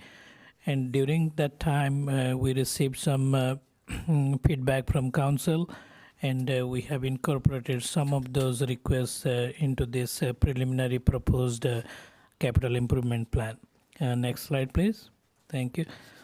The CIP plan is a 5-year plan used to identify and implement cities' capital needs. The draft 5-year CIP contains about 38 capital projects and 5 infrastructure assessments. For fiscal year 24-25, there are 35 capital projects slated for work and 5 infrastructure assessments. The project categories are facilities, parks, sewer, stormwater, streets, roads, and infrastructure assessments. Next slide, please. Summary of projects. The preliminary proposed CIP, the projects, those are completed or we expect to complete by June 30, 2024, are listed here. And just a note there that I have listed the Parks project installation of high capacity trash bins at 2 locations. That is one in project completed and one in the removed project, because we just did a pilot project and the rest of the portion of the project was removed from that. So we completed the projects listed there. Excuse me. We will be receiving a couple of reports which will be coming to the council in June. The municipal broadband feasibility, the energy conservation, generation, storage assessment, energy audit. We should be getting those reports to council in this coming council meeting in June. Next slide, please. So the new projects, what we have added to the preliminary proposed CIP just for the year of 24-25, there are about 13 projects listed here, and those details of those projects are also been provided in the staff report as well as the CIP sheets with the details of all those. The tentative schedule, as we know, we're going to move forward to the next steps after today's discussion from the council, receive direction, and provide a revised proposed CIP City Council in June. Then we'll be having the final proposed CIP in June 18th. Next slide. Next slide, please.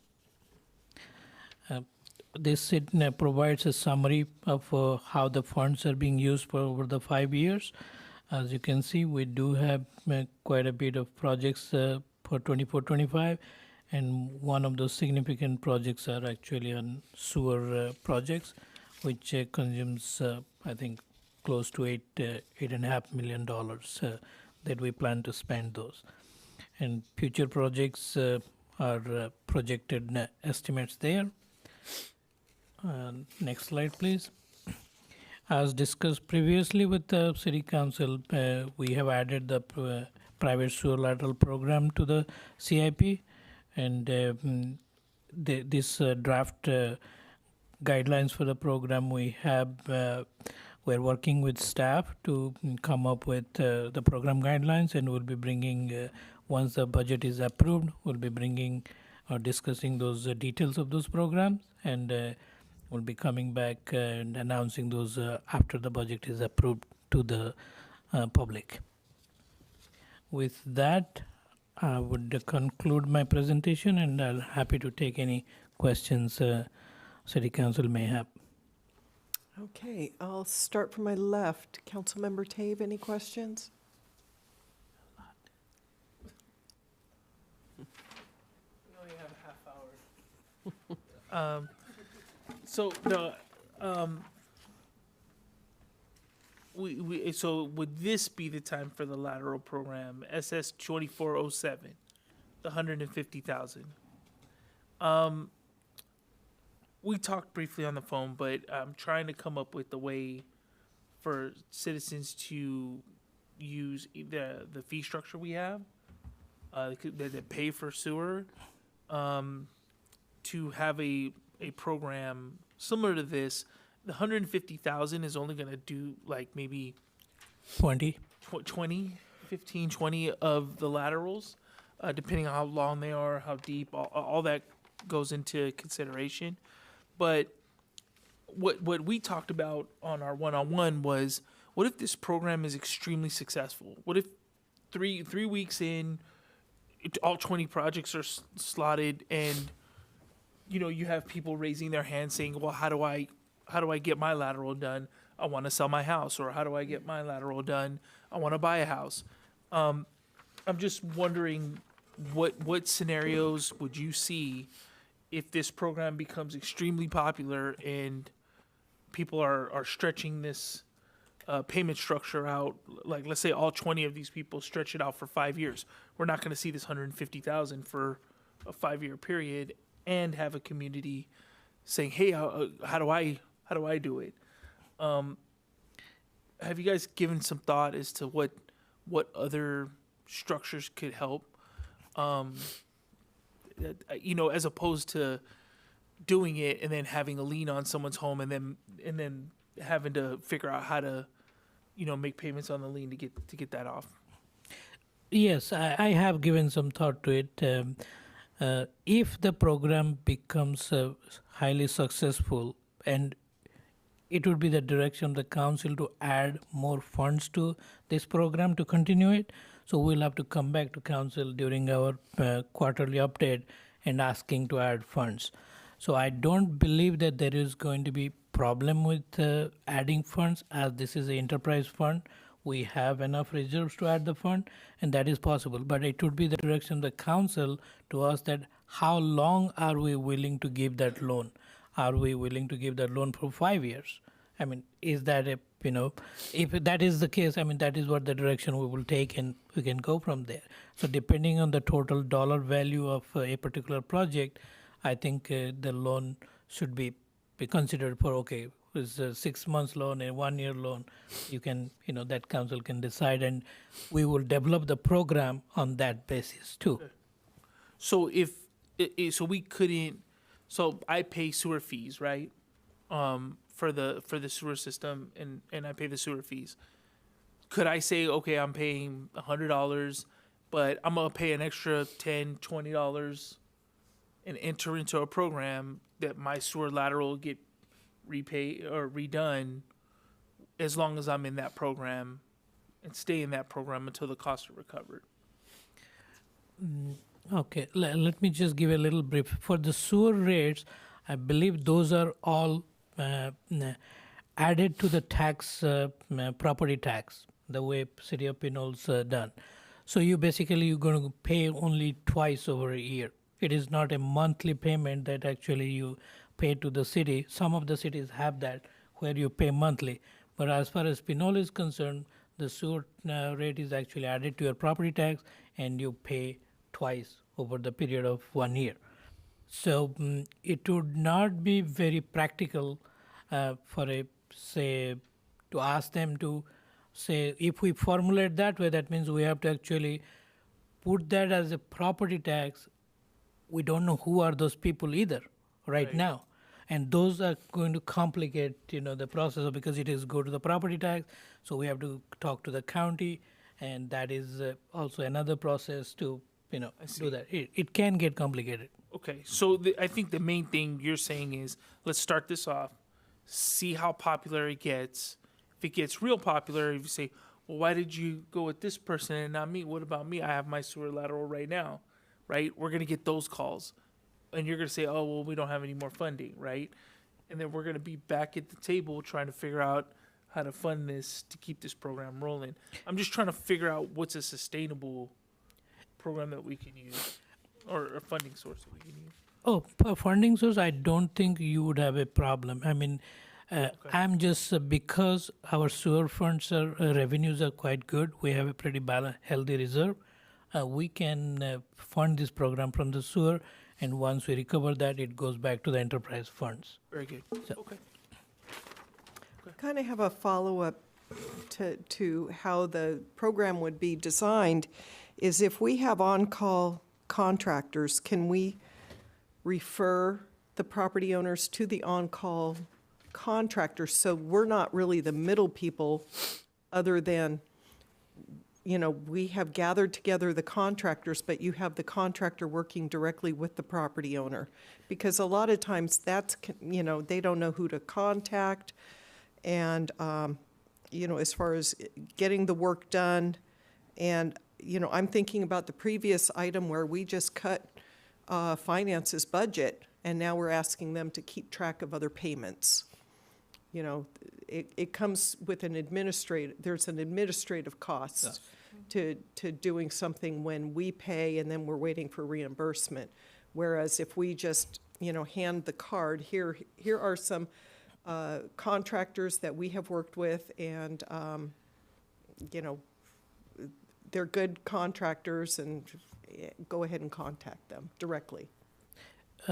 Yes, that we can do, but I think that is probably one of the pain points for the homeowners because they don't fully grasp the issue. They are unable to negotiate properly. They may not get a great rate. The contractor may be able to, give them a very high quote. So those are actually pain points for a normal homeowner who don't know the.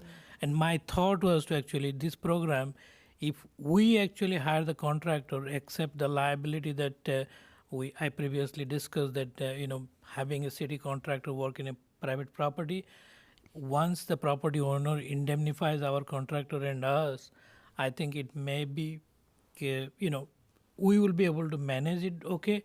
But I'm really worried about if it is oversubscribed, then we have a problem of managing 20. The 150,000 in my thought is okay. We can try it for a year. 20, maximum 20 sewer laterals. If we actually try to do it, okay. If I have the full staff, I can manage that much. But if it is say 10 times that, $1.5 million, then I would definitely have a hard time unless we hire somebody to help manage that program for a while. It doesn't have to be forever, but at least maybe a consultant for a while, somebody to just help manage that. Got it. Thank you. Okay, any other comments? No, I think Councilmember Martinez-Rubin's previous motion is going to tell us a lot about what's encumbered and what's not. So I think once we get that, I would like to see the different stages these projects are in. The last thing we want to do is have something that's been 50% spend down and we unencumber that money and the project is, we would just have wasted the 50%. Yeah, and I would like to add to that is knowing what funds have restrictions as far as what's the window in which we have to spend them down or we lose them. Yeah, so I worked with Director Guillory about that, and we identified those 105 funds that we actually moved around for this particular budget. And, so we did some groundwork for that already. For moving some of those impact fees, growth impact fees, which we think we need to spend it within 3 more years. So we did that exercise already. Great, thank you. Councilmember Martinez Rubin, any questions? No, thank you. Okay, any questions on this side? Yeah, I do. So so last October, Assistant City Manager Mishra, you sent us a memo about the challenges of the Public Works Department, in particular the recruitment efforts, the vacancies, and challenges filling out the capital improvement plan. So since that memo has been sent to us, we haven't received another update about it outside of probably as council members, us asking you individually about that. The current CIP as it stands, I mean, what's your assessment of the completion of these projects? And I'm going to ask you that question. I'm like, I just wonder, are we being realistic about our capacity matching the CIP? The projects what I have actually put down, the new projects and all that, my assumption is that I can fill those 2 positions that I'm still vacant. Mm-hmm. If I'm able to do that, I think I can touch most of the projects, whatever is here. But if we have to go through this budget curves, 10, 6% and 10%, that is definitely going to touch personnel. Mm-hmm. And that definitely, if we're going to lose the people or I can't hire or there is going to be hiring, I have to stop hiring, then definitely I have to come back and say that these projects should have to be dropped or have to be deferred to future years. Mm-hmm. My goal was, I was thinking, I can hire just before these cuts happen and I'll be okay. Mm-hmm. But, that didn't happen yet. I'm not able to recruit. I'm still continuing interviews and there are more interviews these Fridays. But yeah, we have not been able to fill those vacancies as of yet. Okay. So I'm wondering about, the 2 vacancies you're referring to are the associate engineer position and the capital improvement and environmental manager? Correct. Okay. I'm wondering if it makes sense to give us a example of what it just means to just be at status quo for this year again. This is my 3rd budget cycle, so personally, or CIP cycle as well. As a council member, I also had cycles as a planning commissioner, and so it appears to me that I'm continuing to get a dream on a piece of paper that just is not following through, and I don't want to blame staff on that. I just want to blame there's a system at work that's not working the way we have continually anticipated from my time as a planning commissioner to my time as a council member. And part of that is it has a real impact in how people trust us. And I see that people clearly think we're on the right track some way, right, from the data, which is good. But I'm still challenged with like the skate park rehabilitation. Mm-hmm. Like, our kids just want a skate park to just get done, and it's not getting done, and now we're deferring it to next year. So, right, I'm just putting that out there because that may not be a high priority for Public Works, and that is okay. But I'm just wondering, every time I see this every year, I feel like it's a bunch of dreams, and maybe the waterfall diagram would help with me understanding that my dreams are yet to come, but they will come. But I'm just wondering if this all what I'm seeing here as a funding summary and as the program just makes sense given the state of where we've been in our Public Works Department for at least the last 3 years I've been on council.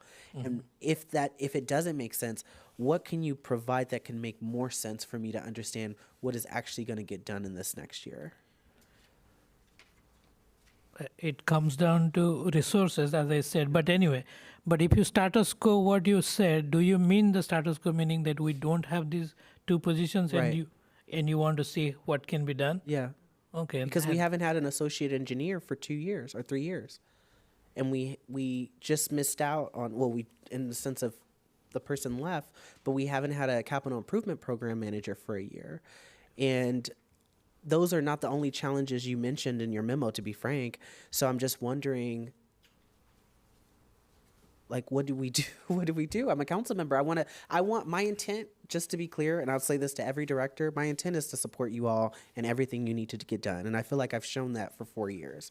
I'm challenged in front of me with having a lot of vision and giving and meeting the demand of our residents, and also trying to scale up that quality of service with like things that I feel like, oh, they could just get done, if not by our team, by consultants, because we fund these projects and they still don't get done. Alternatively, there have been things that we have done like that. So Tennant Avenue and Pear Street, we completely did the short, kind of short-term project very quickly. But again, it felt like that was an anomaly. So I'm just wondering, like, how do we package this CIP in the right way? Because it's not, it doesn't seem to be packaged. And I know that's a tough question at 11 p.m., but I just have to ask because I don't have another direction to go otherwise. So the Tennant Avenue plum, and that was a direction from the council to actually expedite that. So we stopped the other project work to actually go after that and just get done. And so for the last couple of years that I have been here, we have actually focused on most of these assessments that we are about to complete, and this is where you actually see the projects actually coming to on your CIP sheets here. So those assessments now that's complete. Okay, sanitary sewer master plan was completed. Now we have $60 million worth of projects that's coming out. And if you see, that's our biggest budget projects here right now. So, and because of some of the, streets and roads is a hot topic. And because of how much money we get, and I'm trying to plan, depending on the dollars we have, smaller projects, whatever we can do. That is what, reflects in here. But all other projects, if it is not essential, I'm not pushing for it because of this, tight staffing. And we have how, even if the CIP manager, position is vacant, we have a consultant who is helping us. I asked for money and council approved that about $150,000 to continue with that as a part-time consultant who's helping me to push this project. So we are, we don't get RFPs or we don't, nobody submits the RFP, we go after it. And we're doing, continuing our engagement for the garbage contract. So those things are all also happening. Those don't show here. Those are smaller tasks, but that takes time and effort too. So if we don't have, if I consider those two staff I don't have, and I don't have consultant help, I think 60% of this project is going to drop off. Right. Yeah. And that's, yeah. And that's kind of, and so how do you assess that outside of our quarterly reports? Because we get that information, from my perspective, I get that later than I imagine, right? I get that where it's like, oh, the year's going well, everything's going well, and then it's like, bam, all these projects aren't going to get done. So like, how do we get that assessment quicker, I guess? Or as you're thinking about those things, how do we think about those things? I don't know if my council would like me to actually provide just a memo, instead of before even the quarterly report. If council would like to, get a memo from me saying that, hey, every month or every something like this, just send us a memo if you think that this project is going to move or something going to drop. I could probably, do something like that if that was needed. Gotcha. And then for street road projects, RO 2404, the crosswalk at Tennant Avenue and Prune, is there a reason that's a different project? I thought we would implement that into 2302. Yes, I did not want to commingle the money because that's a grant-funded project. That's why I separated it out. Gotcha. So that's the only reason. Yeah. So the safety improvements is the grant-funded property or the? Yeah, that's a HCIP. No, and the safety improvements. Okay. Those are HCIP funded project, and that is grant-funded. So we already received the grant for it? Yeah, we have been allocated. Yeah, we haven't received the money, but once we complete the project, it will be reimbursed to us. Reimbursed, okay. And for some reason, the crosswalk at Tennant Avenue can't be reimbursed. Tennant and Prune can't be reimbursable. It seems like Tennant and Prune. Yeah, the 2404 RO or RO 2404, the crosswalk at Tennant Avenue and Prune Street. Well, can that be integrated? Yeah, because we never submitted that part of the grant. It was a council direction to add that project. Okay. Those two projects most likely will be done at the same time with the same contractor, but I had to separate it out just for the funding purposes so that it is not commingled. So. Okay. Well, thank you for your work. I know these are tough conversations. I just, like I said, I know this is coming to us constantly about like what is being prioritized and when. And I just would, I don't know if the memo would help more. I do feel like that memo that you sent last October was very helpful to understand some of your specific departmental challenges.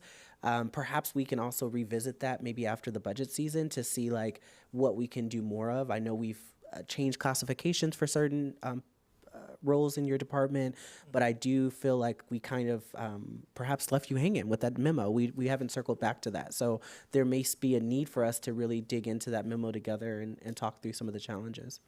Okay, thank you. Yep. Okay, anything to add? Okay, I'll just add one thing is, in planning, we have an on-call contractor that's here 3 days a week. Can we get an engineering firm to give you some on-call support until we're able to fill those vacancies? Oh, that support I have. That's what I just mentioned. I have a staff member from SKL Solution she's actually helping me out with some of these projects. So otherwise you would not have seen any of these projects. Right. Yeah, Okay, thank you. All right, with that, I'll open it up to the public. Yes, we have Rafael Menace and John Bender.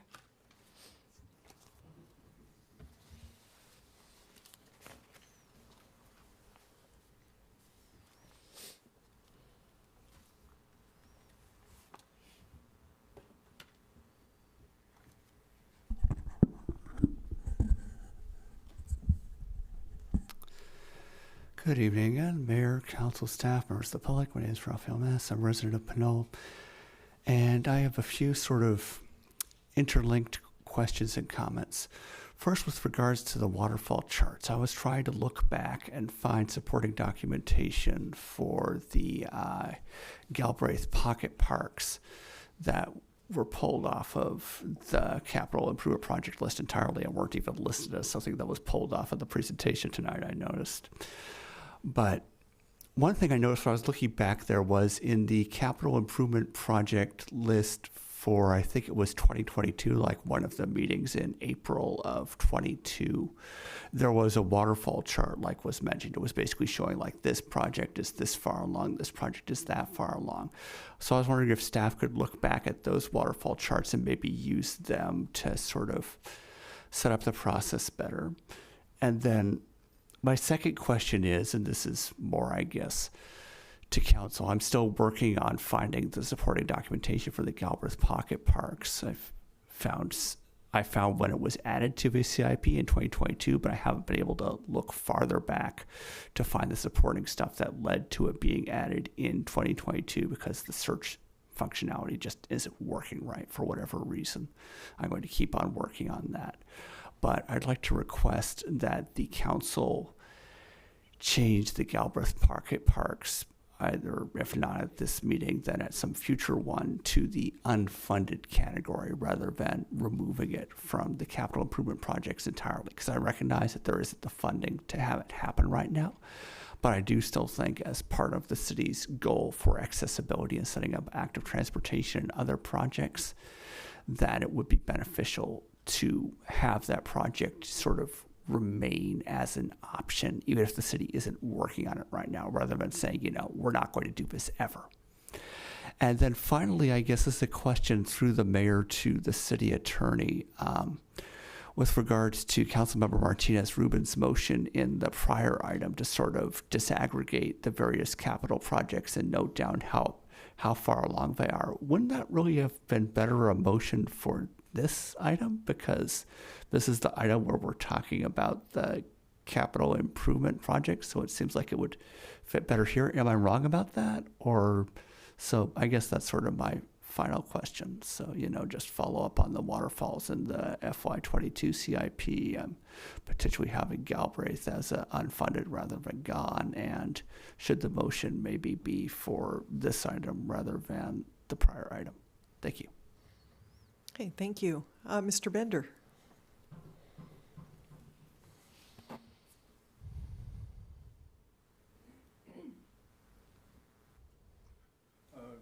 Good evening, Mayor, council members, and staff. I just had two brief observations on items in the CIP.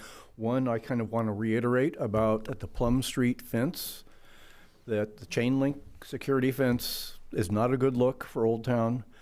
I actually used that parking lot yesterday, around noon.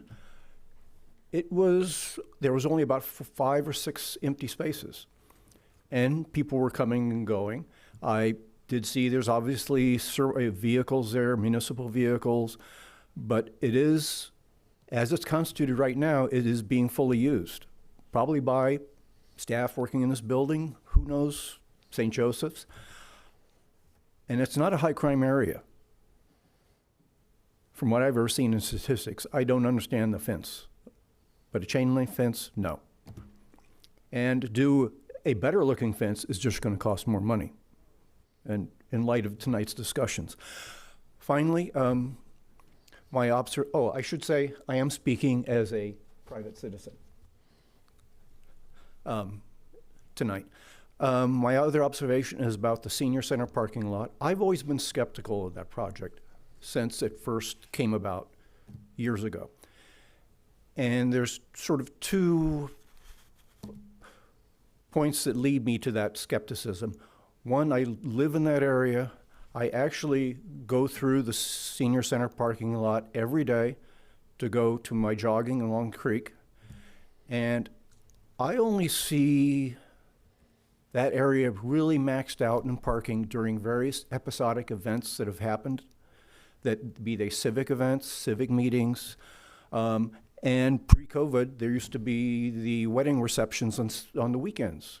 And you would see, yes, parking everywhere. People would be parking even on San Pablo Avenue.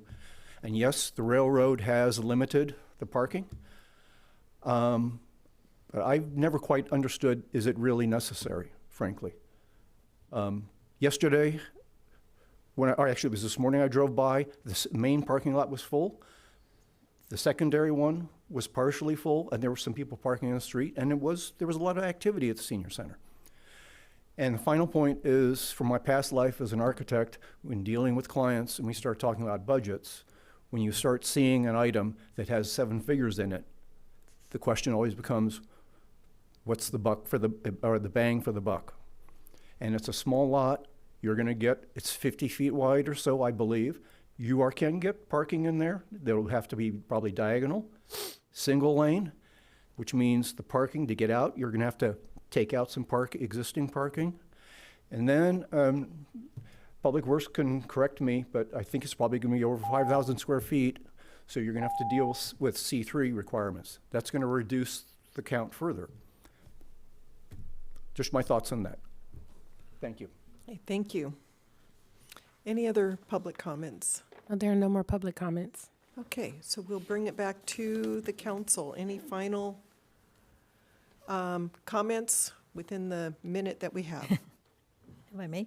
Yes, go ahead. Multi-benefit projects. If we can have that as a criterion to help us determine, again, what's essential and what isn't. Because, and this is speaking to, as the example that was just given by public commenter, there are some projects that will benefit us in different ways. We may just not see it right now. So if there can be any presentation on your part from your expertise of multi-benefit, that would be great. Mayor, we should have a motion to extend. What do you think, 10 minutes? Let's go with 15. 15 minutes. Okay, motion for 15 minutes? Mm-hmm. I'll move. Second. Okay, all those in favor say aye. Aye. Right. Any opposed? Okay, thank you. Can I respond to? Okay. Yeah. So for that, we have the priority listing for the projects. Those do have a criteria with multiple benefits. We just completed the priority scoring just after we printed this, so it is not here, but you will see it next round. So, but we completed that. So. Thank you. So is there any direction we want to give to staff? Provide direction to staff. There was a motion previously, under the previous item that crosses over into the CIP. So we do have that. Is there any other direction? I think we talked about encumbered and actual on these. So, like what stage it's in, what's encumbered, what's actual, or what was budgeted, encumbered, and actual. If we could show that, that'd be great. Okay. All right. And do we need a motion for that direction, or is that, yeah, okay. Motion to add a chart or prioritization chart, or we should just say motion to add budgeted, encumbered, and actual for the waterfall chart. Okay, great. Is there a second? I'll second. Any other discussion? Okay, all those in favor say aye. Aye. Aye. Any opposed? Okay. Any follow-up motions regarding this? I don't know if it's a motion, but I'll just say for the record that I would much rather have our staff focus on the road rehabilitation work as opposed to getting set up to have an auxiliary parking lot. I know you put in your staff recommendation that that was a project that should continue. So leaning on you to, until maybe our next meeting, to just consider what it would be like to take one project away a little bit and add more to that road rehabilitation. But I don't know how much of a difference, I don't know how to make that assessment of how much of a difference it would make. I know moving 500,000 could do something, but it doesn't do anything for our budget shortfall. I just want to name that because that has been a I think I asked for that additional feedback from you, and I saw the report that basically said we should move forward as we did. So just want to give that more thought to our next meeting if you can. Okay, thank you. Understood. Just, the details that we provided when I said that we should move forward this project, meaning whatever has been determined previously as the scope of the project, to keep that. That was our recommendation. But I don't mean to say that it must be done in this fiscal year. We have been slow pedaling that project just because we had asked for earmark funding from various, assembly members in office, and that's why we didn't really go, with completely spending even if it is budgeted, we didn't go and spend everything to the fullest design. Gotcha. Okay, thank you. All right, so we're ready to move on to we have no new business, and then citizens to be heard. This is for folks that did not speak during the first citizens to be heard. We have none? No, Mayor, there are none. Okay, with that, we will adjourn to the special city council meeting of June 1st, 2024, in remembrance of Amber Schwartz. And thank you.